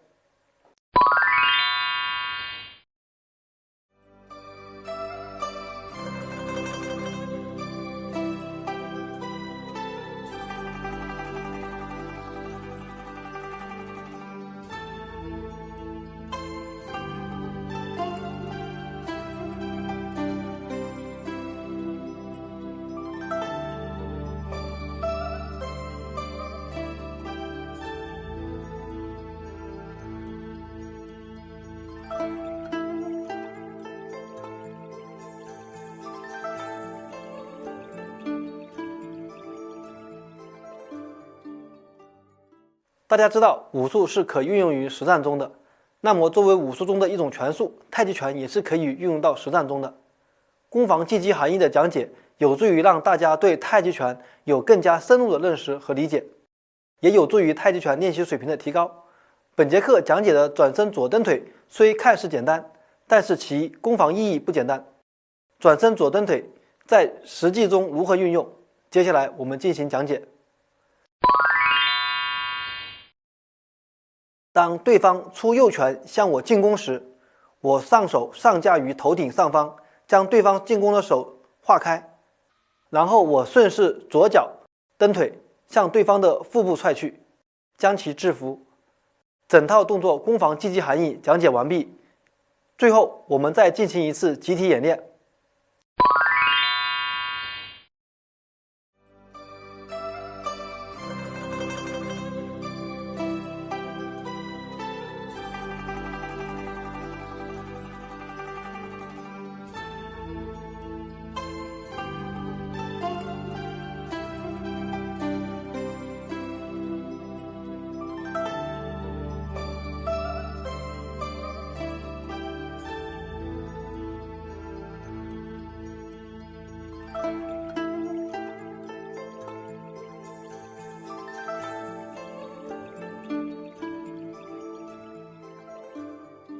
本节课到此结束，谢谢大家，下节课再见。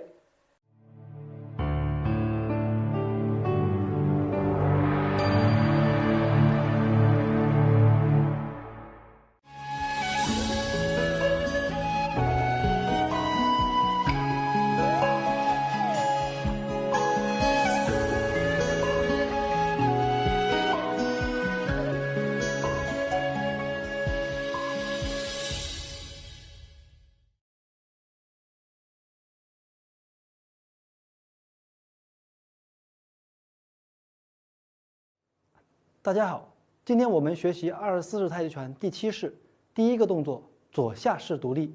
首先，我们来看一下完整的动作示范。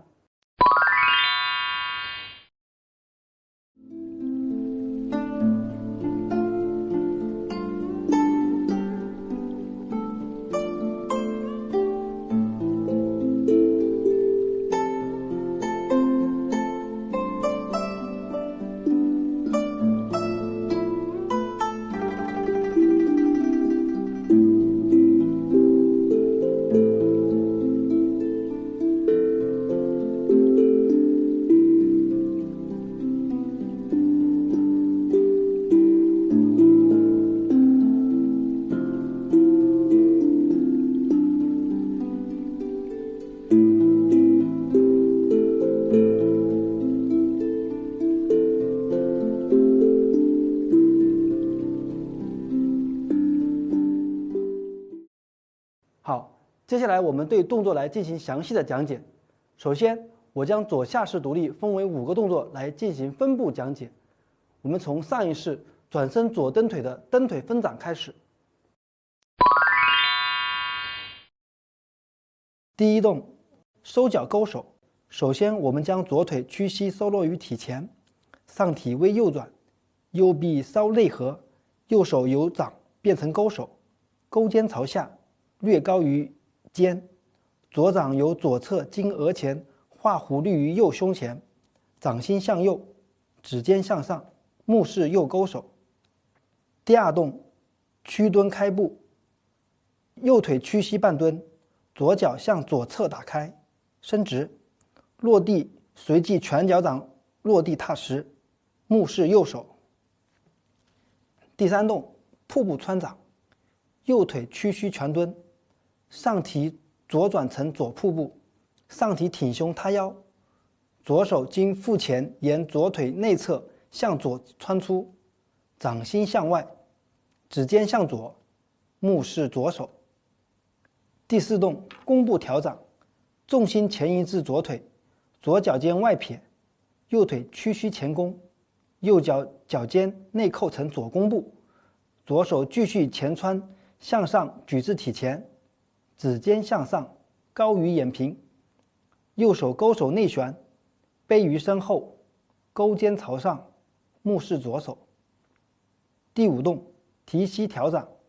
首先重心后坐，左脚以脚后跟为轴，外撇，其次重心移回至左脚，然后右腿屈膝前提，脚尖自然下垂，左掌位屈于下按于左胯旁，掌心向下，指尖向前，右手由勾变掌，经体侧向前挑起，掌心向左，指尖向上，高于眼平，目视右手。好，左下式独立动作到此结束。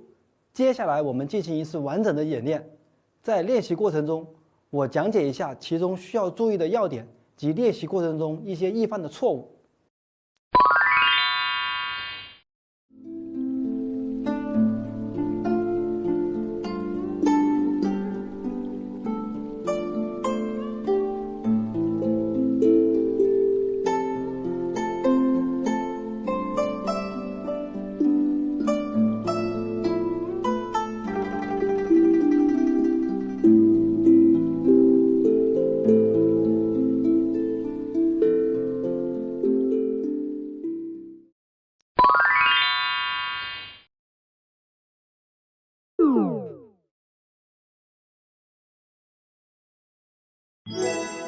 收脚勾手时，左脚提膝，大腿要高于水平，同时左脚面绷直，脚尖朝下。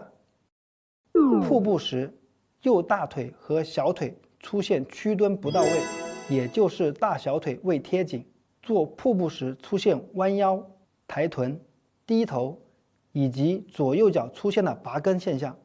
左脚外伸打开时，脚掌外翻等。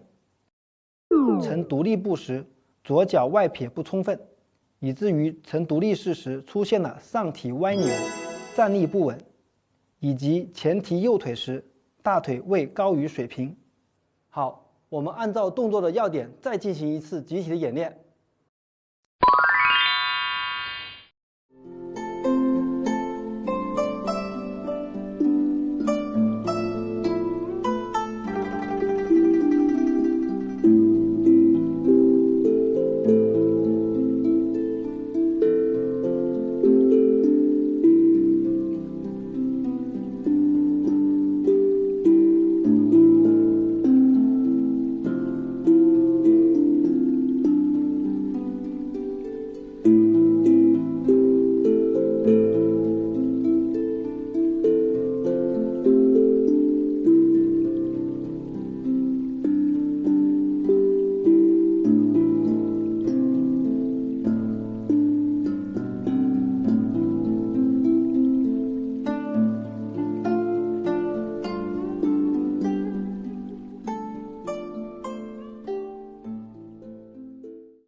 大家知道武术是可以运用实战当中的，太极拳作为武术的一种拳术，同样也是可以运用到实战当中。对其攻防技击的讲解，有助于让大家对太极拳有更深入的了解和认识，也有助于太极拳练习水平的提高。本节课讲解的左下式独立包含了瀑布和独立步两个步型，接下来我要讲解左下式独立在实战中的运用。首先讲解瀑布穿掌在实际中的运用。当对方左手向我袭来，我用右勾手叼住对方的手腕，随之屈蹲下势，左脚踩上对方的脚踝，左手穿掌攻击对方的裆部。若对方体重较轻，可将对方顺势摔倒在地。其次讲解独立挑掌在实际中的应用。当对方右手向我攻击时，我用左手挑掌拨开对方，随即我右脚屈膝，用膝盖顶住对方的腹部或者裆部。整个动作攻防技击含义讲解完毕，最后我们再进行一次集体演练。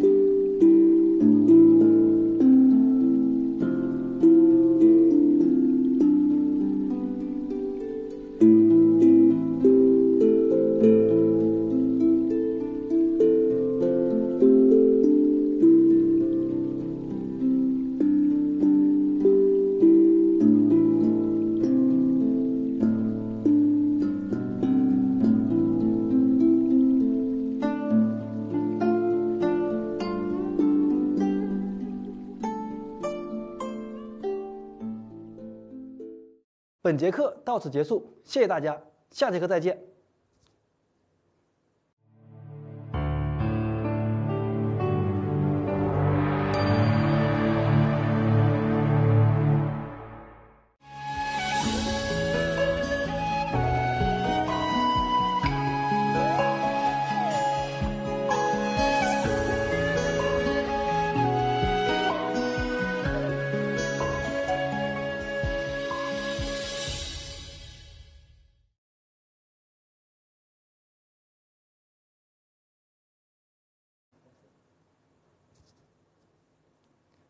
大家好，今天我们继续学习24式太极拳第7式第2个动作右下式独立。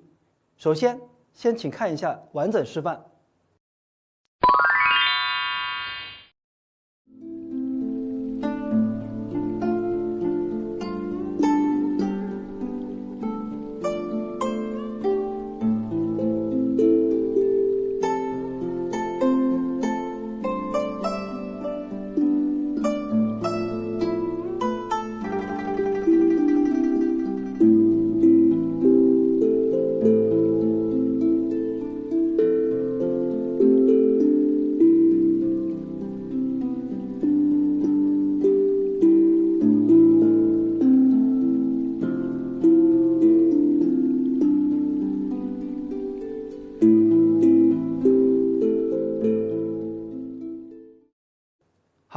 接下来我们进行详细讲解。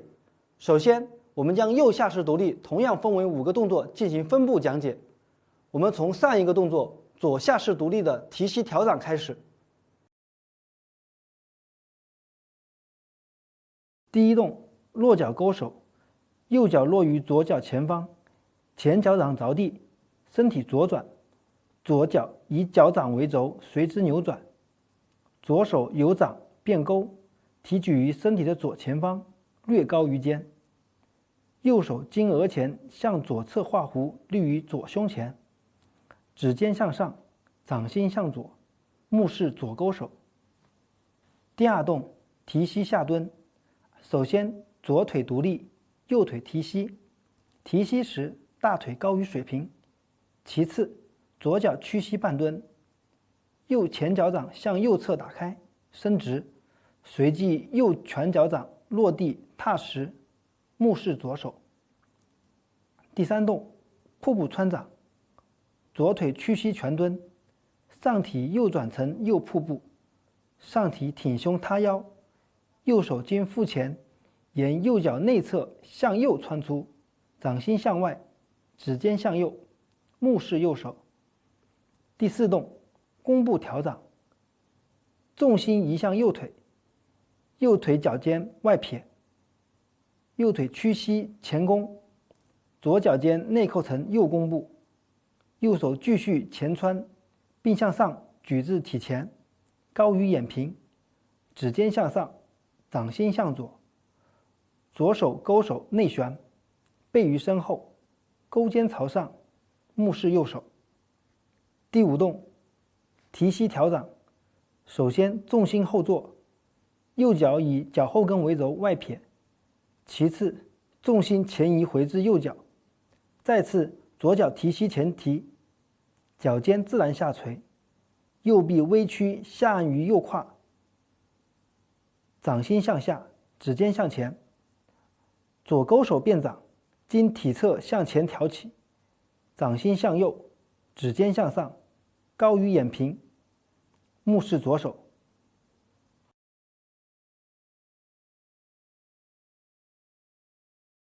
好，右下式独立动作到此结束。接下来我们进行一次完整的演练。在练习过程中，我讲解一下其中需要注意的要点及练习过程中一些易犯的错误。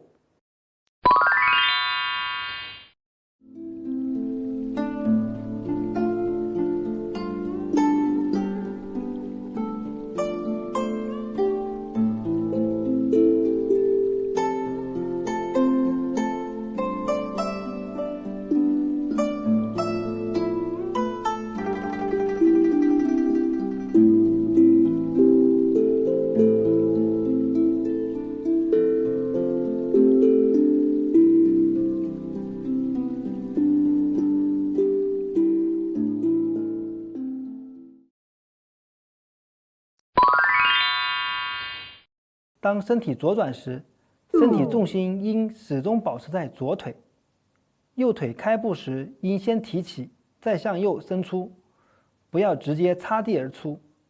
其次，身体左转时，身体重心在左右腿之间来回转换。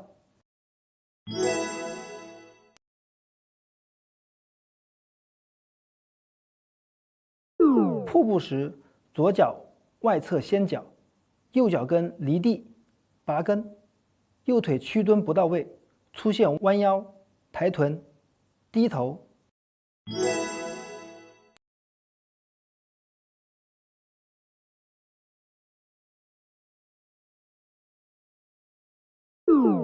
瀑布转独立步时，右脚外撇不充分，造成上体歪扭，独立不稳。左腿前提时，大腿未高于水平。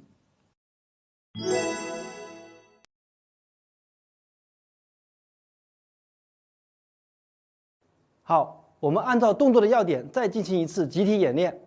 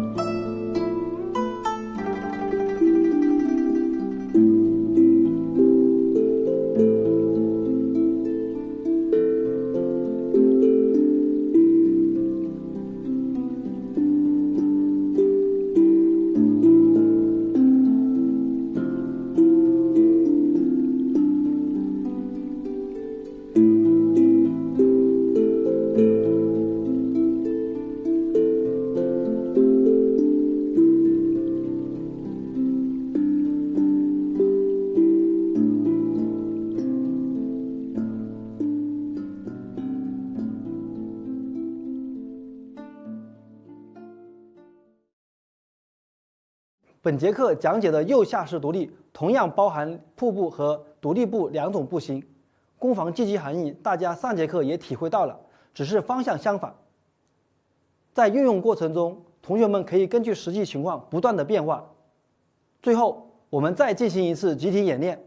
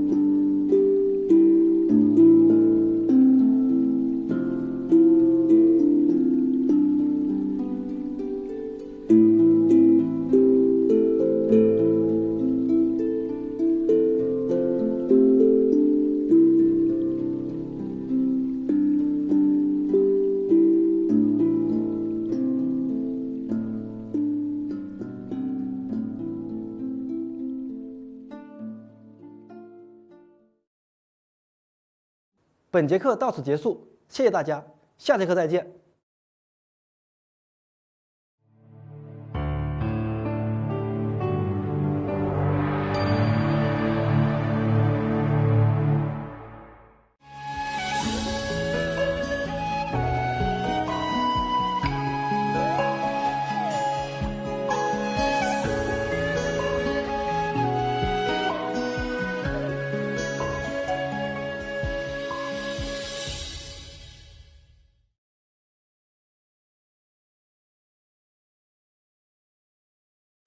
大家好，今天我们学习24式太极拳第3章第1节动作左右穿梭。首先，先看一下完整示范。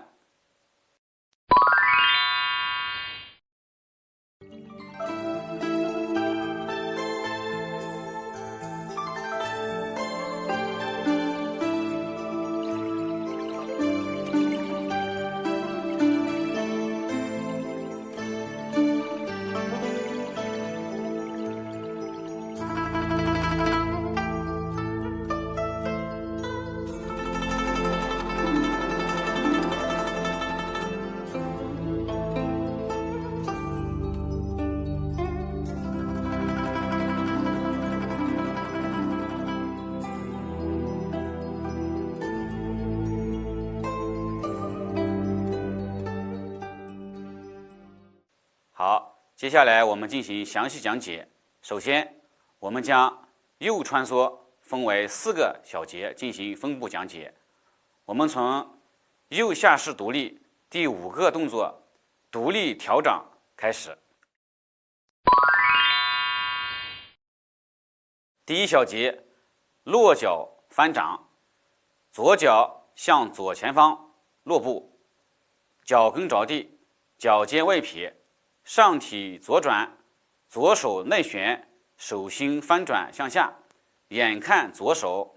第2小节，收脚抱手，上体继续左转，左脚落实，右脚收于左踝内侧，两手在左内前上下相抱，左手心向下，右手翻转向上，眼看左手。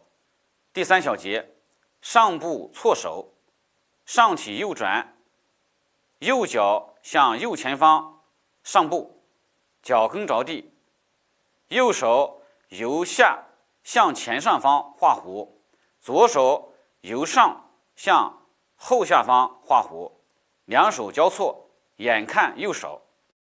第4小节，弓步架推，上体继续右转，重心前移，右脚踏实，右腿屈膝前空，呈右弓步，右手翻转上举，架于右额角前上方，掌心斜向上，左手推至体前，腕高于肩平，眼看左手。好，右穿梭我们已经学完，接下来我们复习一遍右穿梭。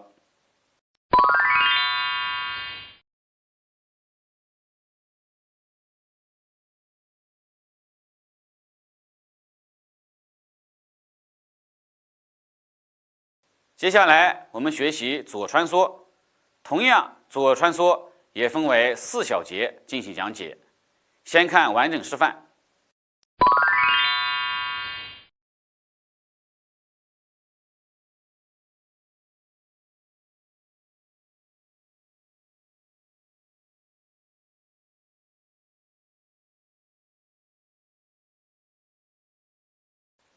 第1小节，转体撇脚，重心稍后移，右脚尖向外撇，上体右转，右手下落于头前，左手稍向左画弧，落至腹前，准备抱球，眼看左手。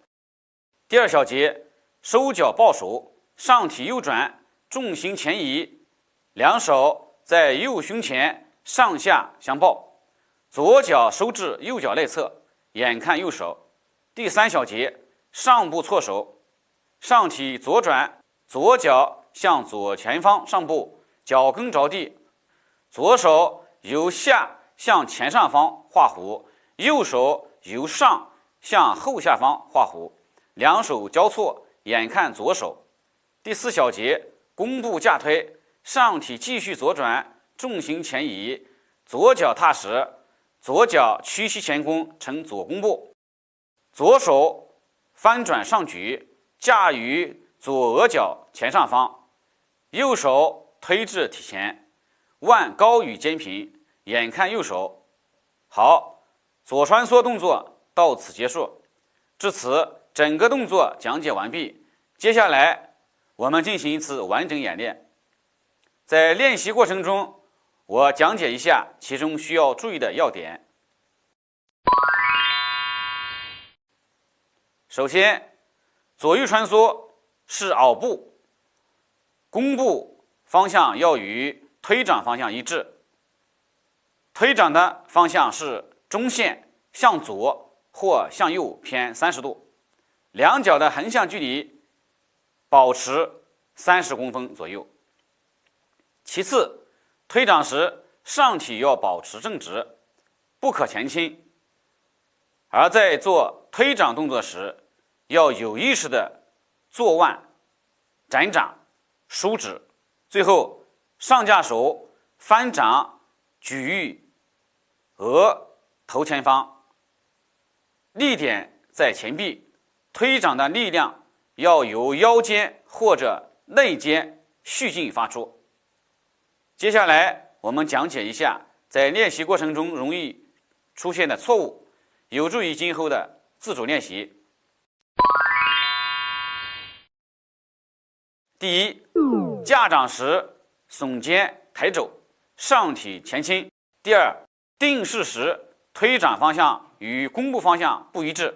第三，前脚掌外撇过大，造成后腿上部空栏。第四，手脚不协调，推掌时已经成弓步，单纯依靠手臂力量前推。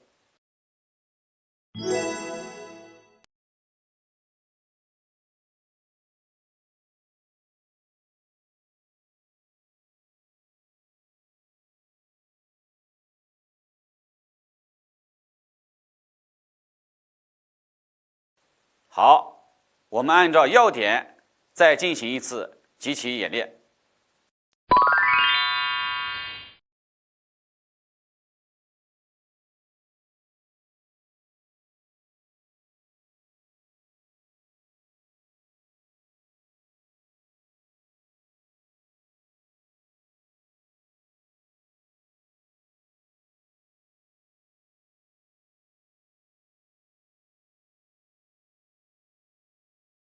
大家知道武术是可以运用于实战中的，那么作为武术中的一种拳术，太极拳也是可以运用到实战中的。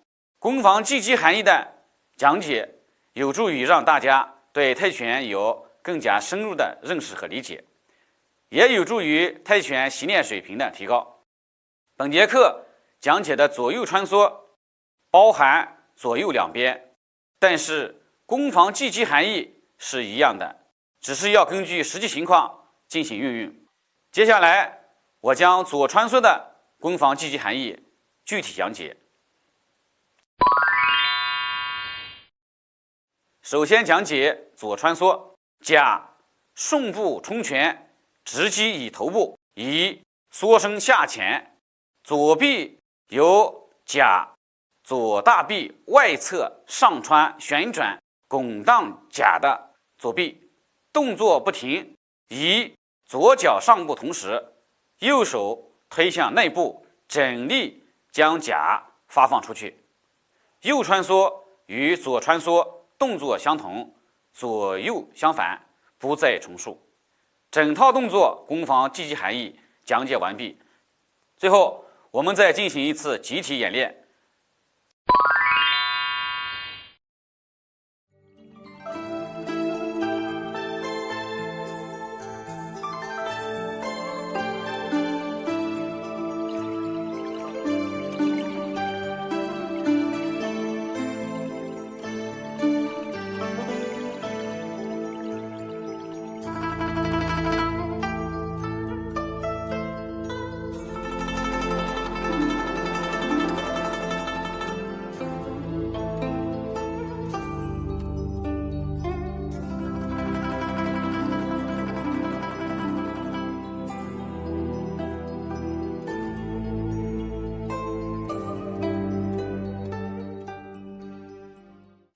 本节课到此结束，谢谢大家，下节课再见。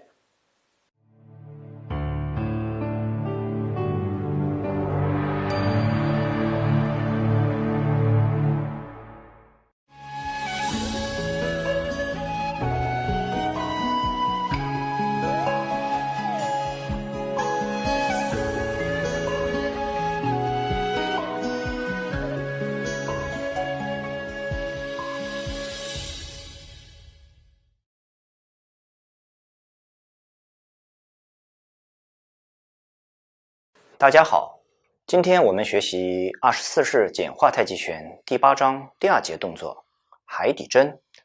首先看一下整套动作的完整示范。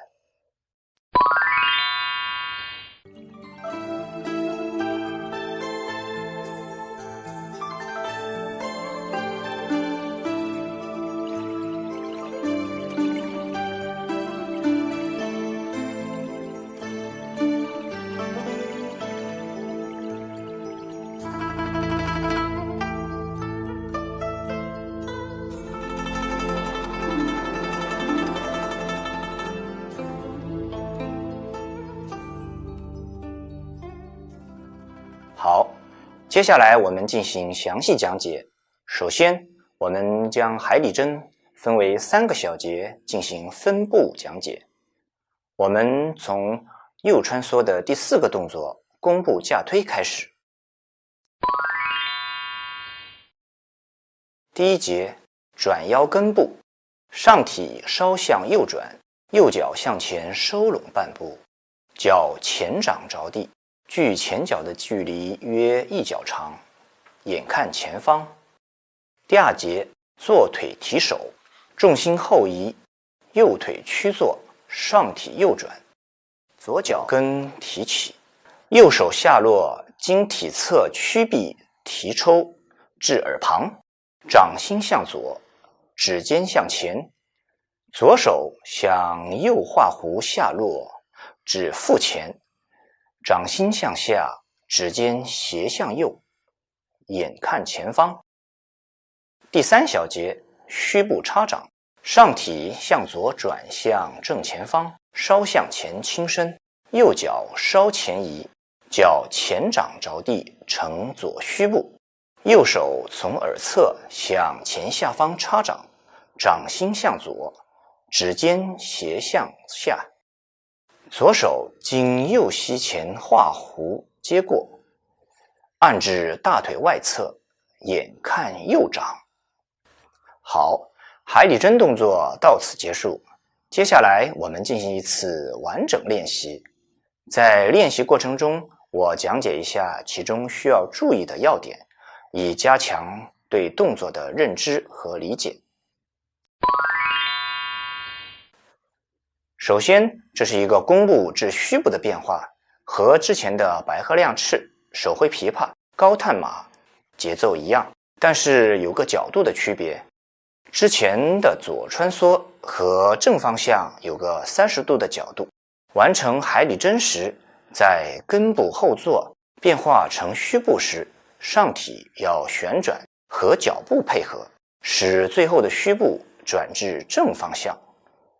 其次，左手随转体经腹前楼膝画平圆，右手画立圆，路线上提，然后向前斜插。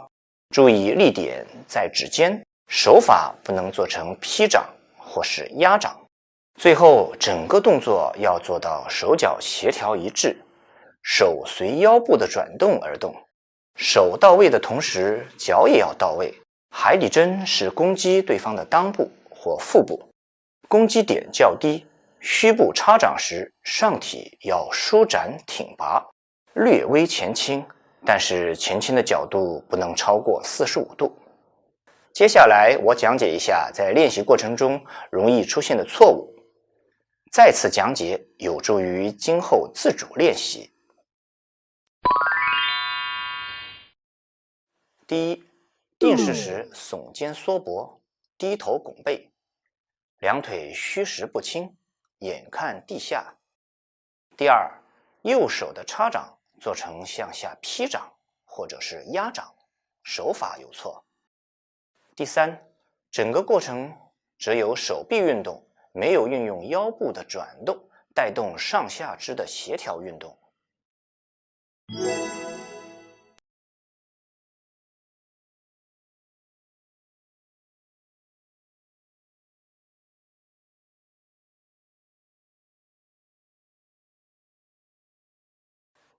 好，我们按照要点再进行一次集体演练。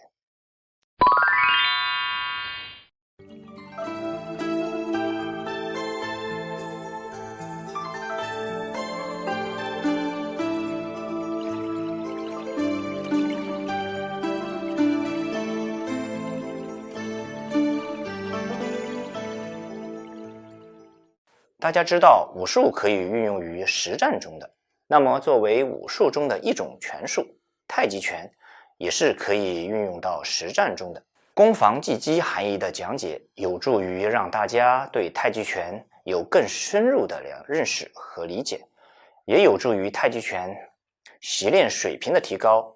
本节课讲解的海底针动作虽然看似简单，但是其含义不简单。海底针在实际中如何应用？接下来我们进行讲解。我出右拳攻击对方头部，对方闪身想外接我的手腕，我迅速左手下挂，右手上提，脱开对方想抓我的瞬间，然后右手下插对方的裆部或腹部，致其倒地。整套动作攻防技击含义讲解完毕。最后我们再进行一次集体演练。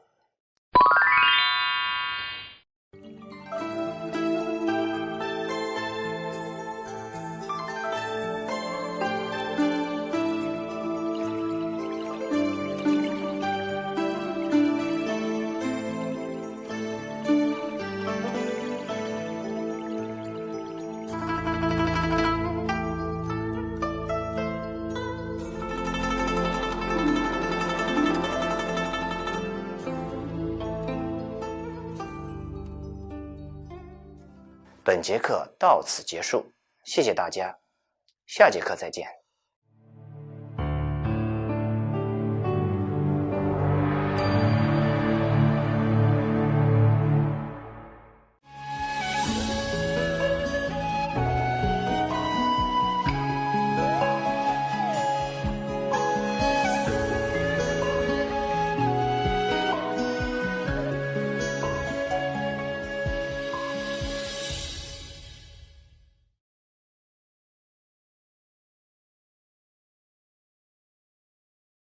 大家好，今天我们学习24式简化太极拳第8章第3节动作闪通臂。首先，先看一下整套动作的完整示范。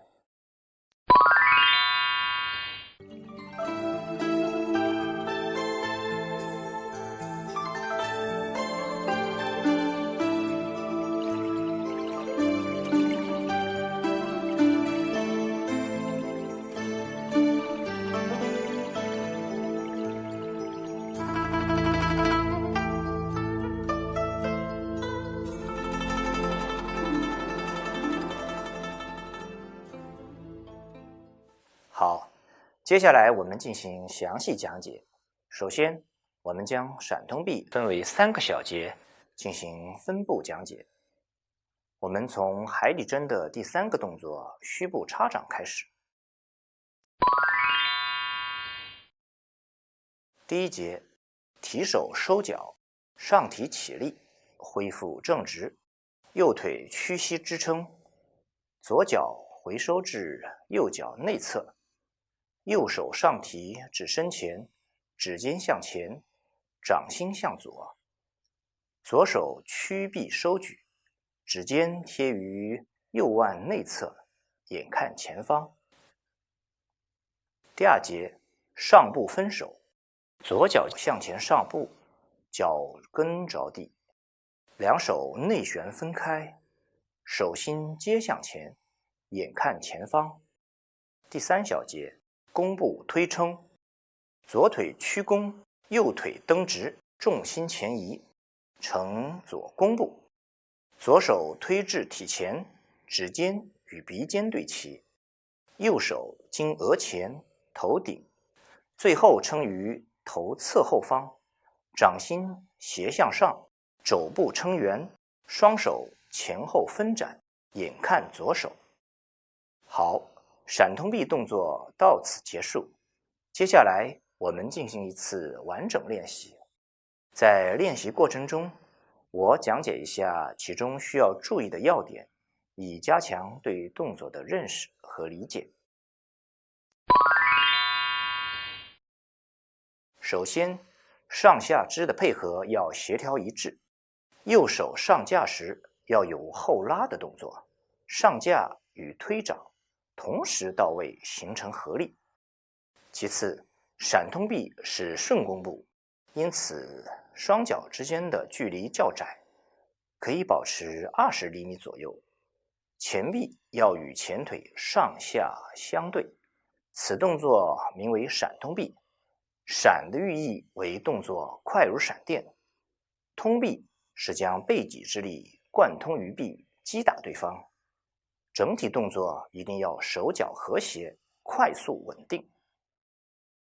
接下来我讲解一下在练习过程中容易出现的错误，再次讲解有助于今后自主练习。第一，架掌时耸肩抬肘。第2，定势时髋关节没有打开。第3，手脚不配合，脚先到，手后到。第4，左臂与左弓步没有在一条线上。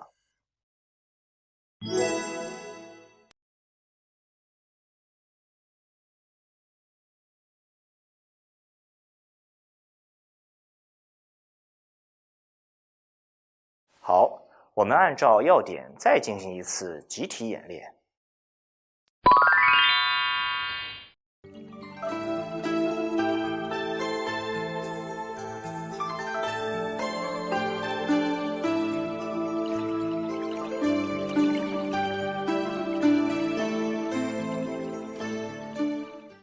大家知道武术是可以用于实战中的，那么作为武术中的一种拳术，太极拳也是可以运用到实战中的。攻防击击含义的讲解有助于让大家对太极拳有更深入的认识和理解，也有助于太极拳的练习水平的提高。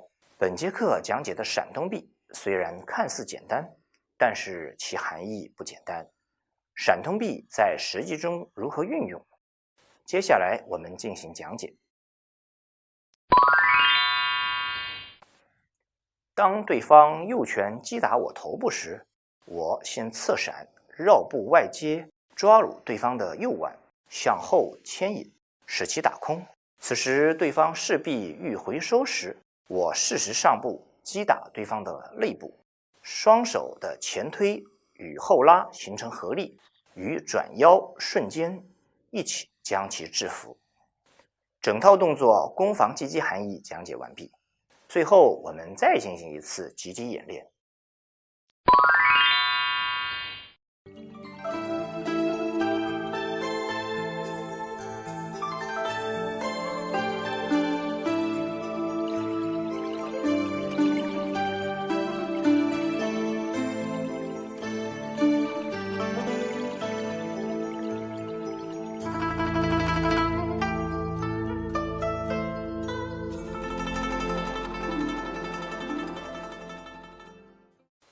本节课到此结束，谢谢大家，下节课再见。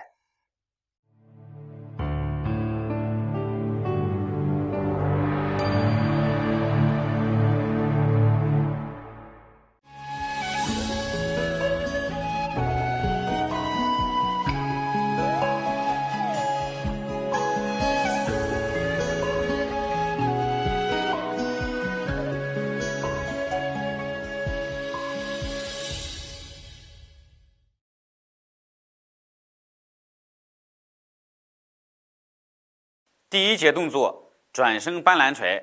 大家好，今天我们学习第9章24式太极拳第一节动作转身搬拦锤。首先看一下整套动作的完整示范。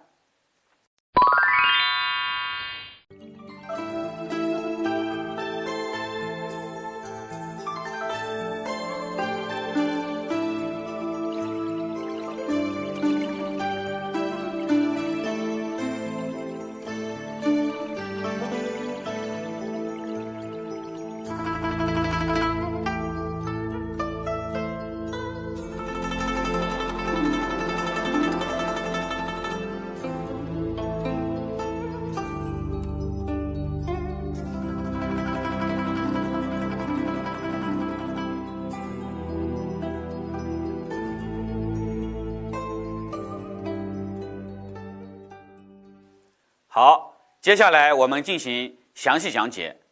首先，我们将转身搬拦锤分为6个小节进行分步讲解。我们从闪通臂的第3个动作弓步推撑开始。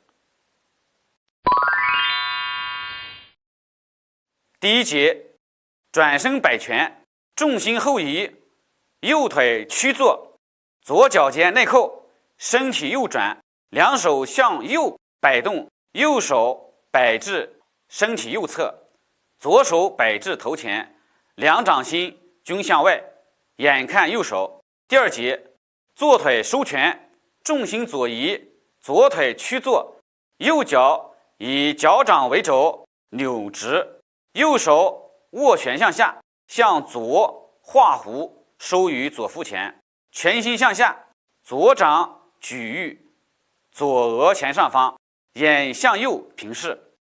第3小节，摆步搬拳，右脚提收至左脚踝关节内侧，再向右前迈出，脚跟着地，右拳经胸前向前搬压，拳心向上，高于胸平，肘部微屈，左手经右前臂外侧下落，按于左髋旁，眼看右拳。第4小节，收脚收拳，上体右转，右脚外撇，重心前移，左脚收于右脚内侧，右臂内旋，右拳向右画弧至体侧，拳心向下，右臂半屈，左臂外旋，左手经左侧向体前画弧，眼平视右拳。第5小节，上步拦掌，左脚向前上步，脚跟着地，左掌拦至体前，高于肩平，掌心向右，指尖斜向上，右拳翻转收至腰间，拳心向上，眼看左掌。第6小节，弓步打拳，上体左转，重心前移，左腿屈弓，左脚踏实，右腿自然蹬直，呈左弓步，右拳自腰间向胸前打出，肘微屈，拳心转向左，拳眼向上，左手微收，掌指附于右前臂内侧，掌心向右，眼看右拳。好，转身搬拦锤动作到此结束。接下来我们进行一次完整练习。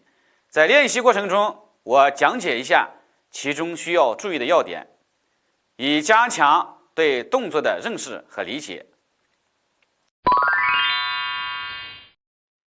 首先，在做转身搬拦锤时，要注意重心的转换，虚实要分明，重心平稳。其次，搬时左手要注意向下按，拦时两手向两侧画平圆，垂时要与弓步左手回收协调一致。接下来我讲解一下在练习过程中容易出现的错误，再次讲解有助于今后自主练习。第一，重心移动不明显，重心始终在两腿之间。第二，拦掌收拳时两臂画弧过大或者过小。第三，没有松腰松胯，两腿伸直，重心升高。第四，手脚不协调，冲拳时弓步已经到位。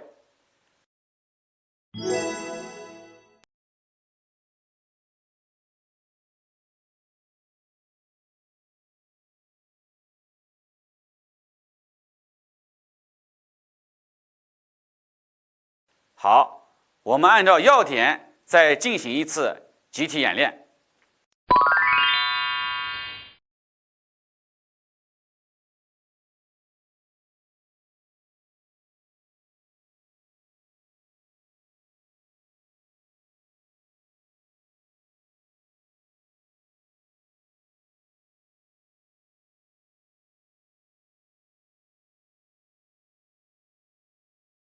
大家知道武术是可以运用于实战中的，那么作为武术中的一种拳术，太极拳也是可以运用到实战中的。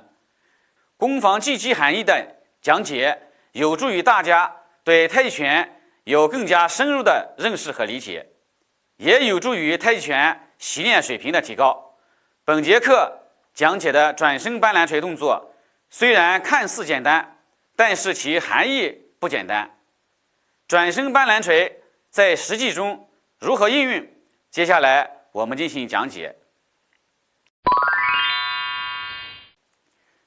甲背后进攻乙，右拳击后心或者头，以转身搬开甲拳，为防止甲顺势肘击，以左脚上步，左掌拦推甲肘部。同时右拳出击甲胸腹部。整套动作攻防积极含义讲解完毕。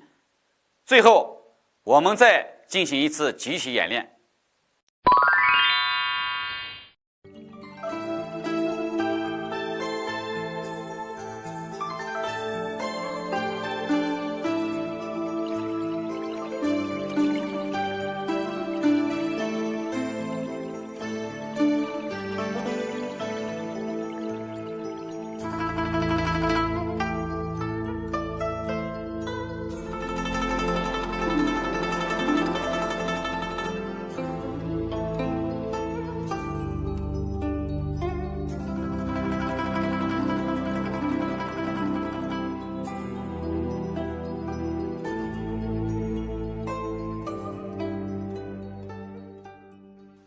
本节课到此结束，谢谢大家，下节课再见。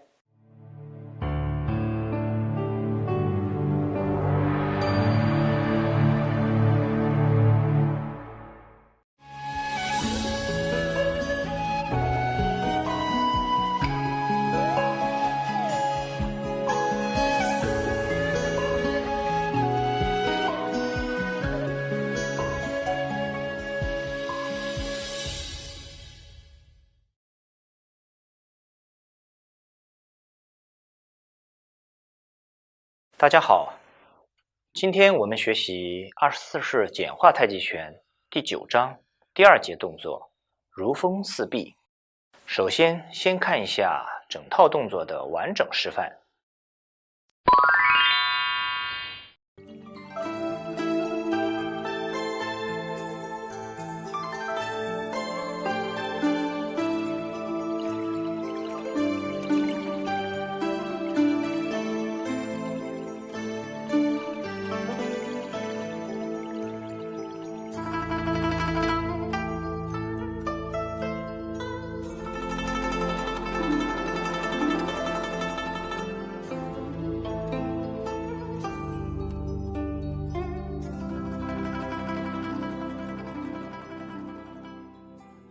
好，接下来我们进行详细讲解。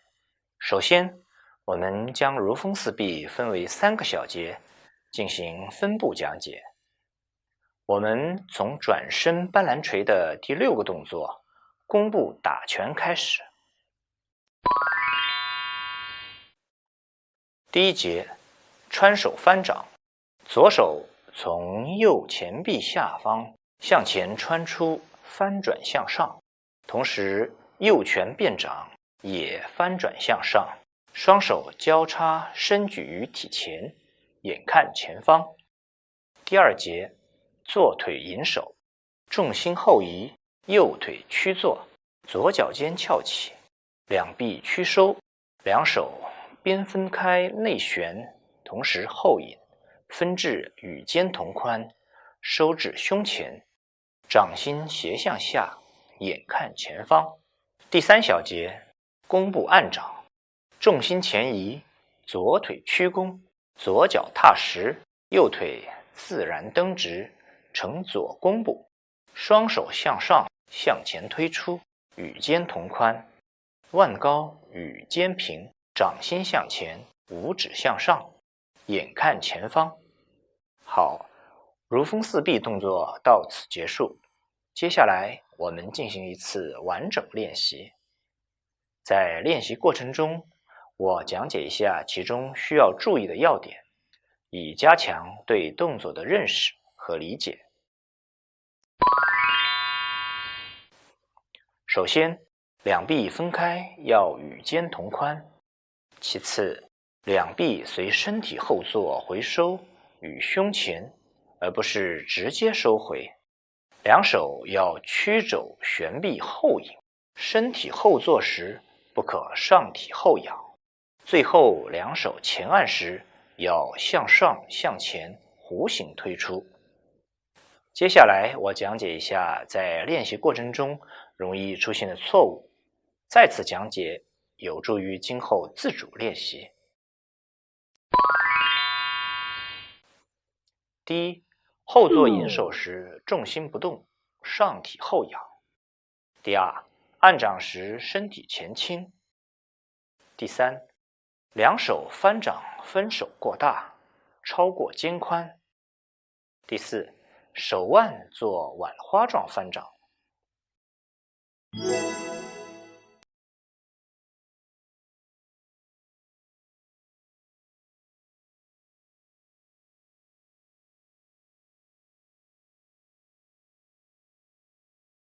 好，我们按照要点再进行一次集体演练。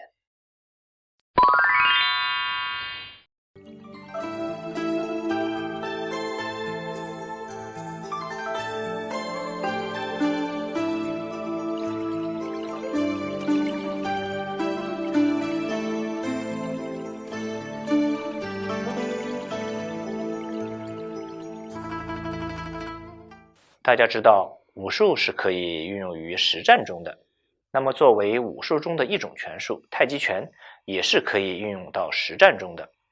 攻防技击含义的讲解，有助于让大家对太极拳有更深入的认识和理解，也有助于太极拳练习水平的提高。本节课讲解的如风四臂动作虽然看似简单，但是其含义不简单。如风四臂在实际中的运用如何？接下来我们进行讲解。一种情况是，当我冲右拳攻击对方时，对方绕步侧闪，用右手外接住我的手腕时，我左手从右小臂内侧旋转到小臂外侧，顺着手臂向前切对方的手臂。注意，左手的前切和右手的回拉形成合力，同时配合腰部力量，从而摆脱对方，然后我再顺势向对方前推，将其制服。另一种情况是，对方推来时，我双手交叉于胸，在对方手臂之间顺势后坐引手，同时两臂内旋分拨使其落空。当对方做摆脱后退时，我双手向前推掌，将其制服。整套动作攻防击击含义讲解完毕，最后我们再进行一次击击演练。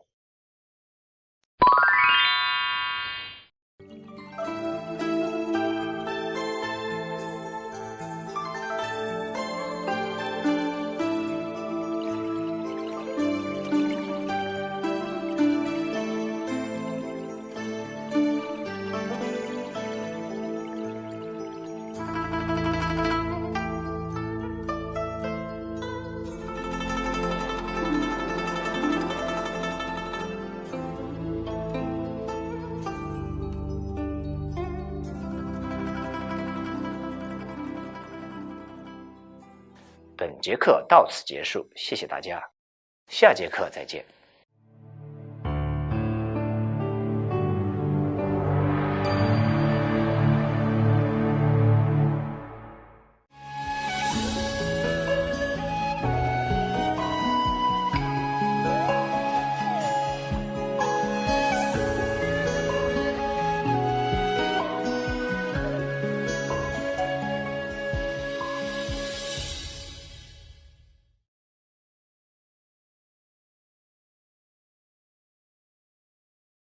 大家好，今天我们学习24式简化太极拳第9章第3节动作十字手和收式。首先看一下整套动作的完整示范。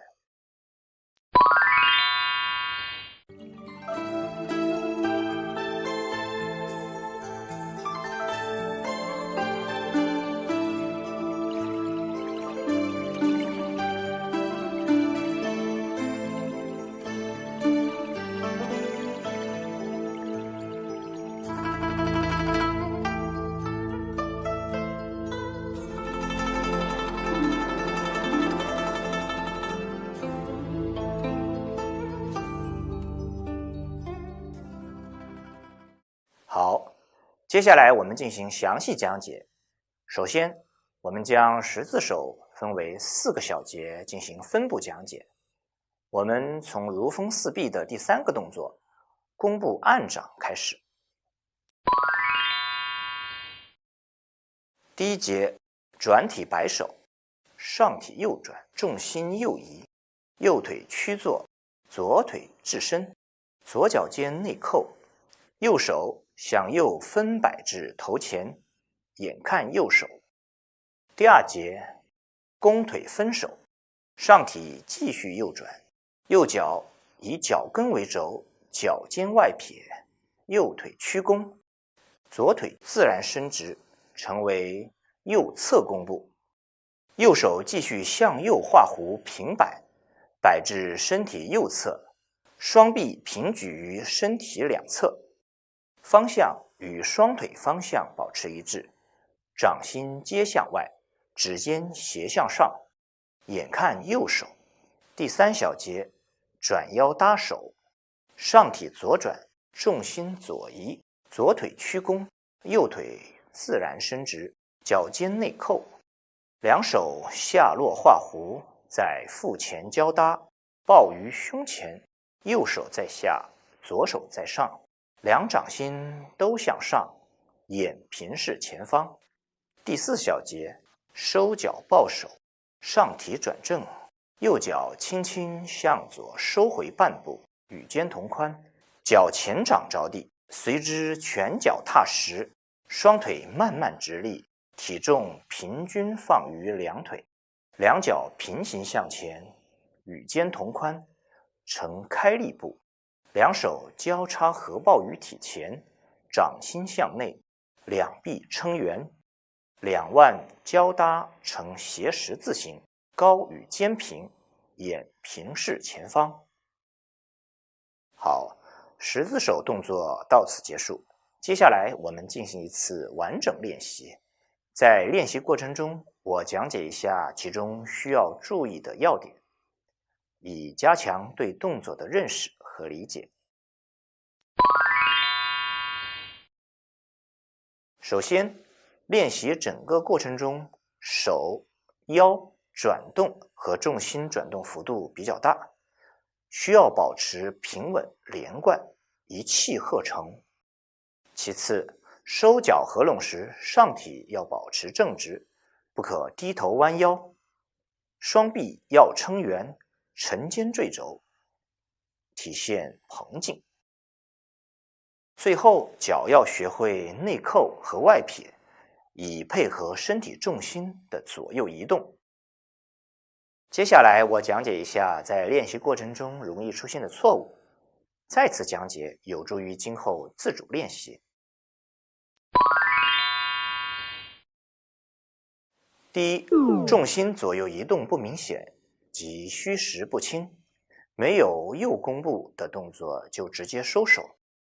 第二，左转搭手时弯腰低头，上体前倾，撅臀。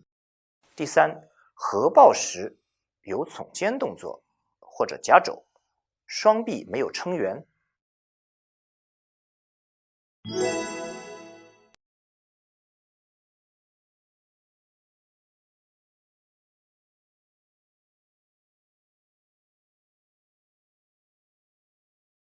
好，我们按照要点再行一次集体演练。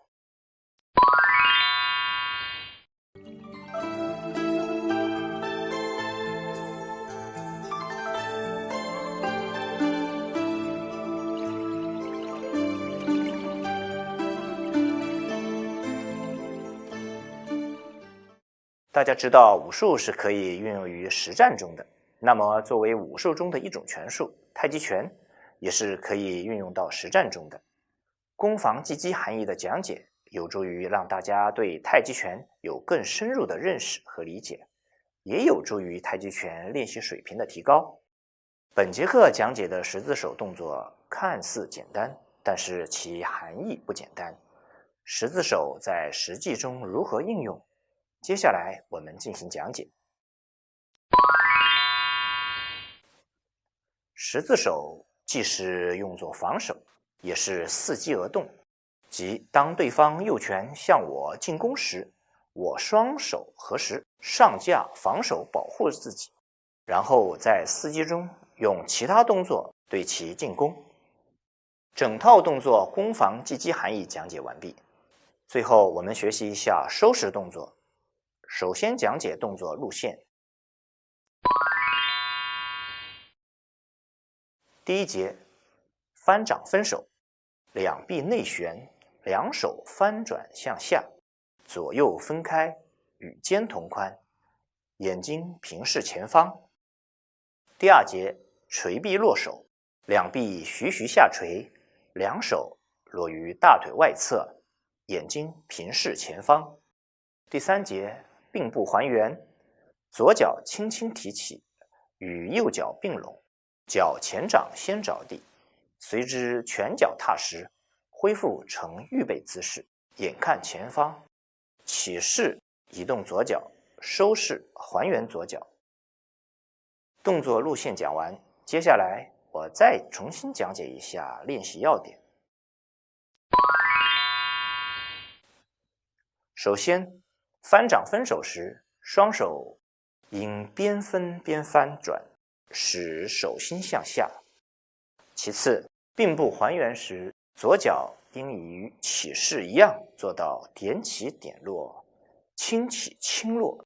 最后，收拾动作仍要注意精神饱满，不可立刻松懈。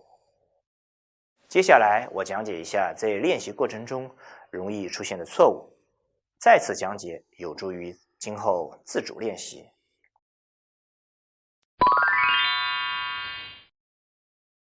第一，翻掌分手时腕关节曲折挽花。第二，垂臂落手时两臂屈伸，双手收按。第三，并步时身体左右摇晃。第四，收拾时身体立刻松懈，草草收拾。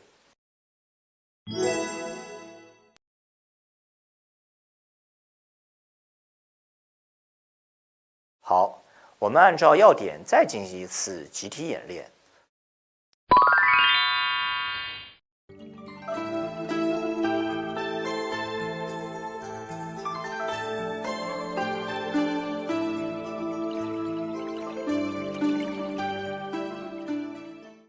好，收拾动作是身体慢慢的恢复平静状态，因此没有攻防技击含义，本次不再讲解。最后，我们整个动作进行一次集体演练。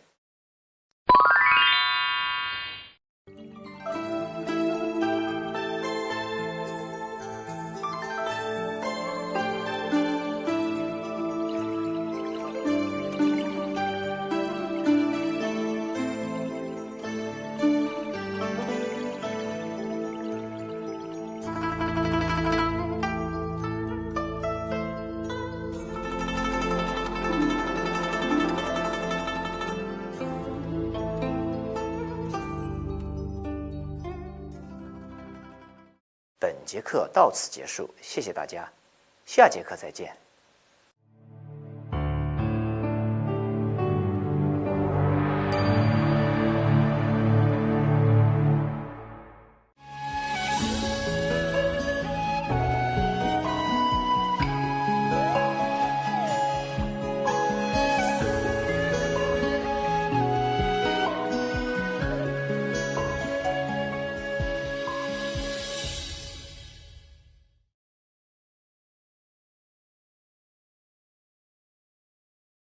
大家好，今天我们学习第10章24式太极拳第1节动作，完整演练提高。首先看一下整套动作的完整示范。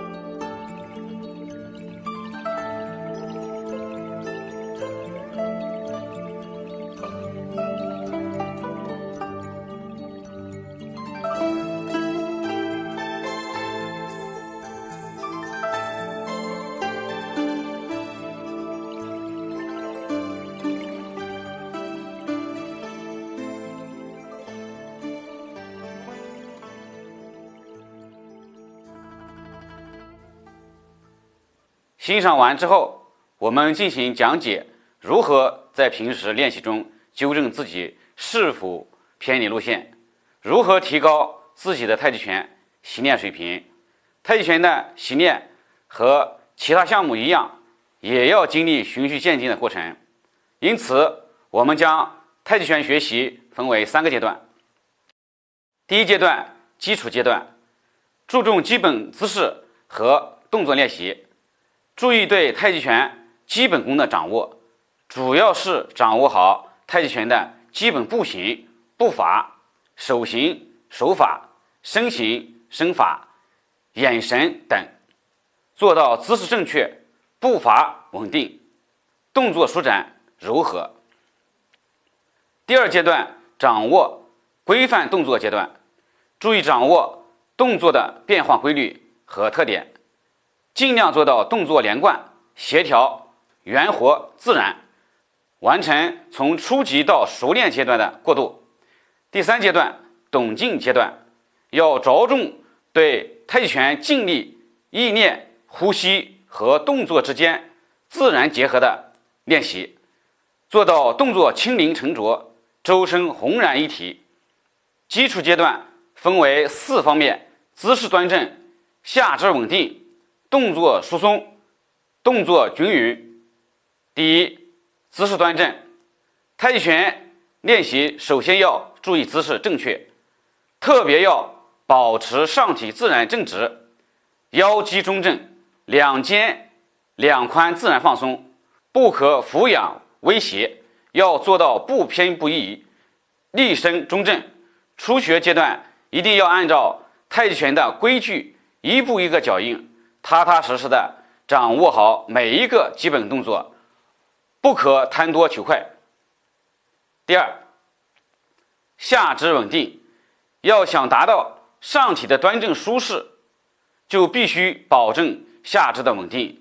步型、步伐是太极拳姿势当中的一部分，又是整个太极拳姿势的基础。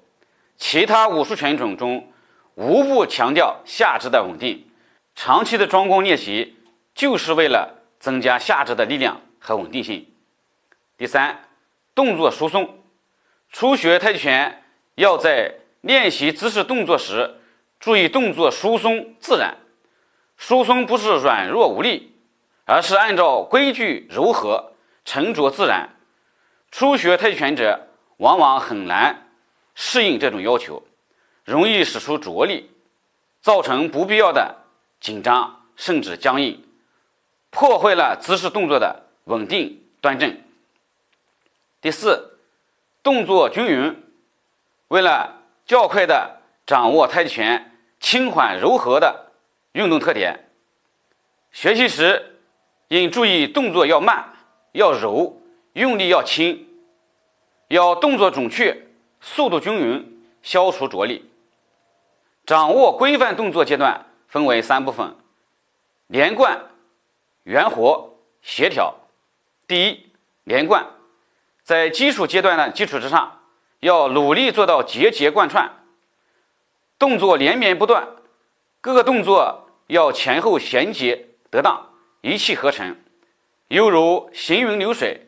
一个动作的完成就是下一个动作的开始，完全在意识支配下完成动作，不可以中途有中断现象。第二，圆活。太极拳的动作是以弧形曲线为主要的运动形式，灵活自然，衔接和顺。理解和掌握了太极拳的这一重要特点，就能自觉地避免动作直来直去和转死弯、拐直角的现象，使动作圆活不滞。第3，协调。太极拳运动是全身性的活动，这就要求做到上下相随，四肢动作协调，整体一气，全身各部位动作保持协调一致。懂劲阶段主要是弄明白太极拳的劲力，劲是太极拳中力量的韵律，也叫做劲力。所谓懂劲，就是了解太极拳用力特点，掌握用力的要领，这一阶段主要练习静力完整，内外统一。传统拳中把这个阶段叫做练意、练气、练力、练心、练神的功夫。本阶段包含4方面：呼吸和动作协调、虚实分明、意识引导动作、连绵不断、静力完整。第一，呼吸和动作相协调。太极拳呼吸深长细匀，顺通自然。初学者要求自然呼吸，动作熟练后，可根据个人锻炼的体会和需要，在合乎自然的原则下，有意识地引导呼吸，使其更好地适应静力与动作要求。这种呼吸叫做拳式呼吸。拳式呼吸就是在呼吸上使自发的配合变为自觉的引导调节。第二，虚实分明。虚与实是一对哲学上的矛盾概念，最初用于兵家的战略思想中。太极拳把虚实的概念引用过来解释动作的虚实，认为主要支撑体重的腿为实，辅助支撑或者移动换步的腿为虚，体现动作主要内容的手臂为实，辅助配合运动的手臂为虚。分清了动作的虚实，我们用力的时候就要有张有弛，区别对待。实的动作和部位用力要求沉着充实，虚的动作和部位要求轻灵含蓄。第三，意识引导动作。意识是太极拳运动中一个重要的概念。练习太极拳要求自始至终保持精神集中。初学者往往把思想集中在动作的记忆上，总是想着一个动作过后的下一个动作是什么。技术熟练之后，就要把思想转换到静力运用方面来。意念活动从机械的做动作转为用意念引导动作，静力，这就使力量和动作更为充分准备，富有内容。第四，连绵不断，动力就整。太极拳静力要求刚柔相济，还要求均匀完整，不能有断劲现象。所谓断劲，就是指力量的中断、停动脱节。想要静力不断，就要保证动作连贯、协调、圆活。另外还要掌握动作的运动规律。太极拳用力要求发于腿，主宰于腰，行于四肢，以腰为轴，周身完整一气。相信大家通过本节课的讲解，能够对太极拳的练习有一个很大的认识，对今后自主练习太极拳能够起到帮助辅助作用。本节课到此结束，谢谢大家，下节课再见。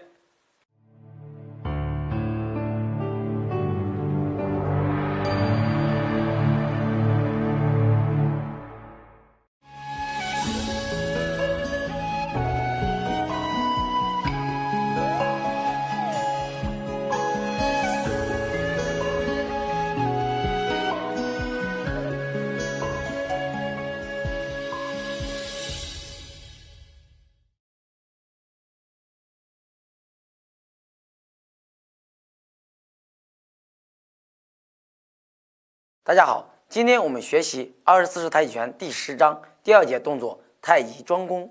太极庄弓是太极拳习练中的基本功之一，它结合气功中的3条：调身、调息、调心，使之成为健身强体、祛病延年的养生功法。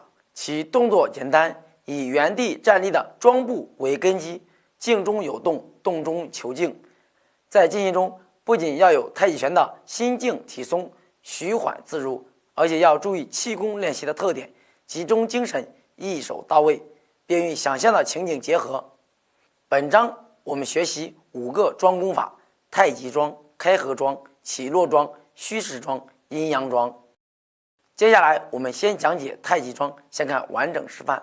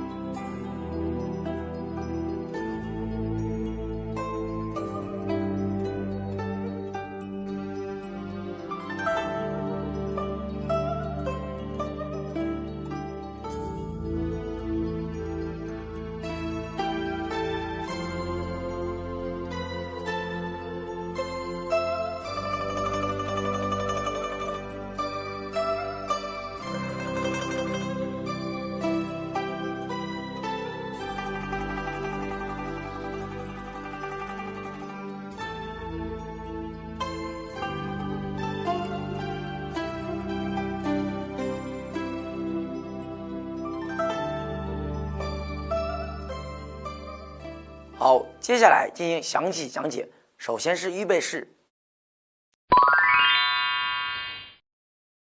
首先，并步站立，两臂下垂，周身放松。其次，开步站立，两手徐徐抬起，与肩同宽，两膝微屈，两手手心向内，在胸前呈抱球状。好，预备式动作到此结束。接下来我们进行一次完整练习。在练习过程中，我讲解一下其中需要注意的要点，以加强对动作的认识和理解。首先，气沉丹田，腹式呼吸。其次，意念即眼睛微微闭合，边想太极拳技术对身体部位的要求，边进行从头到脚正身的调整，做到虚灵顶劲，沉肩坠肘，含胸拔背，气沉丹田，松腰敛臀，屈膝松胯。最后强度是5分钟为一组，做3组为一，每组间歇1分钟。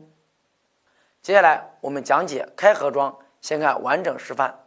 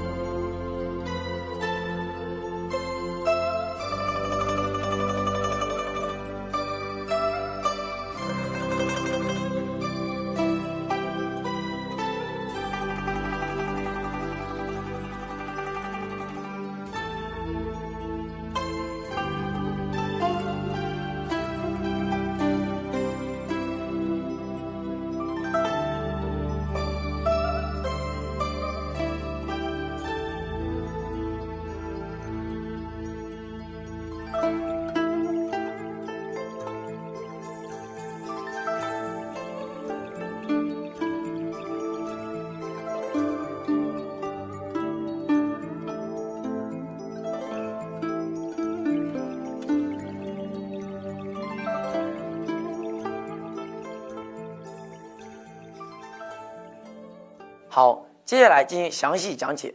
首先是预备式。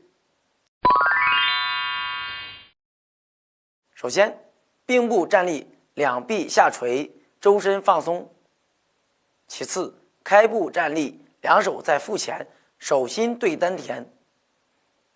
最后，慢慢向上向外拉开，如抱一大球，然后慢慢收回腹前，呈抱球状。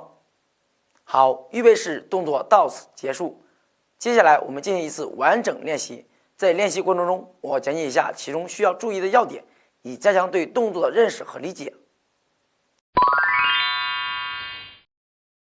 首先，两手始终形成抱球状，手臂呈弧形，向上拉开时配合吸气，向下收回时配合呼气。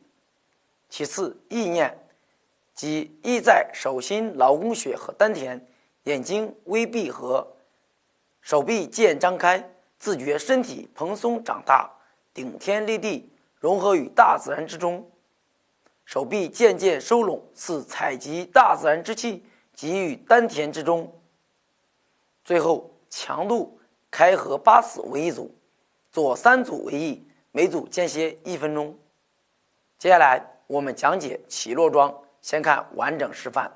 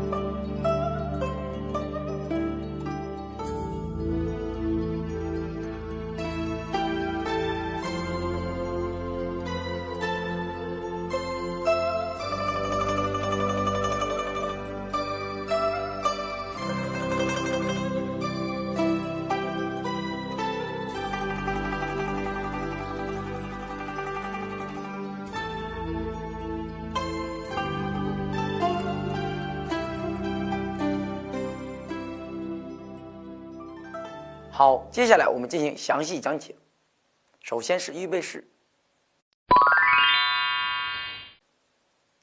首先，并步站立，两臂下垂，周身放松。其次，开步站立，两手向前上方慢慢平举，与肩同高，两肘微屈，同时两手慢慢下按至腹前，两膝慢慢下蹲。好，预备式动作到此结束。接下来我们进行一次完整练习。在练习过程中，我讲解一下其中需要注意的要点，以加强对动作的认识和理解。首先，上提时吸气，微提腕；下按时呼气，坠肘沉腕。其次，意念即意在手心劳宫穴，眼睛微闭合，上提时似按在水中的气球渐渐浮出水面，下按时似将气球渐渐按入水中，至腹前，两手不动，意念继续向下至大脚趾。最后，强度起落8次为一组，左3组为一，每组间歇1分钟。接下来我们讲解虚实桩，先看完整示范。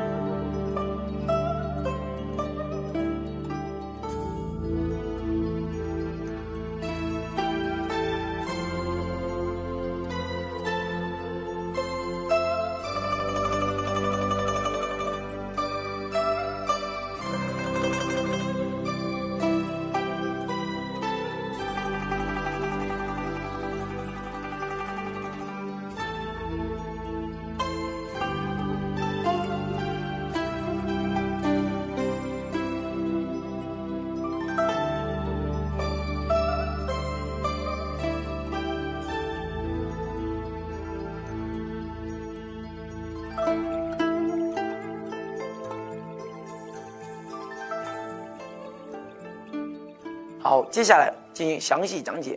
首先是预备式。首先，并步站立，两臂下垂，周身放松。其次，开步站立，重心慢慢移向左腿，身体微向右转，右脚跟提起，两手分至胯旁，然后向右上方慢慢提起，右脚向右前方伸出，脚跟着地成虚步。两手前后合抱于右前方，最后右脚轻轻收回，重心慢慢移向右腿，身体微向左转，左脚跟提起，两手下落至胯旁，然后向左上方慢慢提起，左脚向左前方伸出，脚跟着地成虚步，两手前后合抱于左前方。好，预备式动作到此结束。接下来我们进行一次完整练习，在练习过程中，我讲解一下其中需要注意的要点，以加强对动作的认识和理解。首先，两手应先下按再合抱，脚步轻提轻落，两脚虚实分明。其次，意念即依在手心劳宫穴，合抱时呈3尖相照，鼻尖、中指尖、前脚尖。最后，强度左右8次为一组，左3组为一，每组间歇1分钟。接下来我们讲解阴阳桩，先看完整示范。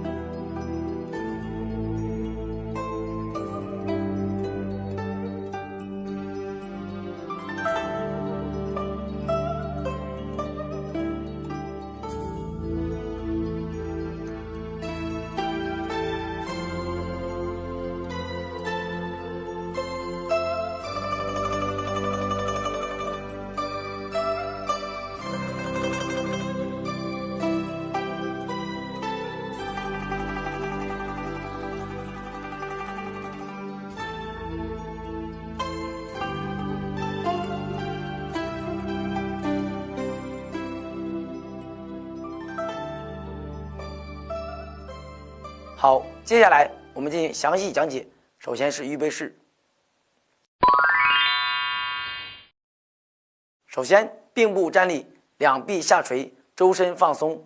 其次，两脚平行站立，身体右转90度，两手在右侧呈抱球状，右手在上，左手在下。最后，身体由右向左转180度，左手手心翻转向上，右手手心翻转向下，在左侧呈抱球状。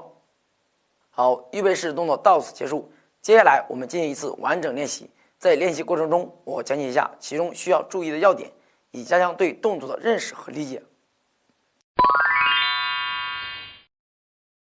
首先，以腰为轴，缓缓平转，两手随转体渐渐翻转。在转动过程中，两肩保持水平，身体转到位，再做两手翻转。其次，意念即一在手心劳宫穴始终相对，似抱一盏蜡烛灯，缓缓转动。最后强度，左右8次为一组，做3组为一，每组间歇1分钟。5个庄功到此全部讲解完毕。在今后的练习中，只有加强练习，慢慢体会太极庄功的内涵，将意念、气息、身体3者结合到一起，才能将太极拳打好。当然了，5种庄功可以根据自己的喜好选择一种进行练习，长此以往便可以体会太极拳的奥秘。本节课到此结束，谢谢大家，下节课再见。